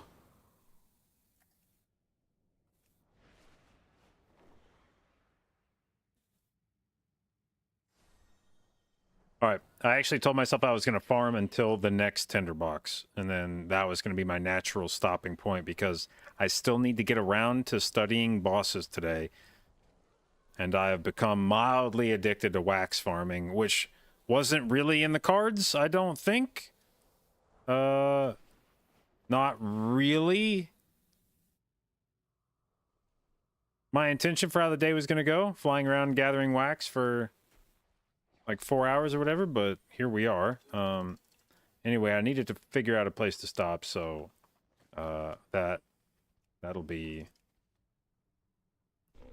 I have many lucky doos you like. called there. So we're at can I combine this so it turns into an even 1,000? No, I can't. It is hard capped at 999. Farewell, friend. What's the candle looking trinket? It's not actually green, it's purple. It's just this can't tell, I guess, or some shit. It's just basically a haste on use 2-minute CD. Crafting weapon first? Yeah, unless I randomly get a weapon looted to me in raid, which seems very unlikely. Probably not going to healers for that shit.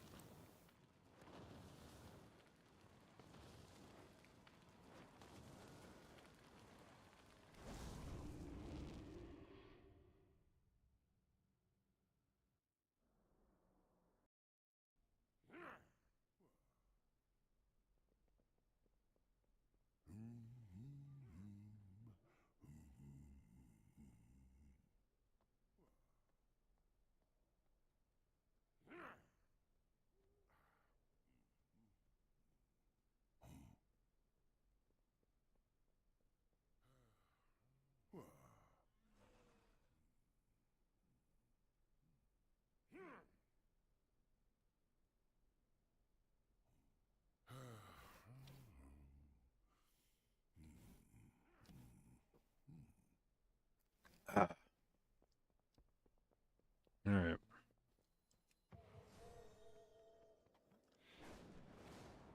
Where do you farm it?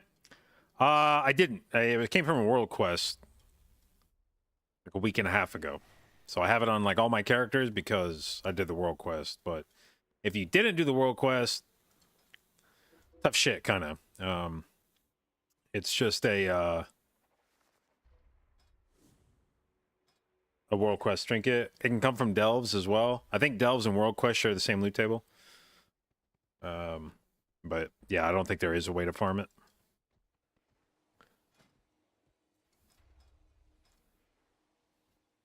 Ooh. A weathered crest for 1,500? Don't mind if I do. Wait, it disappeared. Piss. Somebody else took it. Motherfucker.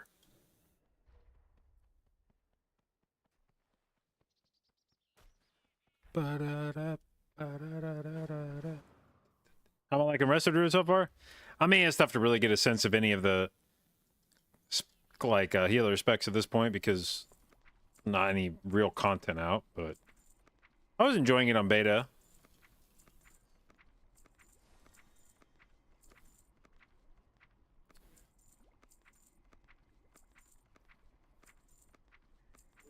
Dude, seriously, you can get so much gold from just clearing out your fucking bags of all the crafting shit.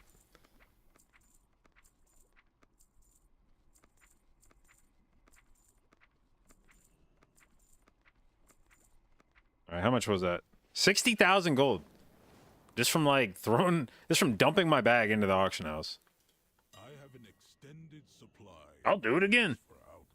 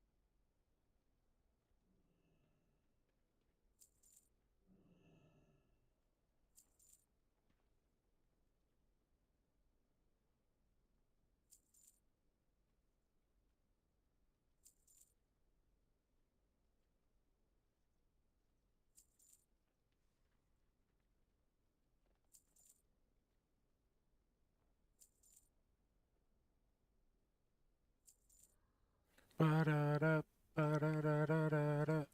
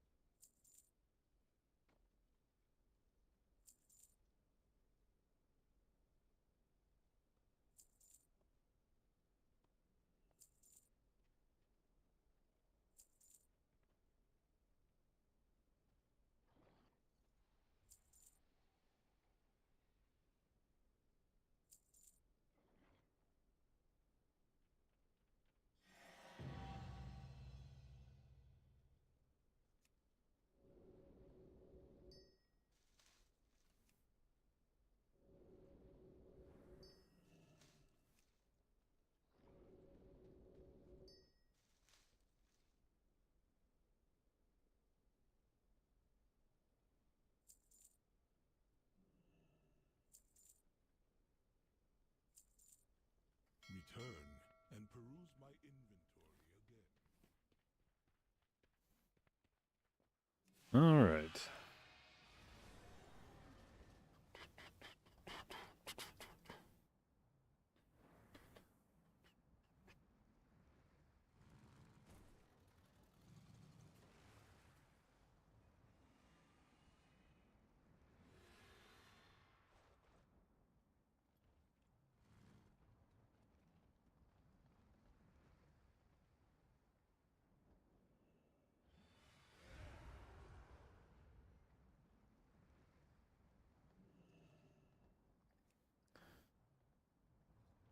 Where is old videos?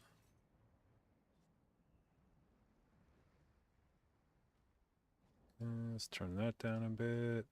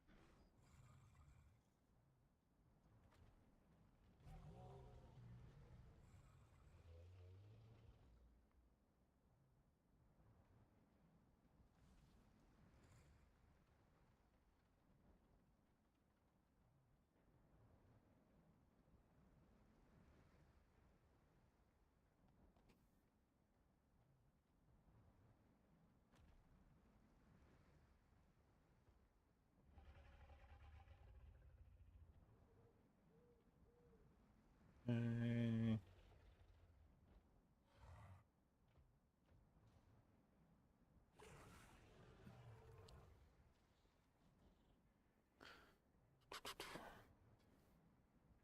All right, so where are we starting? We start on Brood Twister.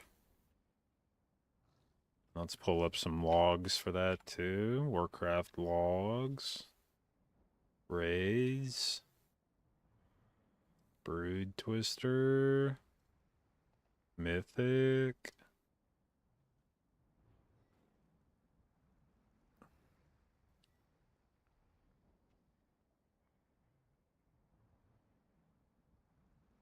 What was the deepest somebody got on Brood Twister that I could find? 76%?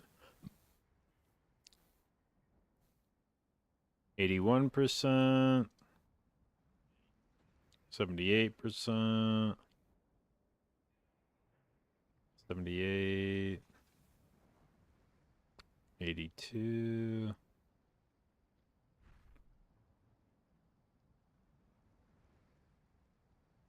86? 75. There we go. We'll look at that one. All right. Damage taken by ability. Holy fuck. This thing just pipes people with melees. What the shit? How is that the highest form of damage on this fight? Rest in peace, tanks. Jesus Christ. All right. What's that? We're gonna watch some Brood Twister guides. Whoop, whoop, whoop, whoop.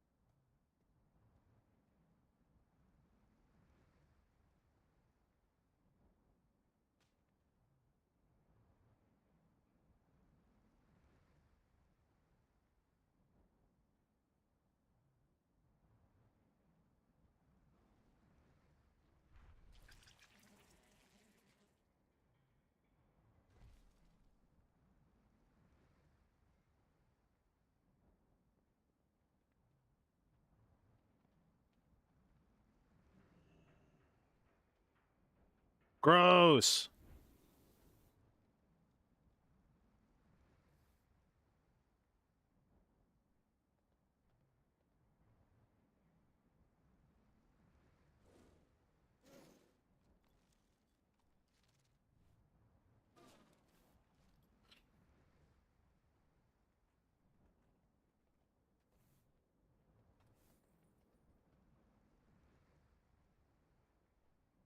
I know you don't expect me to remember what the fuck Magma does, and I know you don't expect me to be a classic Kata player, so I don't know why you'd make that reference in this video.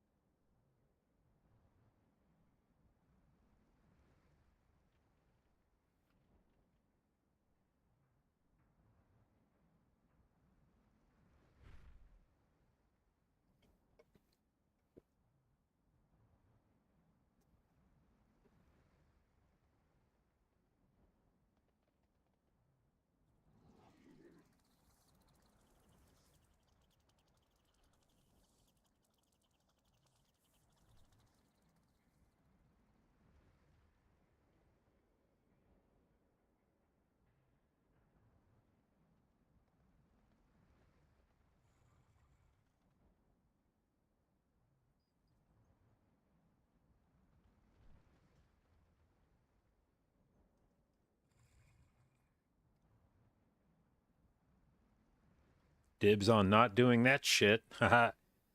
Let's see. What's our healing comp gonna be? Druid, Pally, Priest. Either Evoker or Shaman.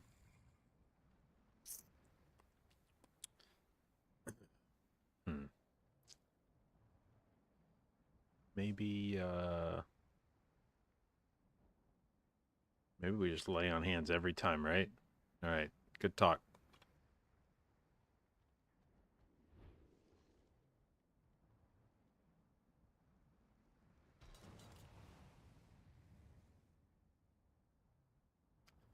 Anybody else find this icon like a little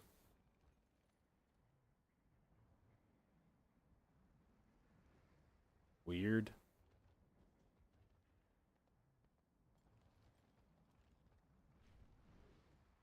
It's just a weird.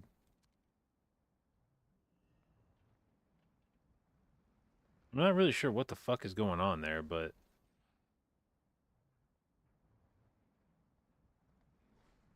it's just unsettling.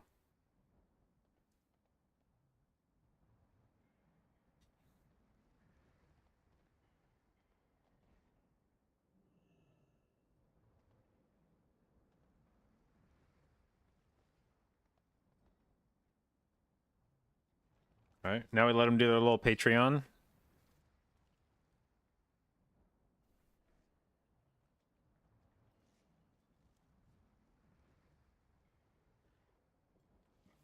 Okay. I actually feel like I don't know if I was just like tuned out or something mentally. I feel like I didn't really gain much knowledge beyond boss eggs, things with like containers where goop flows outwards and you gotta break the egg. Maybe that is the extent of the fight. Is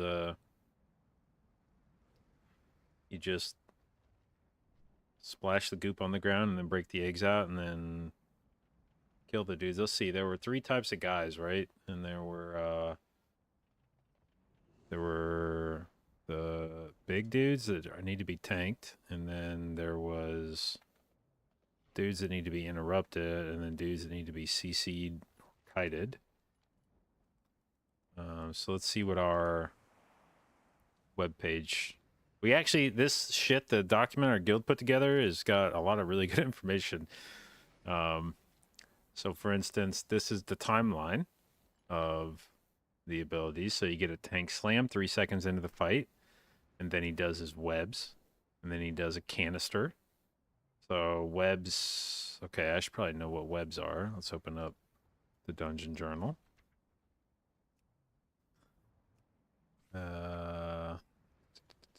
Brood Twister abilities. Okay, so I'm assuming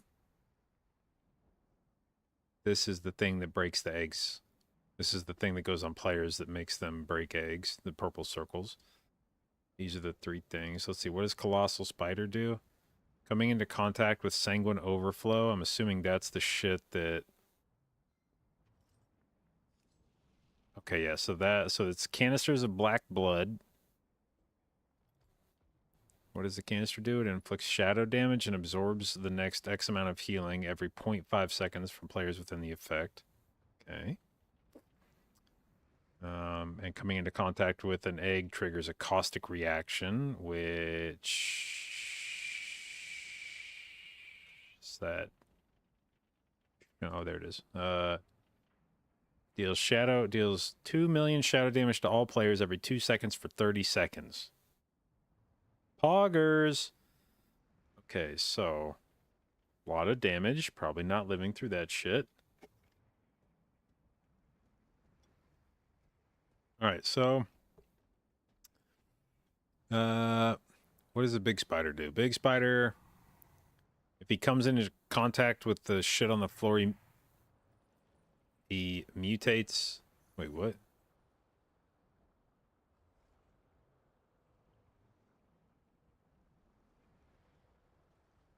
Oh, I see. This is describing what it... Okay, so if they touch the shit on the floor, they mutate into something else. I don't know. which increases their health by 50% and causes their bites to inflict necrotic wounds. And I don't know what necrotic wounds is, unless it's a callback to the old affix, which would be fucking terrifying if they start putting that shit on raid fights. But otherwise, I don't know what that means. Perhaps our handy-dandy web guide explains this. Bites target increases damage done by next bite by 25% and stacks. If a spider runs into the poop, they gain 50% health, and they apply a healing DR to their target. So, yeah, kind of. Yeah, that's necrotic wounds. Okay, perfect. Okay, then, actually, wait, I guess I'll just read the guide here. Okay, squirming egg. This is the one that needs to just be interrupted, right? Spawns a worm from it, casts an interruptible cast. If it goes through, it does 2.8 million damage to the whole raid. Yikes. If the poop reaches the worm, it gains 50% health and casts faster. Does it say how much faster? Oh, here's where necrotic wound is explained, I guess. Whoops, missed that. Okay, if they mutate, they cast 100% faster. God damn. Start machine gunning that shit. All right, and lastly, blood custer. Fuck. Actually, what it's called? Cluster. There was an L. I was like, what the fuck is a cluster? Spawns a parasite, fixates random players. If they reach them, it does infinite damage every 1 second for 10 seconds. I'm actually curious to see what our definition of infinite damage is.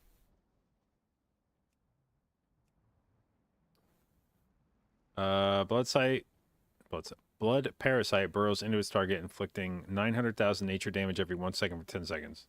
It's not really infinite damage, but certainly not great. And then, upon expiration, 2 blood parasites erupt from the player and seek new prey. So this is actually they're actually bringing back fucking the worst dog shit Mythic Plus affixes on this fight. That's what this is. This is just a collection of the worst affixes that have been retired from the game.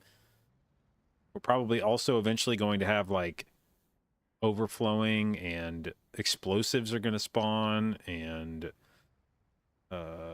fucking afflicted and incorporeal mobs are going to pop up.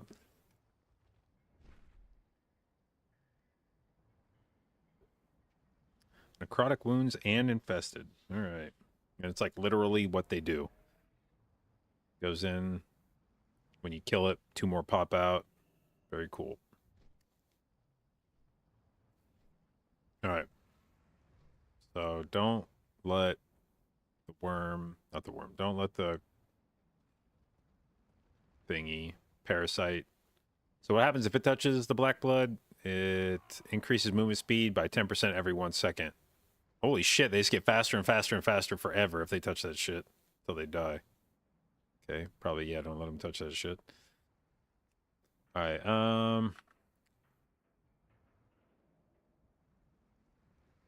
is there any food like dragon spittle? So there's food from some dude down, well, first off, as a note before all of this, in War Within, you can queue follower dungeons and get mage food whenever you want. So as a preface to this answer, if you're looking for mage food, just or looking for like water in general, just queue for a follower dungeon. Like you just hit it, you'll instantly pop the queue. You walk in, there's a mage that's going to drop a table instantly. Spam that fucker, leave, ta-da, you got all the water you need for the day for free. Now, as a footnote to that, there is currently a mob down in City of Threads, somewhere in here, that sells something called, I think it's like marinated maggots.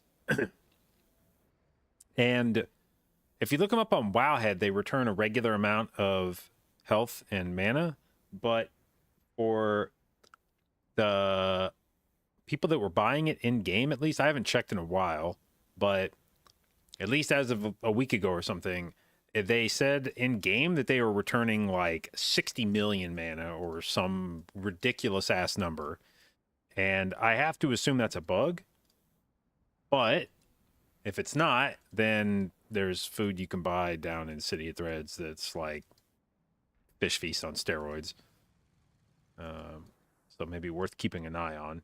Yeah, 50 million mana when we have a mana pool of 2.6 million. So, given that that's 20x larger than our mana pool, and it's supposed to occur over 20 seconds, that means eating it for 1 second probably fills up your whole mana bar.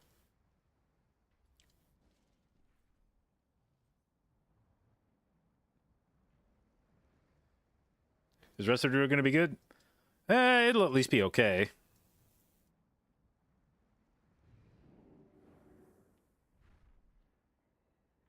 What up, Eminence?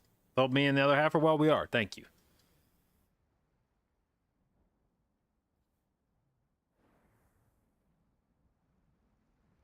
Prez meta? I mean, maybe. I think Shaman is looking more popular at the moment, but Prez is definitely up there. Okay. So anyway, back to the spreadsheet. Ingest black blood. Oh, what was the first thing? Experimental dosage. Egg breakers. So this is the shit. These are the purple circles. 6 or 8 second, depending on whether you're on heroic or mythic. Debuff with explosion. Does large damage upon expiration and applies a healing absorb to players within 4 yards. If the explosion hits an egg, it will hatch the egg. On mythic, 8 players get the debuff, but you need 2 players per egg to hatch it, so you need 2 teams of 4. The tricky part is not cleaving each other with the circle. So in order to avoid putting the damage and healing absorb on each other. Okay. Ingest black blood. This is the canister. When the boss reaches full energy, it charges towards a canister, and there are 3 total. While channeling into the canister, the boss does 4 ticks of AoE damage combined with a healing absorb 5 seconds apart. There's also pools on the floor that need to be dodged. While discharge.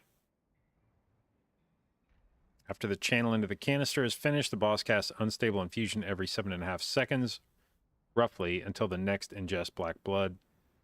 How often do we get the black blood?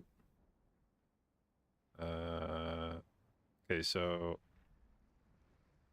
canister is 20 seconds into the fight, 3 minutes and 11 seconds into the fight.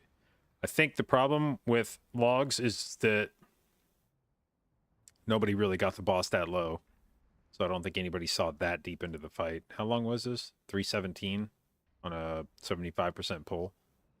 Which, by the way, seems not sustainable. If that's 25% of the boss and that was 3 minutes into the fight, that means this is looking like a fucking 13-minute boss, which I suspect the goop on the floor is going to be a softened rage, and the boss is just going to periodically break those canisters, and then at a certain point you probably just run out of room.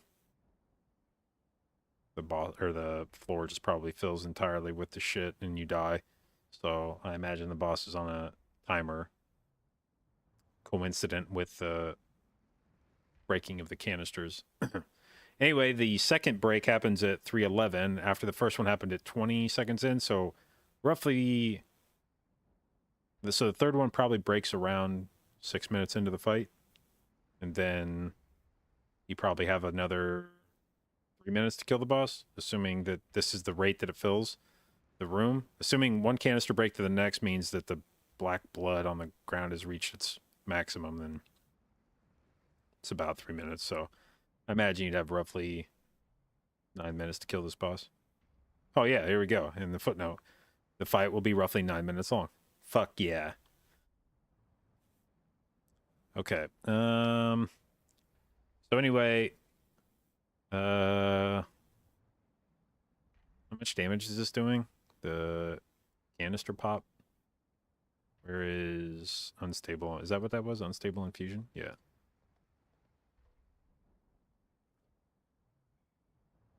Average hit for 200k.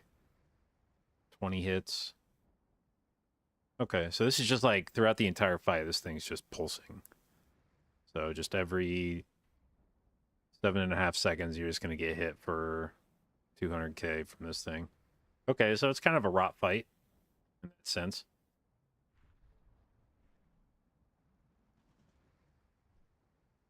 What was this that happened down here?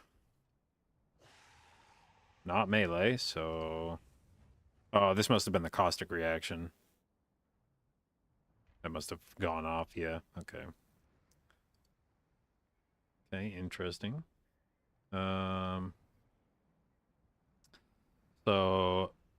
on Mythic, when the boss channels into a canister, it empowers all the eggs associated with that canister. See Mythic empowerment for each type of ad. Oh, okay. So this effect isn't just from them touching the shit on the ground. It's also that when the boss channels into a canister, it's going to make all of them have that.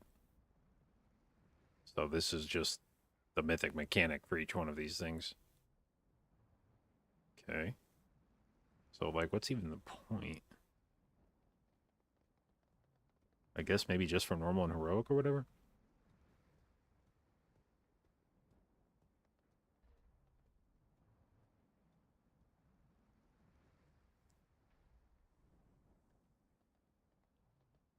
On Mythic, do the Speedy Boys constantly gain speed? It would appear so, which is probably why it tells you need to CC and kite them, is because they'll keep getting faster and faster. Otherwise, you could probably just kite them indefinitely, but if they keep getting faster, then you need to have some way to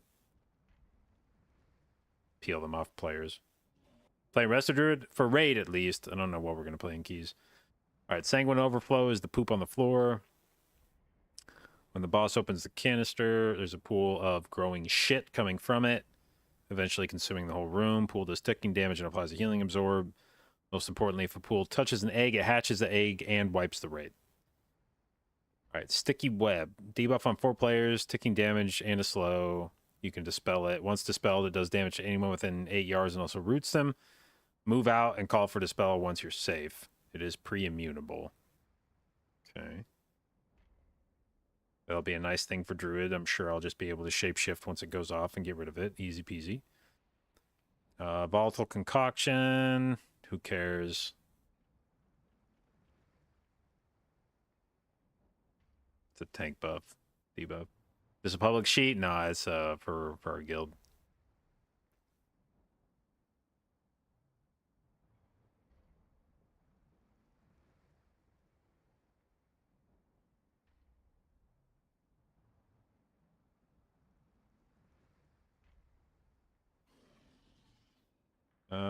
Okay, so Tank Slam into webs, and the webs are this shit, so you gotta spread out and then get dispelled. Then we get a canister at 20 seconds, and then immediately after, well, not immediately, I guess, some point after that, we get the purple circles where we have to start breaking eggs, more webs, more egg breakers. Webs, egg breakers, webs, and then canister. So you get 3 sets of egg breakers, and there are 1, 2, 3, 4, 5, 6, 7. Are there really 2 eggs that close to each other? Okay, whatever. 1, 2, 3, 4, 5, 6, 7, 8, 9, 10, 11, 12, 13, 14. Right? No, it says 12, so did I count that wrong? Or is it just saying that these will get popped together? I guess is maybe 12 sets of eggs that... So with 3 egg breakers and 4 eggs being able to be broken at a time, this is why you can pop 4 of these clusters at a time. You'll have 3 opportunities to do it. You need to have 2 people on Mythic at least, 2 people to pop each egg. So you'll have assignments with which eggs to kill with each set of circles. And then rinse, repeat, I guess, for the rest of the fight. So, seems fairly straightforward mechanically, I guess. I imagine the ad management will be where the fight gets fun. What are the notes? Map above is not final. It shows a possible strat for the boss. The idea is to always try to efficiently cleave. Remember that the worms do not move, so they can be awkward to deal with. Those are the ones that have to be kicked. Possible assignments, speed ups for egg breaks, damage CDs per ad wave, freedoms for people slowed so they can get out of the raid faster. And this is the heroic map. Or something. So this is how they broke the eggs, I guess. How they did each set of egg breakers. Okay. All right. Well, that feels fairly, I think, fairly straightforward. All right. Next, we have Nexus Princess.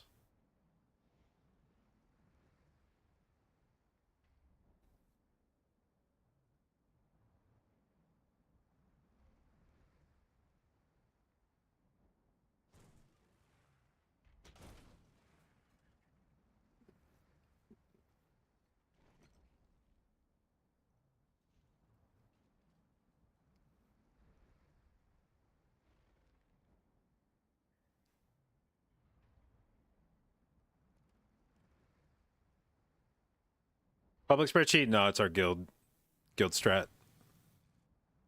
Hold on. Fuck, I wasn't even paying attention to what he said.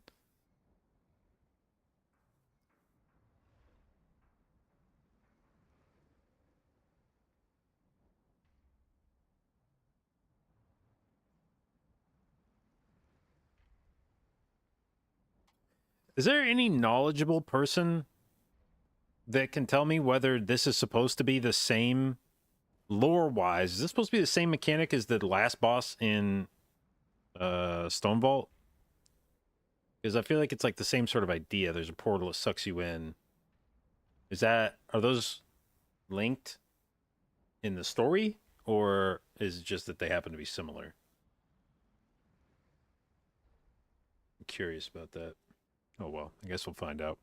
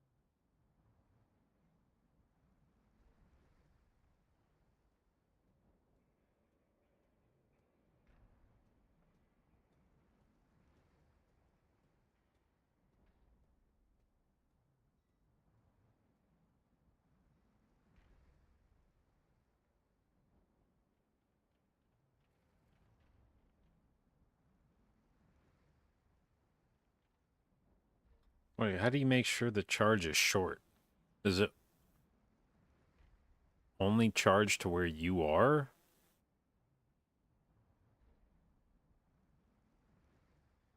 How far does the boss go when it charges?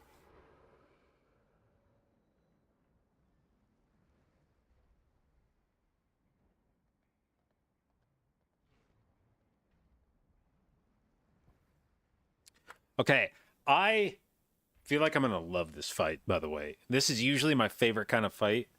One where it's just a whole bunch of shit you gotta dodge all the time. And that there's not necessarily a super convoluted strat for it. The fights I hate are the ones where you've got some fucking like 3-page raid strategy about like we're gonna stand here for 15 seconds and then move here, and then like the fights like Farak, I fucking hate that shit, man. All right, we're gonna drop we're gonna drop 4 sets of shit here and then move over here, and then we're gonna drop 3 sets of shit here, and then we're gonna stack on this spot, and then we're gonna stampeding roar, and we're gonna move across the platform over here, and then we're gonna drop 3 sets here, and then we're gonna drop 3 sets here, and then we're gonna stand here, and we're gonna roar again, and we're gonna move across the platform, and then we're gonna stack up, and we're gonna gateway to the spot, and then we're gonna spread out, and everybody's got their assigned soak quadrants, and like, fuck me, I hate fights like that, dude. I just want to have a fight where you just got to play your ass off. You stand in the middle of the room, and the fight is there's going to be a whole bunch of shit happening. Don't get hit by it.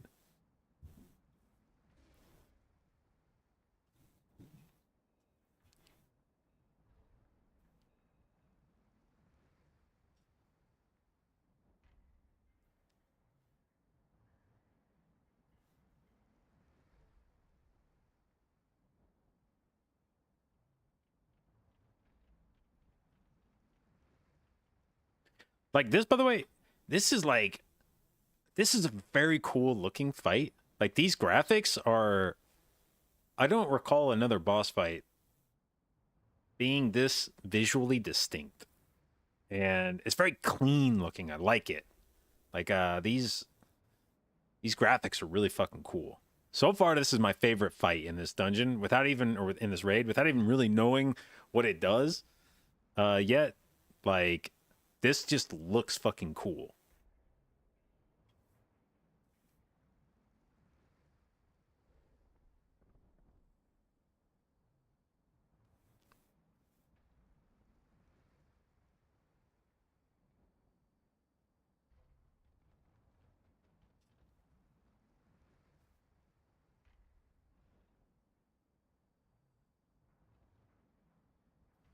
Dude, the graphics on this fight just get more and more cool like the longer it goes.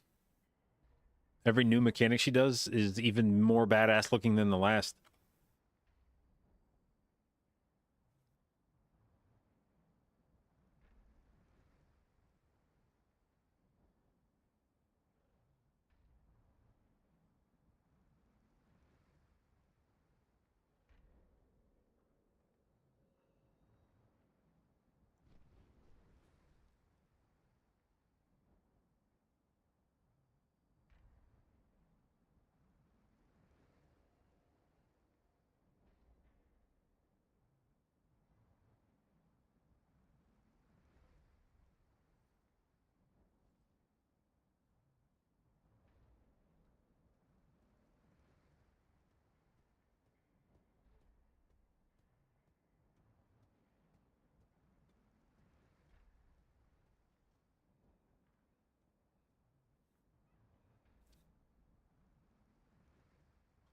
Okay.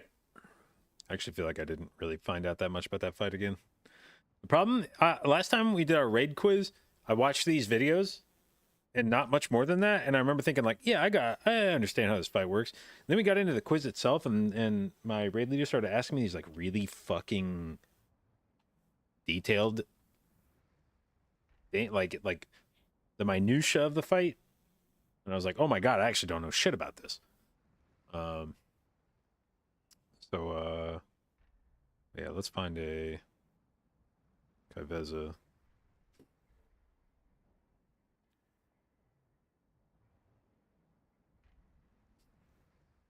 And Mythic. And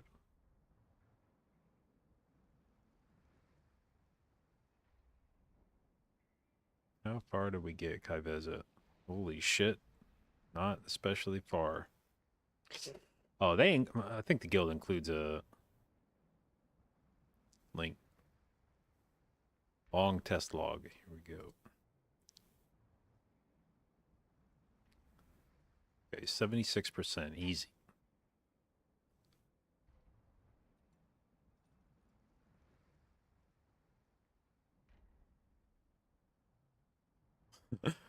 Yeah, this is fucking mythic test. Look how many fucking healers they brought to this fight. 1, 2, 3, 4, 5, 6, 7. More. Yeah, they 7 healed this fucker. All right. Why is this called Good Night? Why'd they label this ability Good Night? Oh, shit, I see. If you drop below 10% health, the boss executes you. Is that for everybody in the raid? What the fuck?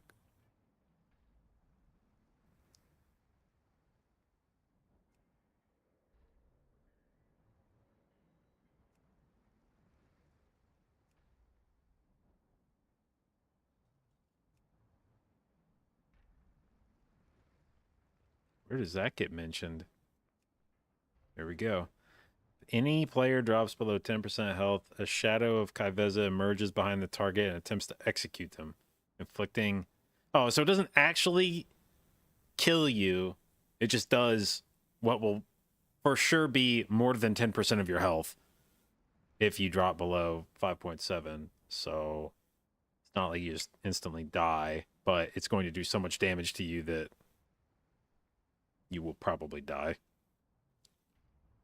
I'm not sure that in a practical sense that's a distinction. Like, I'm not sure that that's a meaningful distinction to say, like, oh, it doesn't actually just like instantly kill you if it does 6 million damage to you when you're at 10% health. But yeah. All right. Okay, so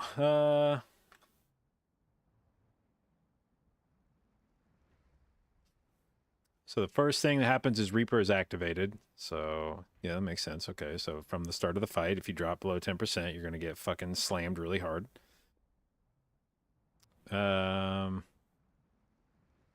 And I guess the parenthetical here says it allows some reaction time to top before it happens. So if somebody does drop below 10%, I assume there's like an animation of her popping out behind you and then hitting you. So yeah, you would have potentially the opportunity to like health pot and hit a defensive or some shit.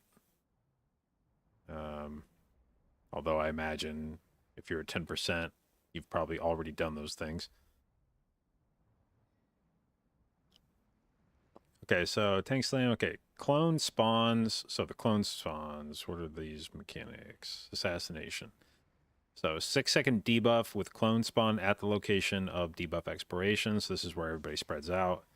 Does massive damage to players within 5 yards. They're meant to be spread around the room.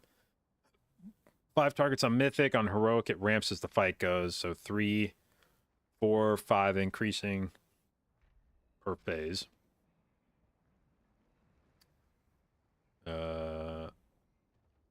Okay, then after assassination times out, you get a 9-second bomb ticking. Wait, you get a 9-second bomb ticking bomb debuff. When it expires, it does damage. It spews out waves, which is Dark Viscera. So that is not its own separate thing here. All right. They mimic boss abilities when the boss casts them. Nether Rift and Nexus Daggers. They pulse AoE damage. Okay, so...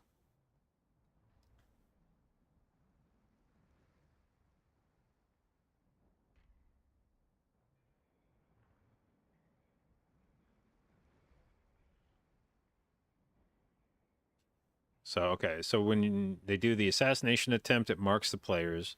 This puts Queensbane on them, which is like which is the dot, which deals 600,000 shadow damage every second for 9 seconds. So that fucking hurts.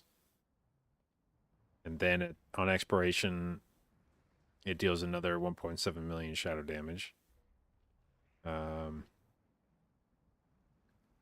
And Dark Viscera spews from the bursting player, and that is the lines.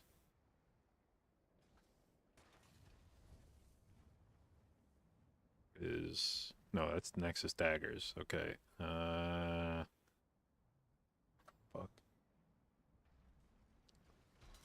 Well, the cool thing about this fight is it thematically had very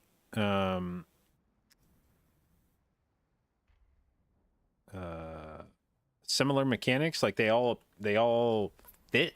You know, it's like the bluish shit. The problem is that in terms of learning the mechanics, all that shit just blends together. So if it's like, oh, that's the one where there's a blue fucking line coming out, it's like, yeah, there's like 7 of those things on the fight.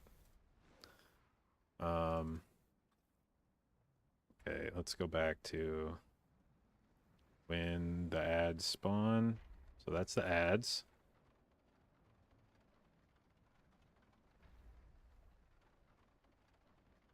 Wait. Okay. Sure.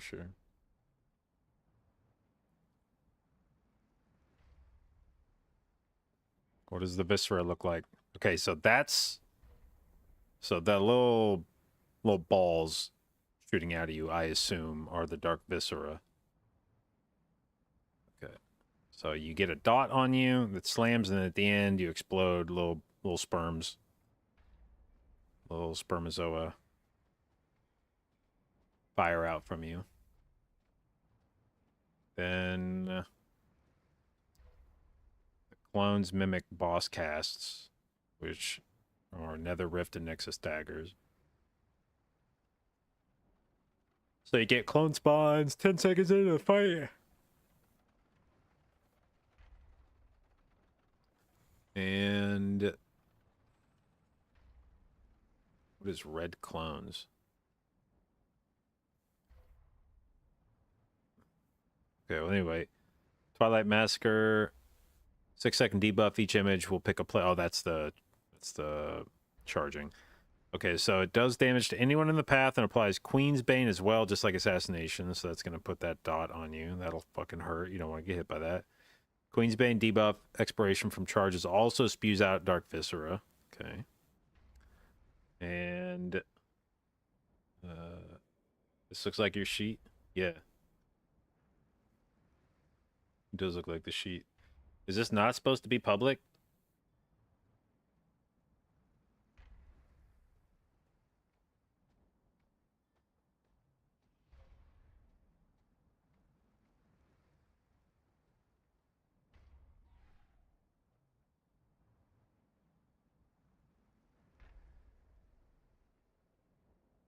I didn't think there was anything especially sensitive in here.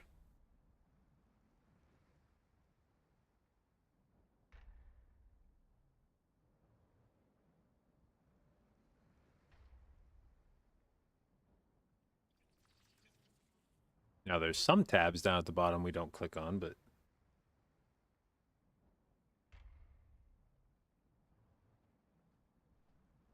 high explosive bomb works in dungeons, 1 minute CD for a 3-second AoE in cap.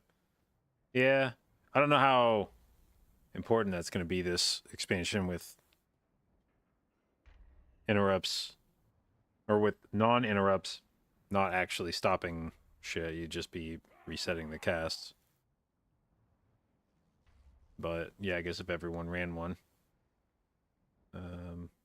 you could get a lot of AoE stops.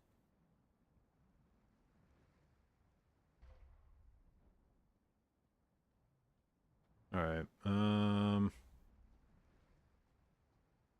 So on Mythic, some clones will be empowered, red outline. And if they charge through the boss, they lose their empowerment. As they charge through the boss, they empower her by 10% for 10 seconds, stacking. If 3 or more adds charge through the boss at the same time, the 10% buff becomes permanent. If an ad is still empowered as you enter phase 2, you wipe. What the fuck? Okay, so how does that work? Okay, so there's going to be some empowered ones. 3 in the first phase 1, 4 in the second phase 1, and 5 in the third phase 1. If they charge through the boss, they lose. So you have to charge them through the boss in a staggered. So 3 or more charge through the boss at the same time. So you have to send 2 at a time through the boss. And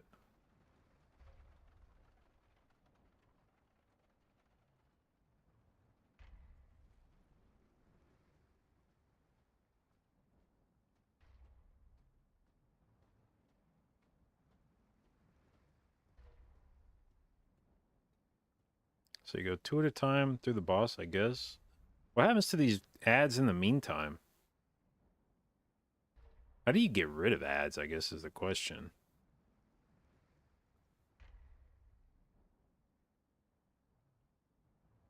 So this is, what mechanic is this called?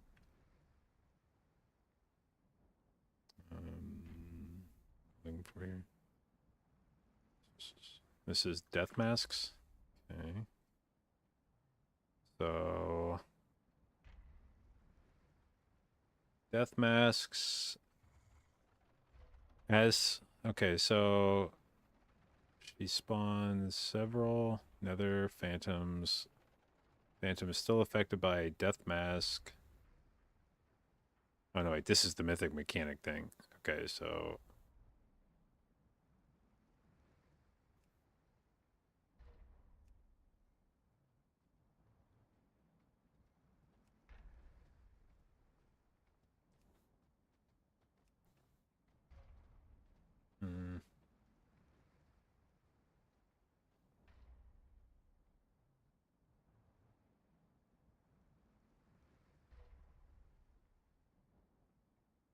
Looks like you get 2 sets of charges. Okay.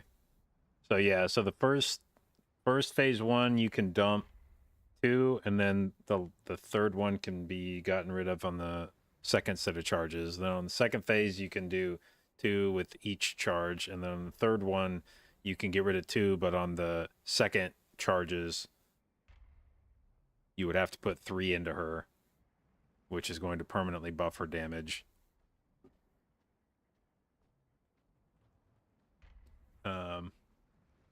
So I guess depending on how, what is it? Is 10% per? So she would have 30% more damage. And then I guess the question is, how does she hit you with anything that's so nasty on this fight that 30% more damage one-shots you?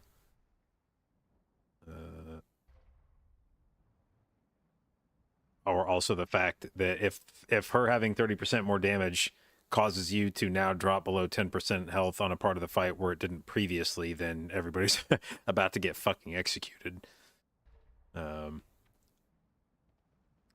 So that, I guess, would be probably the hard part there. Is probably unlikely if you add 30% more damage to her all the time, that you're not going to have people start dropping below 10% health and therefore getting executed very regularly. Okay, so you could just never charge in the last round. If they don't lose the empowerment, then the next time it goes into phase 2, you die. Like it says if an ad is still empowered as you enter phase 2, you wipe. Now, I don't know what the mechanic is for that.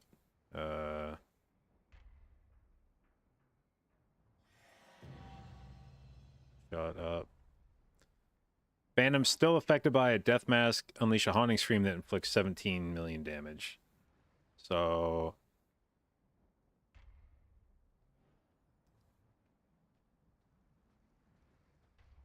all right.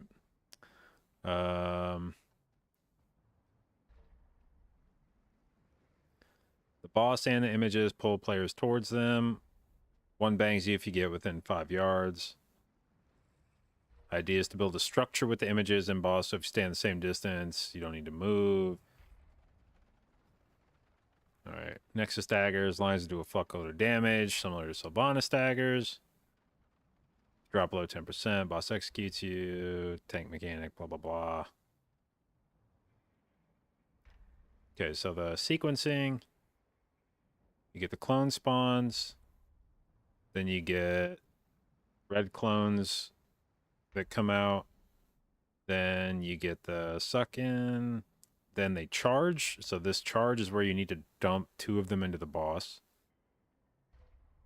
Then you get more daggers, another suck in. Then the second set of charges.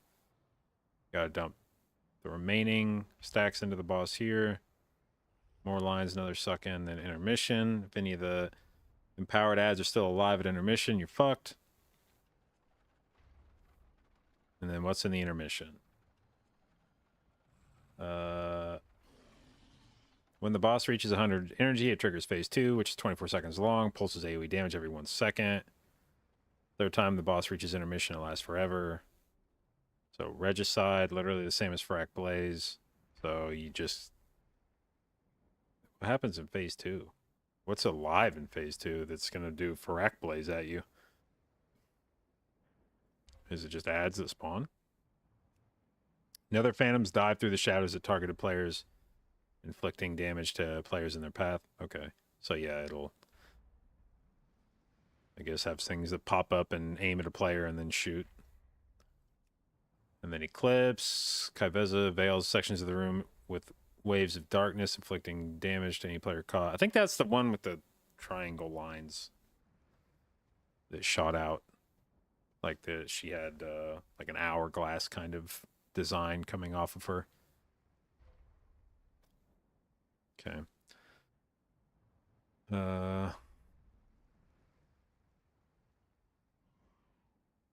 Then Reaper, same as... Okay, so the Reaper's the whole time. Okay. Okay, so strategy on Heroic's pretty simple. Drop the clones in the edges of the hexagon. 3 clones in the first phase 1, 5 in the last. Make a square, then a pentagon, then a hexagon. Boss being one of the edges of the structure. Once clones are positioned, place your Queen's Bane bombs in the locations on the picture. Okay.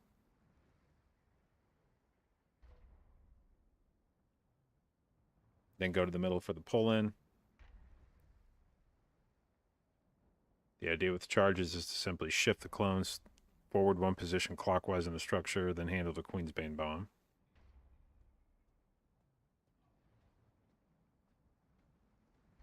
Wait, what? Shift the clones forward 1 position clockwise.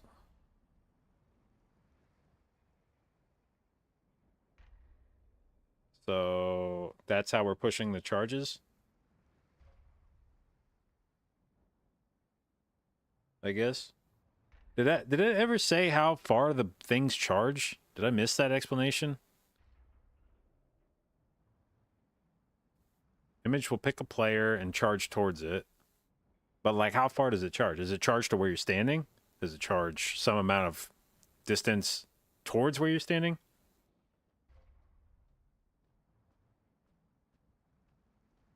Through the player and then another 5-ish yards?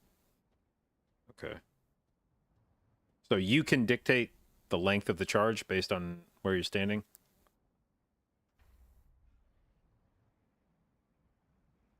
Okay, so I see. So you just drop it on the corners and then keep baiting it to the next corner so that you always know more or less how you're getting sucked in each phase.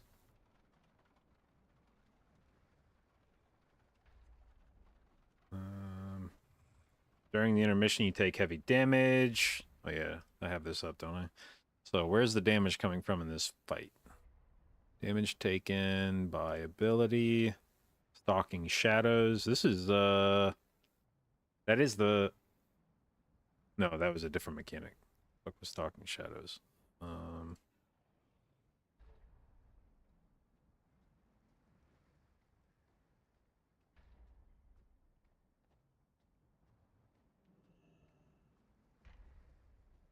Oh, this is just, these are the clones being alive. They just pulse AoE damage. Okay, so we got another rot fight here. That makes sense. So this should just...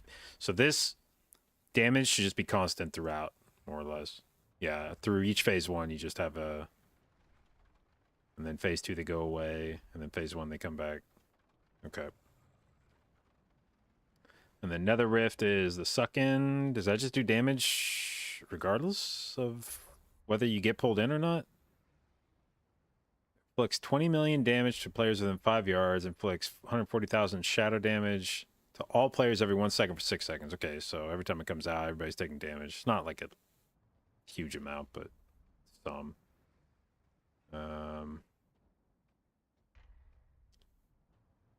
Death Cloak.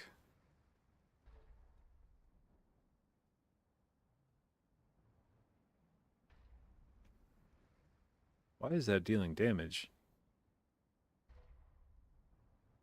Consumes death masks from nether phantoms that dash through her, cloaking herself in their dark power for 10 seconds. Did I misunderstand how that works?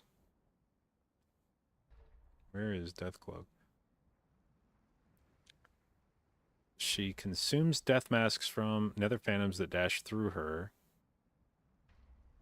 Why is that? Oh. No? Why is Death Cloak doing damage? Is what I don't understand.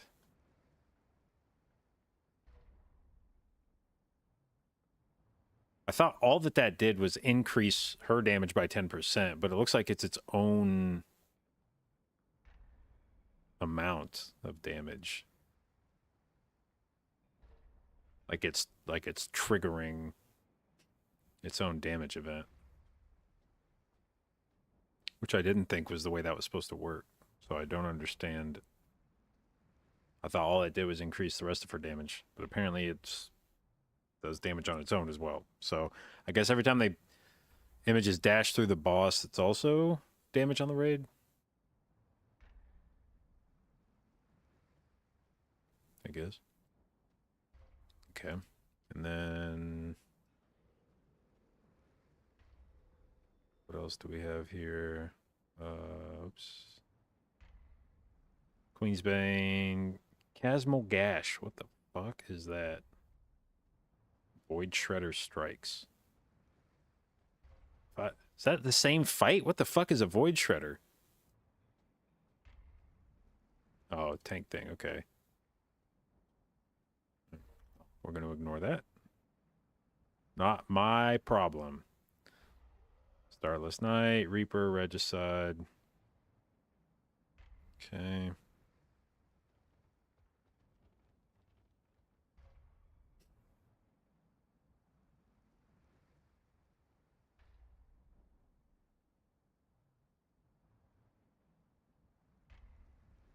All right, so this is the heroic strat, charging around the circle. On Mythic, this you have to charge through the boss, so it's going to make this... You can't have everything pointed in a different direction like this. You would have to point through the boss somehow, so this will have to change. The strat will have to change. Can't do the same thing. But, okay. So basically, fight starts, you get clones, then some of them get empowered on Mythic, then you do the suck-in, which should be largely negated if you've put the clones in the right spots. You shouldn't have to fight too hard against that. Then they're going to charge at people, you bait them to the new spot, then you get Nexus Daggers, then it does another suck-in, then a second set of charges where you just rotate them again. Then another set of daggers and another suck-in. Then you get the intermission. Then you dance around. Then redo it. And each time phase 1 starts again, on heroic at least, you get one more clone. So... Oh, Death Cloak damage might just be a PTR change. Old tooltip show dealing damage? Okay. Yeah, because I was gonna say like that. And nowhere does in the combat log or in the dungeon journal does it say that it deals its own damage now. So that's kind of weird. Okay. All right. Well, again, I think like Broodmother, it just seems kind of like Brood Twister. It seems like there's just gonna be a lot of like the strategy of it seems fairly straightforward, I guess, and it just seems like you're gonna have to do them, like you're gonna have to execute well, at least for heroic. All right. Lastly, we have Silken Court.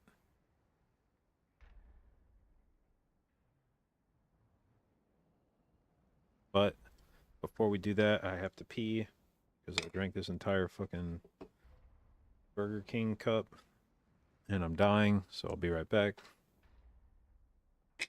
Hey.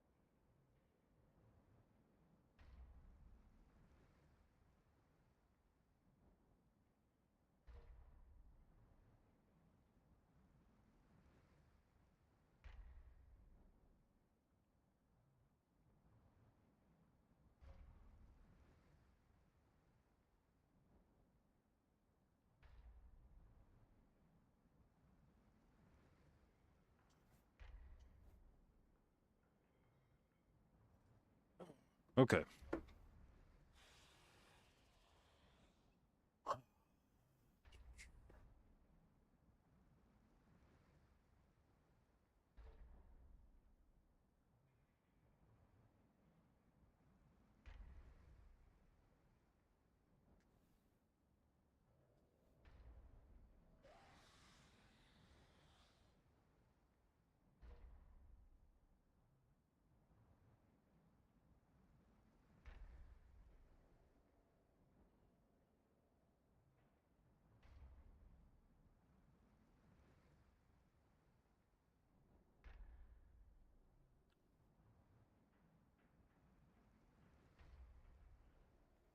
Not me.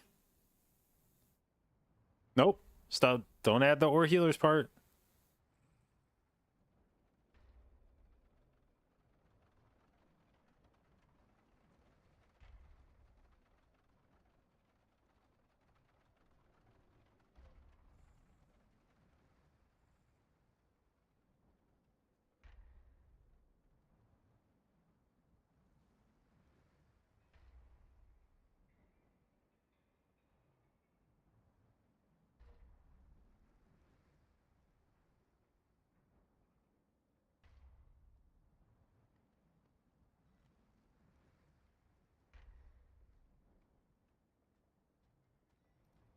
This mechanic is actually cool as fuck. That's actually really... That's cool that you, like, stretch out the thing and then you catch the boss with it. I like that.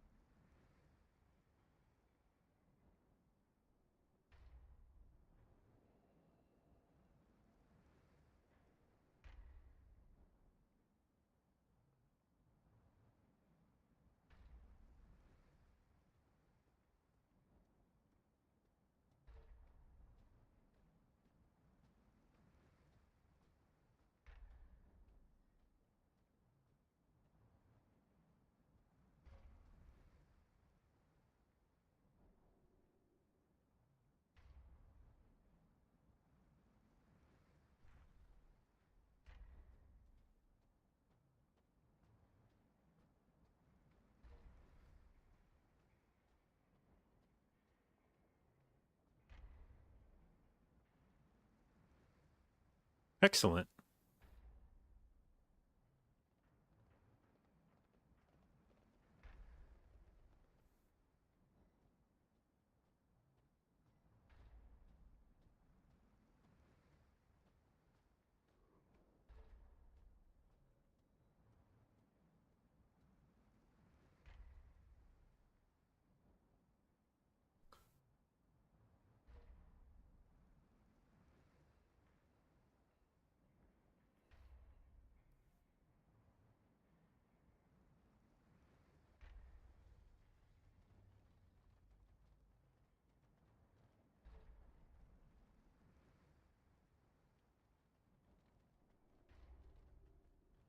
Oh, that main command is old as shit. Hang on.